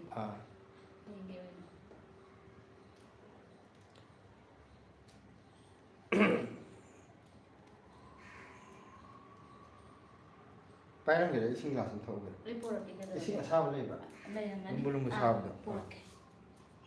ꯈꯅꯥꯎꯁꯦ ꯂꯣꯛ ꯈꯒ ꯆꯦꯜꯂꯤ ꯆꯦꯜꯂꯤ ꯇꯧꯕ ꯅꯍꯥꯟ ꯕ꯭ꯂꯦꯁꯤꯁꯦ ꯃꯣꯏ ꯁ꯭ꯀꯨꯜꯗꯒꯤ ꯁꯨꯝ ꯑꯉꯥꯡ ꯃꯌꯥꯝꯗꯒꯤ ꯂꯣꯛ ꯊꯨꯡꯕ ꯑꯉꯥꯡ ꯌꯥꯎꯅꯕ꯭ꯔꯥ ꯈꯪꯗꯦ ꯂꯧꯅꯔꯛꯄ꯭ꯔꯥ ꯀꯩꯅꯣ ꯑꯩꯉꯣꯟꯗ ꯑꯃꯨꯛ ꯈꯒ ꯂꯣꯛ ꯆꯦꯜꯂꯤ ꯆꯦꯜꯂꯤ ꯇꯧꯋꯦ ꯑꯗꯨꯒꯤ ꯈꯅꯥꯎꯁꯦ ꯈꯤꯇꯪ ꯅꯨꯡꯉꯥꯏꯇꯕ ꯌꯥꯔꯦ ꯌꯥꯔꯦ ꯅꯣꯡ ꯈꯔ ꯃꯪꯁꯤꯜꯂꯛꯄ꯭ꯔꯣ ꯅꯣꯡ ꯈꯤꯇꯪ ꯃꯪꯁꯤꯜꯂꯛꯄ ꯃꯥꯜꯂꯦ ꯑꯗꯣ ꯑꯩꯈꯣꯏ ꯁꯤꯗ ꯀꯦꯡꯉꯣꯏꯁꯦ ꯍꯟꯗꯛꯇꯤ ꯆꯥꯔꯛꯑꯦ ꯐꯅꯌꯥꯝꯅ ꯌꯨꯝꯗꯗꯤ ꯌꯥꯝ ꯇꯥꯡ ꯆꯥꯔꯛꯄꯅꯦ ꯗꯦꯜꯂꯤꯗꯅ ꯍꯦꯟꯅ ꯀꯦꯡꯉꯣꯏ ꯃꯔꯥꯡ ꯀꯥꯏ ꯆꯥꯔꯦ ꯌꯥꯝ ꯊꯥꯖꯗꯕꯅꯦ ꯀꯦꯡꯉꯣꯏꯁꯦ ꯁꯨꯃꯥꯏꯅ ꯐꯅꯤ ꯀꯥꯏꯅꯒ ꯁꯤꯒꯤ ꯂꯩ ꯅꯥꯕꯁꯤꯒꯔ ꯀꯩꯅꯣꯁꯦ ꯆꯥꯟꯅꯗꯅ ꯁꯤ ꯄꯔꯦꯡꯁꯦ ꯅꯥꯕ ꯂꯩ ꯅꯥꯕꯁꯦ ꯌꯥꯝ ꯅꯨꯡꯉꯥꯏꯇꯕꯅꯦ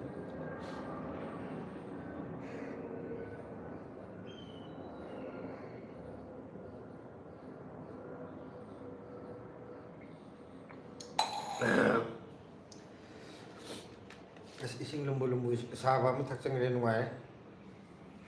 ꯈꯅꯥꯎꯁꯦ ꯈꯔ ꯅꯨꯡꯉꯥꯏꯕꯗꯧ ꯇꯧꯋꯦ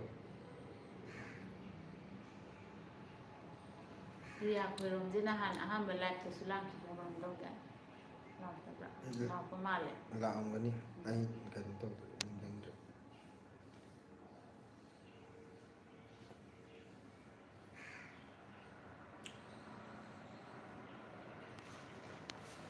ꯈꯔ ꯄꯨꯡ 4 ꯑꯗꯨꯋꯥꯏ ꯆꯠꯈꯤ ꯌꯥꯔꯦ ꯁꯤꯂꯥ ꯄꯨꯡ 3:19 ꯃꯥꯅꯦ ꯅꯨꯡꯗꯥꯡꯒꯤ ꯍꯤꯟꯖꯥꯡ ꯀꯔꯤ ꯊꯣꯡꯗꯣꯔꯦ ꯍꯥꯏꯁꯦ ꯄꯨꯡꯁꯦ ꯑꯩꯈꯣꯏ ꯁꯤꯗꯗꯤ ꯋꯥꯠꯂꯤꯅꯦ ꯅꯨꯃꯤꯠ ꯇꯥꯗꯧꯁꯦ ꯌꯨꯝꯂꯣꯝꯗꯗꯤ ꯅꯨꯃꯤꯠ ꯉꯟꯅ ꯇꯥꯏꯗꯅ ꯌꯨꯝꯗꯅ ꯑꯩꯈꯣꯏꯁꯨ ꯄꯨꯡ 1 ꯃꯌꯥ ꯈꯦꯠꯅꯕꯅꯤ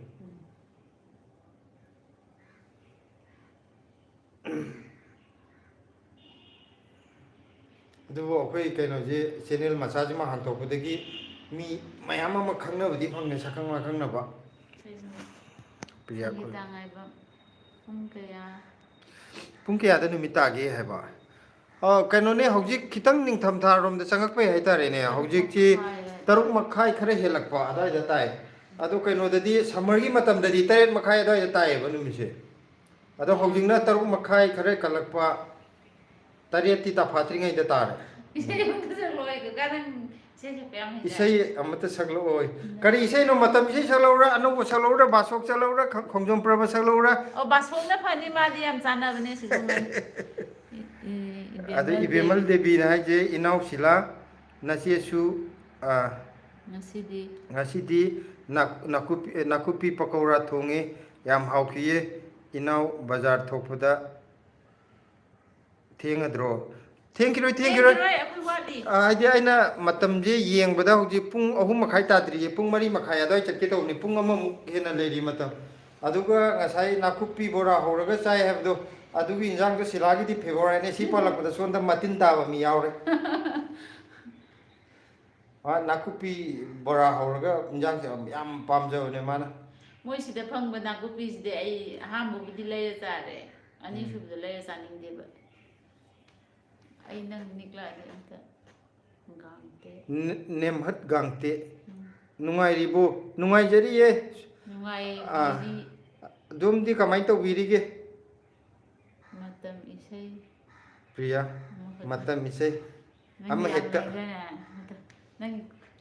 kaino ne siladi sadananda da ngau ni yumda sadanda di oina salage nang na sakuna pojani ye kakaje khongdom prabagumba da sakadamne ai di ma thabak to tho manipur jalaga isai pung thillaga isai ma masak si janani ko mana ije kaino gi akhoi gi pung thinba gumba isai yumgi basokuma sakpa mi male ye ado ba chhe ha ma di aina pa di ge hinga da bani ba do ma de ma chhe ha ba hinda da jani e mi isai ari ba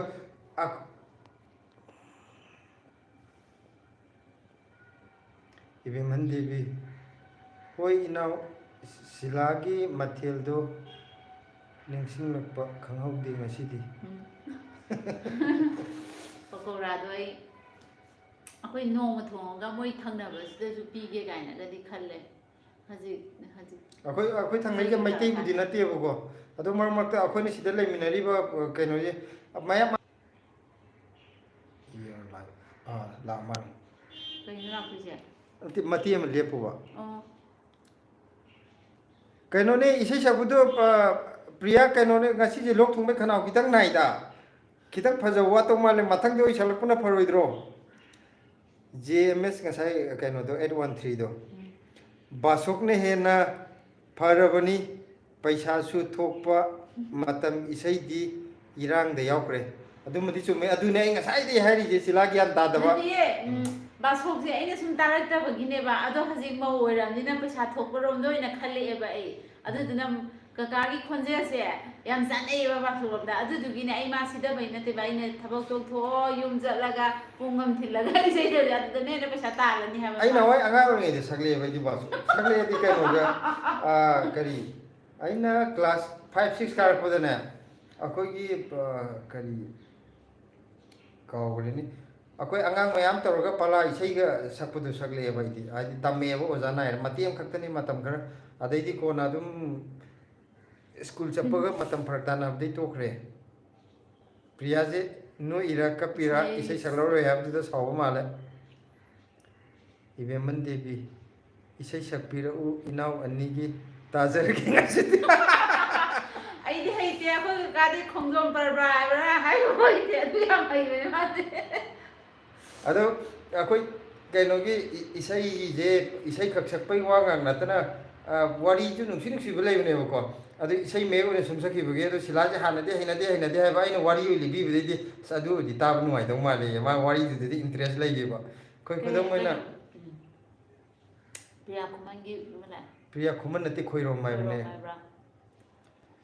irang su haiba yate da migi apamba wakalni art haiba sidi art ni yam summe tu summe adaida ama ngasai mamang da haibi gibudo mi atopamna maido no ira kapira no pane pagi sai ne aba ga jun mami chiga aina mu anu thanda bagina sai ne to di kok khara ngau gole ai ju blur khara jat paje adu duna akhoi ni mi thangdo dang na mare ada huji kai no ne priyana ha di yam chume ko adu ngasai mamang da ama duna ha gib duna kai no oirom gani ba ꯐꯠꯇꯦ ꯍꯥꯏꯕꯒꯤ ꯋꯥꯔꯤ ꯅꯠꯇꯕꯗ ꯍꯧꯖꯤꯛꯀꯥꯟꯁꯦ ꯏꯔꯥꯡ ꯇꯧꯕ ꯌꯥꯝ ꯌꯥꯎꯋꯤꯗꯅ ꯑꯗꯨꯗ ꯃꯥꯅ ꯁꯨꯝ ꯅꯨꯡꯉꯥꯏꯖꯗꯕꯒꯤ ꯍꯥꯏꯕ ꯑꯣꯏꯔꯝꯒꯅꯦꯕ ꯑꯗꯨ ꯄꯨꯔꯥ ꯏꯁꯩ ꯑꯅꯧꯕ ꯁꯛꯄ ꯈꯨꯗꯤꯡꯃꯛ ꯏꯔꯥꯡꯅꯦ ꯍꯥꯏꯕꯗꯨꯗꯤ ꯑꯗꯨꯗꯤ ꯌꯥꯕ ꯅꯠꯇꯦꯗ ꯑꯗ ꯑꯃꯗꯨꯅ ꯍꯥꯏꯅꯤꯡꯉꯤꯁꯤꯁꯨ ꯑꯩ ꯈꯪꯉꯦꯕ ꯂꯣꯏꯅꯃꯛꯀꯤ ꯋꯥ ꯉꯥꯛ ꯅꯠꯇꯦꯕ ꯑꯗ ꯍꯧꯖꯤꯛ ꯑꯗꯨꯒꯤ ꯈꯨꯗꯣꯡꯆꯥꯕ ꯂꯧꯔꯒ ꯏꯔꯥꯡ ꯑꯝꯗ ꯄꯨꯊꯣꯛꯄ ꯃꯤꯁꯨ ꯍꯥꯏꯗꯤ ꯏꯁꯩ ꯈꯛꯇ ꯅꯠꯇꯦ ꯑꯇꯣꯞꯄ ꯍꯤꯔꯝꯗꯁꯨꯅꯤꯀꯣ ꯑꯗ ꯃꯤ ꯑꯣꯐꯤꯁ ꯀꯥꯕꯗꯁꯨ ꯍꯥꯏꯔꯤꯁꯤꯗꯤ ꯑꯣꯐꯤꯁ ꯀꯥꯕꯁꯤꯡꯁꯦ ꯏꯔꯥꯡ ꯇꯧ ꯆꯠꯂꯤꯅꯦꯅ ꯍꯥꯏꯕꯁꯨ ꯌꯥꯎꯗ꯭ꯔꯣ ꯑꯗꯨꯁꯨ ꯑꯣꯐꯤꯁ ꯆꯠꯄꯗ ꯃꯤ ꯏꯔꯥꯡ ꯉꯥꯛꯇꯅꯤ ꯍꯥꯏꯕ ꯌꯥꯄꯣꯟꯇꯦ ꯑꯗ ꯏꯔꯥꯡ ꯆꯠꯄ ꯈꯔ ꯌꯥꯎꯕꯗ ꯃꯤ ꯁꯨꯝ ꯅꯨꯡꯉꯥꯏꯇꯕꯗꯣ ꯑꯗꯨꯗꯒꯤ ꯁꯨꯝ ꯍꯥꯏꯅꯔꯤꯅꯦ ꯁꯦ ꯚꯥꯞ ꯑꯝꯇ ꯂꯥꯟꯅ ꯂꯧꯅꯕ ꯌꯥꯗꯦ ꯃꯥꯅ ꯐꯣꯡꯗꯣꯛꯅꯤꯡꯉꯤꯗꯣ ꯁꯨم ꯑꯁꯣꯏꯕ ꯎꯅꯔꯛꯄꯗꯨꯗꯒꯤ ꯍꯥꯏꯖꯕꯅꯤ ꯑꯗꯨꯅ ꯁꯣꯝꯗ ꯄ꯭ꯔꯤꯌꯥꯅꯁꯨ ꯑꯥꯔꯠꯅꯦ ꯍꯥꯏꯕꯗꯨ ꯌꯥꯝ ꯆꯨꯝꯃꯦ ꯑꯩꯈꯣꯏ ꯁꯤ ꯀꯩꯅꯣ ꯂꯇꯥ ꯃꯪꯒꯦꯁꯀꯔꯒ ꯐꯥꯎꯔꯤꯁꯦ ꯂꯇꯥ ꯃꯪꯒꯦꯁꯀꯔꯁꯤ ꯏꯔꯥꯡ ꯌꯥꯎꯋꯦ ꯍꯥꯏꯔꯒ ꯌꯥꯄꯣꯠꯇꯦ ꯅꯠꯇ꯭ꯔꯥ ꯑꯗꯨꯅ ꯀꯩꯅꯣ ꯇꯧꯕꯅꯦ ꯂꯣꯏꯅꯃꯛ ꯆꯨꯝꯃꯦ ꯍꯥꯏꯇꯥꯔꯦ ꯑꯗꯨ ꯚꯥꯞꯁꯦ ꯂꯥꯟꯅ ꯂꯧꯅꯕ ꯌꯥꯗꯦ ꯌꯥꯝ ꯍꯩꯕꯅꯦ ꯑꯩꯈꯣꯏ ꯀꯀꯥ ꯊꯥꯏꯅꯒꯤ ꯏꯁꯩ ꯀꯨꯟꯖꯕꯤꯍꯥꯔꯤꯒꯤ ꯌꯥꯝ ꯆꯥꯎꯔꯕ ꯐ꯭ꯔꯦꯟꯅꯦ ꯃꯥ ꯐꯦꯟꯅꯦ ꯅꯤꯁꯤꯀꯥꯟꯇ ꯑꯣꯏꯅ ꯊꯧ ꯂꯩꯇꯕ ꯀꯩꯅꯣ ꯃꯥ ꯍꯥꯏꯅꯤꯡꯉꯤꯁꯦ ꯅꯤꯁꯤꯀꯥꯟꯇꯅ ꯊꯧ ꯂꯩꯇꯕ ꯍꯥꯏꯁꯦ ꯀꯔꯤꯅꯣ ꯒ꯭ꯌꯥꯟ ꯇꯥꯗ꯭ꯔꯦ ꯀꯅꯥꯗ ꯍꯥꯏꯗꯣꯏꯅꯣ ꯑꯗꯨ ꯃꯌꯦꯛ ꯁꯦꯡꯅ ꯍꯥꯏꯕꯤꯔꯛꯑꯣ ꯏꯕꯦꯃꯟ ꯗꯦꯕꯤ ꯆꯨꯝꯃꯤ ꯍꯥꯏ ꯉꯁꯥꯏꯒꯤ ꯖꯦꯝ ꯑꯃꯅ ꯍꯥꯏꯔꯛꯄꯗꯣ ꯑꯩꯅ ꯍꯥꯏꯖꯕꯗꯤ ꯏꯔꯥꯡ ꯂꯩꯕꯩ ꯃꯇꯝꯅꯤꯅ ꯏꯁꯩ ꯀꯟꯁꯔꯠꯀ ꯂꯣꯏꯅ ꯊꯤꯡꯈ꯭ꯔꯦ ꯍꯥꯏꯖꯕꯅꯤ ꯄꯩꯁꯥ ꯊꯣꯛꯇ꯭ꯔꯦ ꯍꯥꯏꯖꯕ ꯑꯣꯀꯦ ꯍꯧꯖꯤꯛꯇꯤ ꯃꯤꯁꯑꯟꯗꯔꯁꯇꯦꯟꯗꯤꯡꯗꯤ ꯂꯣꯏ ꯀ꯭ꯂꯤꯌꯥꯔ ꯑꯣꯏꯅꯔꯝꯃꯅꯤ ꯃꯌꯥꯝ ꯑꯃꯒ ꯂꯥꯟꯅ ꯂꯧꯅꯕ ꯌꯥꯗꯦꯀꯣ ꯍꯥꯏꯗꯤ ꯂꯣꯏꯅꯃꯛ ꯑꯆꯨꯝꯕ ꯉꯥꯛꯇꯅꯤ ꯍꯥꯏꯅꯔꯤꯁꯤꯡꯁꯦ ꯁꯣꯏꯈꯤꯕꯅꯦ ꯅꯤꯁꯤꯀꯥꯟꯇ ꯑꯣꯏꯅ ꯁꯣꯏꯈꯤꯕꯅꯤ ꯀꯩꯁꯨ ꯀꯥꯏꯗꯦ ꯑꯩꯗꯤ ꯍꯥꯏꯗꯤ ꯀꯔꯤꯅꯣ ꯍꯥꯏꯅꯤꯡꯉꯤꯗꯣꯅ ꯑꯥꯊ꯭ꯔ ꯀꯩꯅꯣ ꯇꯧꯕꯗꯨꯗ ꯍꯪꯖꯕꯅꯤ ꯀꯩꯁꯨ ꯀꯥꯏꯗꯦ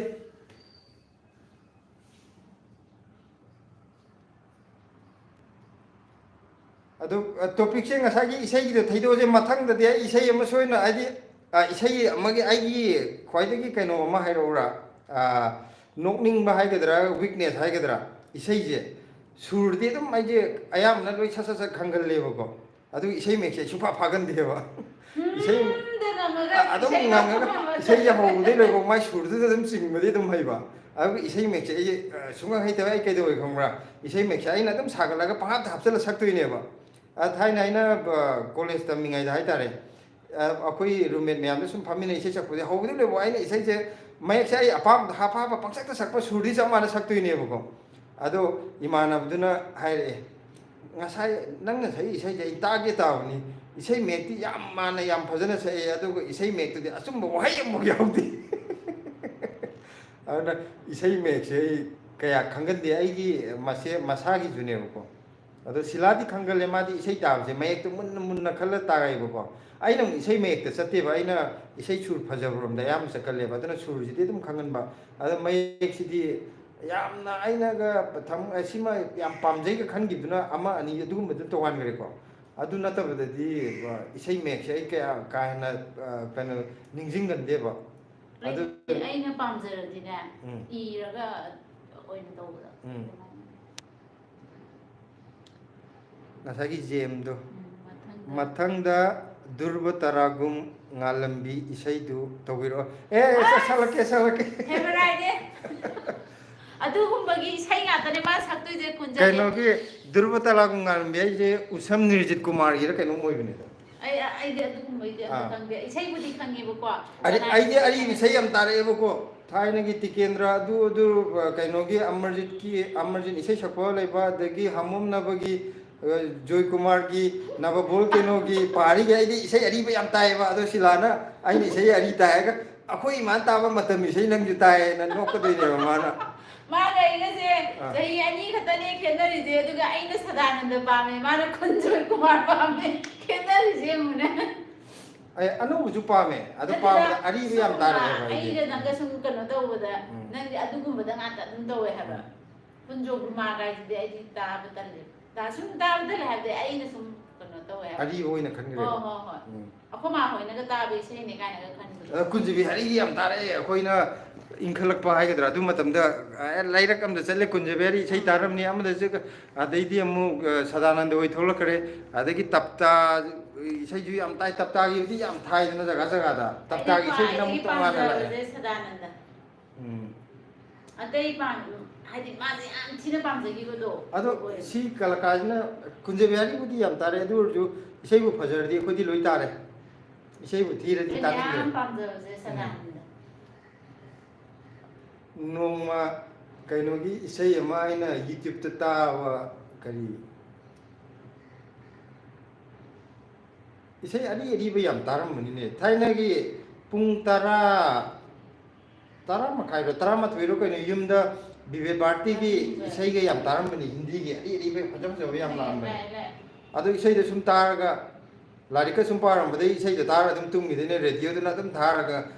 कोई सौर ले होदेबो को नसेने द लोइगे बगे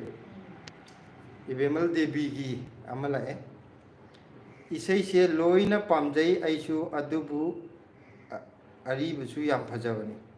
माने इसे अरीबसु फजई अरीबना अरीबगी फजबा अनौबसु अनौबगी अदुना इसे इजदी कशु काइदे ꯑꯩꯗꯤ ꯏꯁꯩ ꯑꯔꯤꯕ ꯇꯥꯕ ꯇꯥꯔꯦ ꯋꯥꯈꯜ ꯅꯨꯡꯉꯥꯏꯇ꯭ꯔꯀꯥꯟꯗ ꯏꯁꯩ ꯑꯔꯤꯕꯁꯦ ꯁꯤꯁꯦ ꯇꯥꯕ ꯅꯨꯡꯉꯥꯏꯌꯦꯕ ꯑꯩ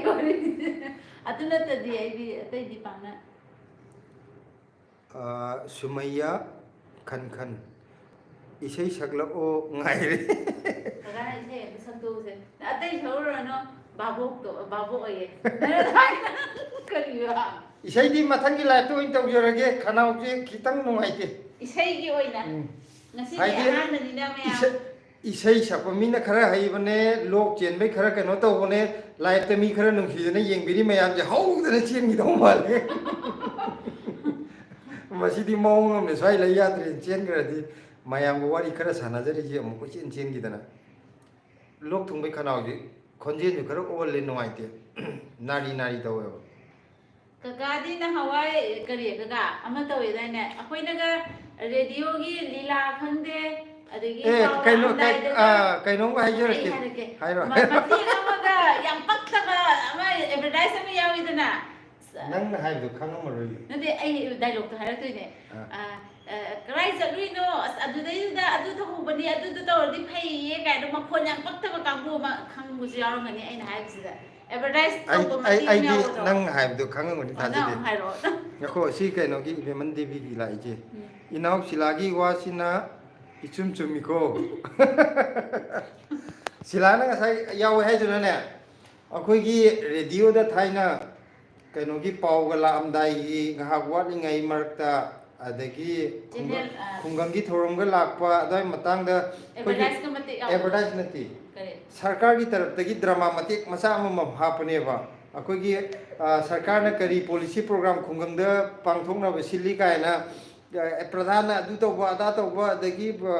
पंचायत अदु काना ब फंगमनि कायना सरकार की ओइबा ड्रामा मसा मसा खरगा उत्पने बा पॉलिसी प्रोग्राम खंगना न मयाम अवेयरनेस पीबगी दिल्ली दगी संदोरपा म हे उलपने बको अदुगी ड्रामा दुने माइजे आइदा ताबदा यामना अखोगी अनप्रोफेशनल ओइबा हेते मी लेकाई की कांगुना पांगा ngam मान बम यावने बा तादा काई चलुइनो प्रधान अदुम पी नंगदि खंगदब्रो कायना हाइबो याव लेबने बा मी लोइने म खनरमनि अखोइ जु त खलेबको अदुइ ड्रामा जु यावरमे अदुदे रोल जे मपागी रोल अदुगी ड्रामा दु आइना साबजे अयाम अतै सादेबा मपा ngata सारेबो मकोनदिना खोजेन जे अहन खोजेन माले है बको मयामना अदा आइना हाना कनो तो कुइरबगी मतम निदा 2000 नते 2006 7 अदाई मतम ओइरमगनी अदाई जुदा याम कन्ना रेडियो दा लांगनबने बा अदुदे हौजिकी कनो दो रेकॉर्डिंग तो बुदी लाइर पैसा यामना सस नुवाइबदो अदुगी पैसा तान मयाम नुवाइबगी अदु ड्रामा दु यावरमेबा करमबनो सुमैया खन खन इनमगा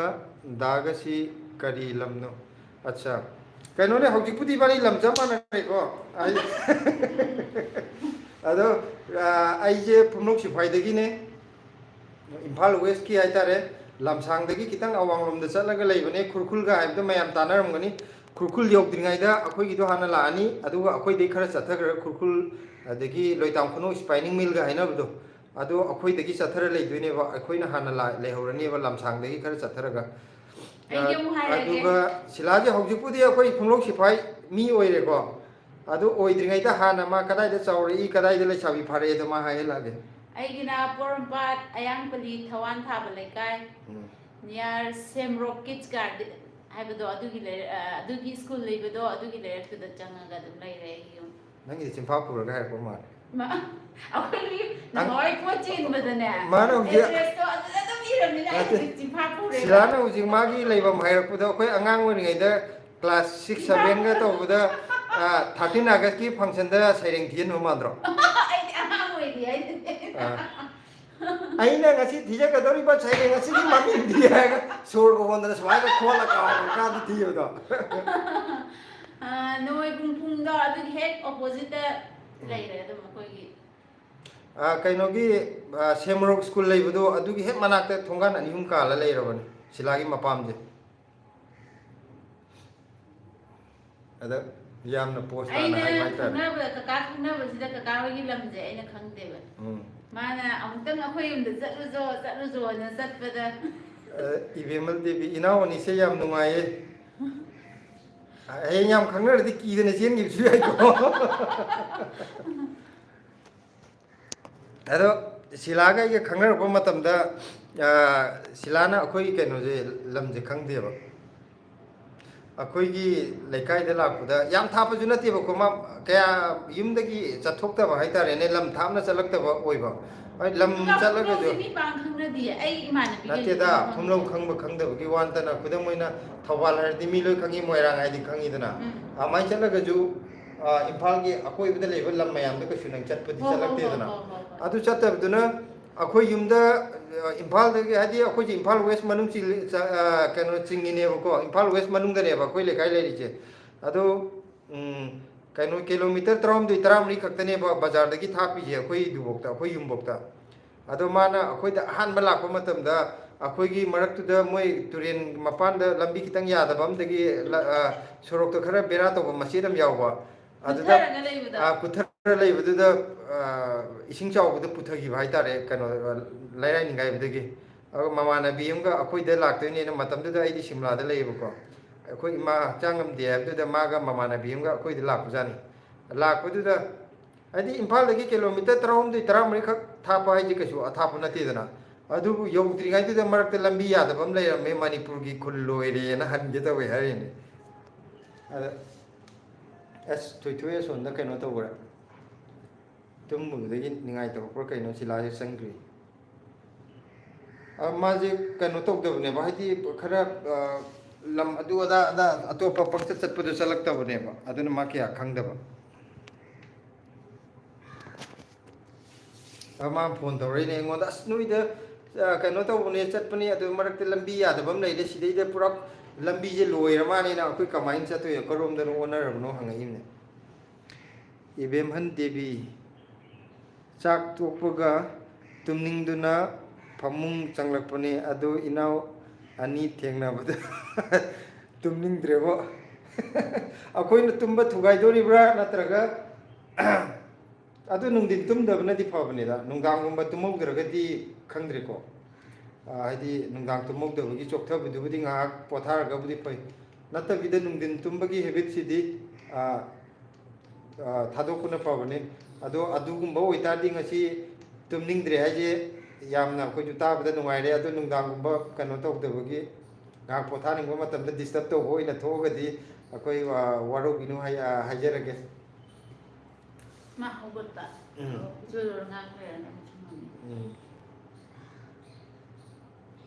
ꯑꯩꯅ ꯅꯣꯏꯒꯤ ꯈꯨꯡꯒꯧꯁꯦ ꯈꯪꯗꯤ ꯈꯪꯉꯤꯅꯦꯕ ꯂꯩꯀꯥꯏꯗꯣ ꯈꯪꯗꯕꯩ ꯋꯥꯅꯦꯕ ꯍꯥꯏꯗꯤ ꯁꯦꯛꯃꯥꯏꯔꯣꯝꯗꯒꯤ ꯀꯥꯡꯆꯨꯞ ꯀꯔꯤꯕ ꯁꯤꯟꯗꯥꯗꯥꯝ ꯂꯥꯛꯄꯗꯣ ꯑꯗꯨꯗꯤ ꯀꯀꯥ ꯍꯣꯏꯒꯤ ꯂꯩꯀꯥꯏꯁꯦ ꯊꯣꯡꯒꯥꯟꯐꯥꯎ ꯐꯥꯎꯔ ꯂꯥꯛꯏꯕꯅꯤ ꯃꯥꯅꯤ ꯍꯥꯟꯅ ꯆꯠꯈ꯭ꯔꯕ ꯖꯒꯥꯅꯦꯕ ꯆꯠꯈ꯭ꯔꯕ ꯖꯒꯥꯅꯤ ꯑꯗꯨꯏꯁꯨ ꯗꯥꯏꯔꯦꯛ ꯑꯗꯨꯗ ꯆꯠꯂꯨꯁꯨ ꯍꯥꯏꯔ ꯀꯥꯟꯗ ꯉꯥꯎꯔꯤꯅꯦꯕ ꯈꯪꯗꯕ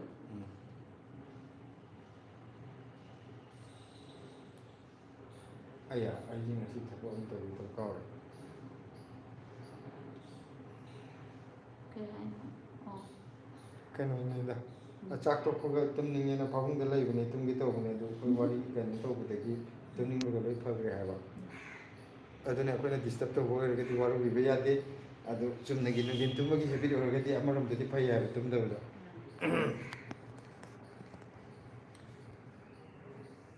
Thayna yumda leingida babana nungin tumbase yam yarakte nungin tumbadi kha chinga boptane sum mana sum yade na sum haigibagi habito ana tumda ba khangbadane ado tumning ba nungdindi tumakte bako ado nungdang de tumning bajidi aidi tumning gargadi khamba yade ba aina school tamingai da paikha ya de tumning da namne ne imana haira mayam leir ka duine ba aina tumning ba ado imana sum lai pa ba sangbi bajida se haiku je sasalo harga haiku je pir ka duine ba haiku chau na pir ko haiku tang khai tar tang khai ni ya maning leir tumri ni ken ai haiku dum chau no de Rocky am nati Ricky am Ricky habro Marakim Ricky kai lamdaino kakaga idom chaga je aina phumlok sifai Imphal West rom da lebine kurkun manak lamsang manak ai tare lamsang ga kurkun ga gi marakta mayang jingi het mathang da aduga silana hojipudi ai yumda leiramina koi lam manare ana pundri ngai da ma lai sari ngai da magi mapamna ayang pani thawan thaba lekai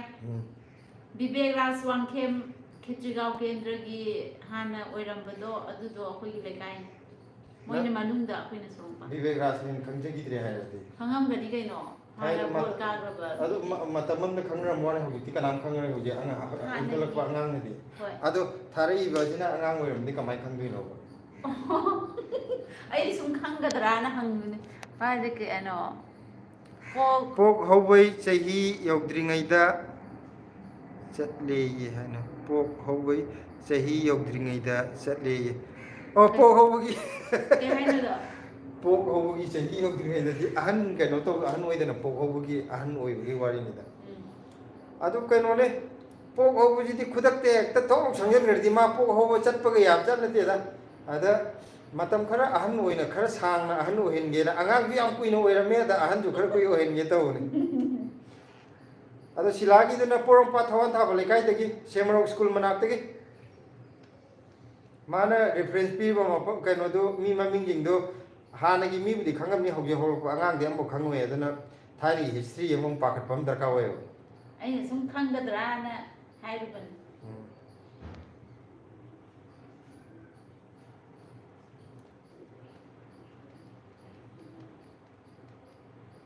Bedu kan kano to jira loisel jira ado mayam kano to rage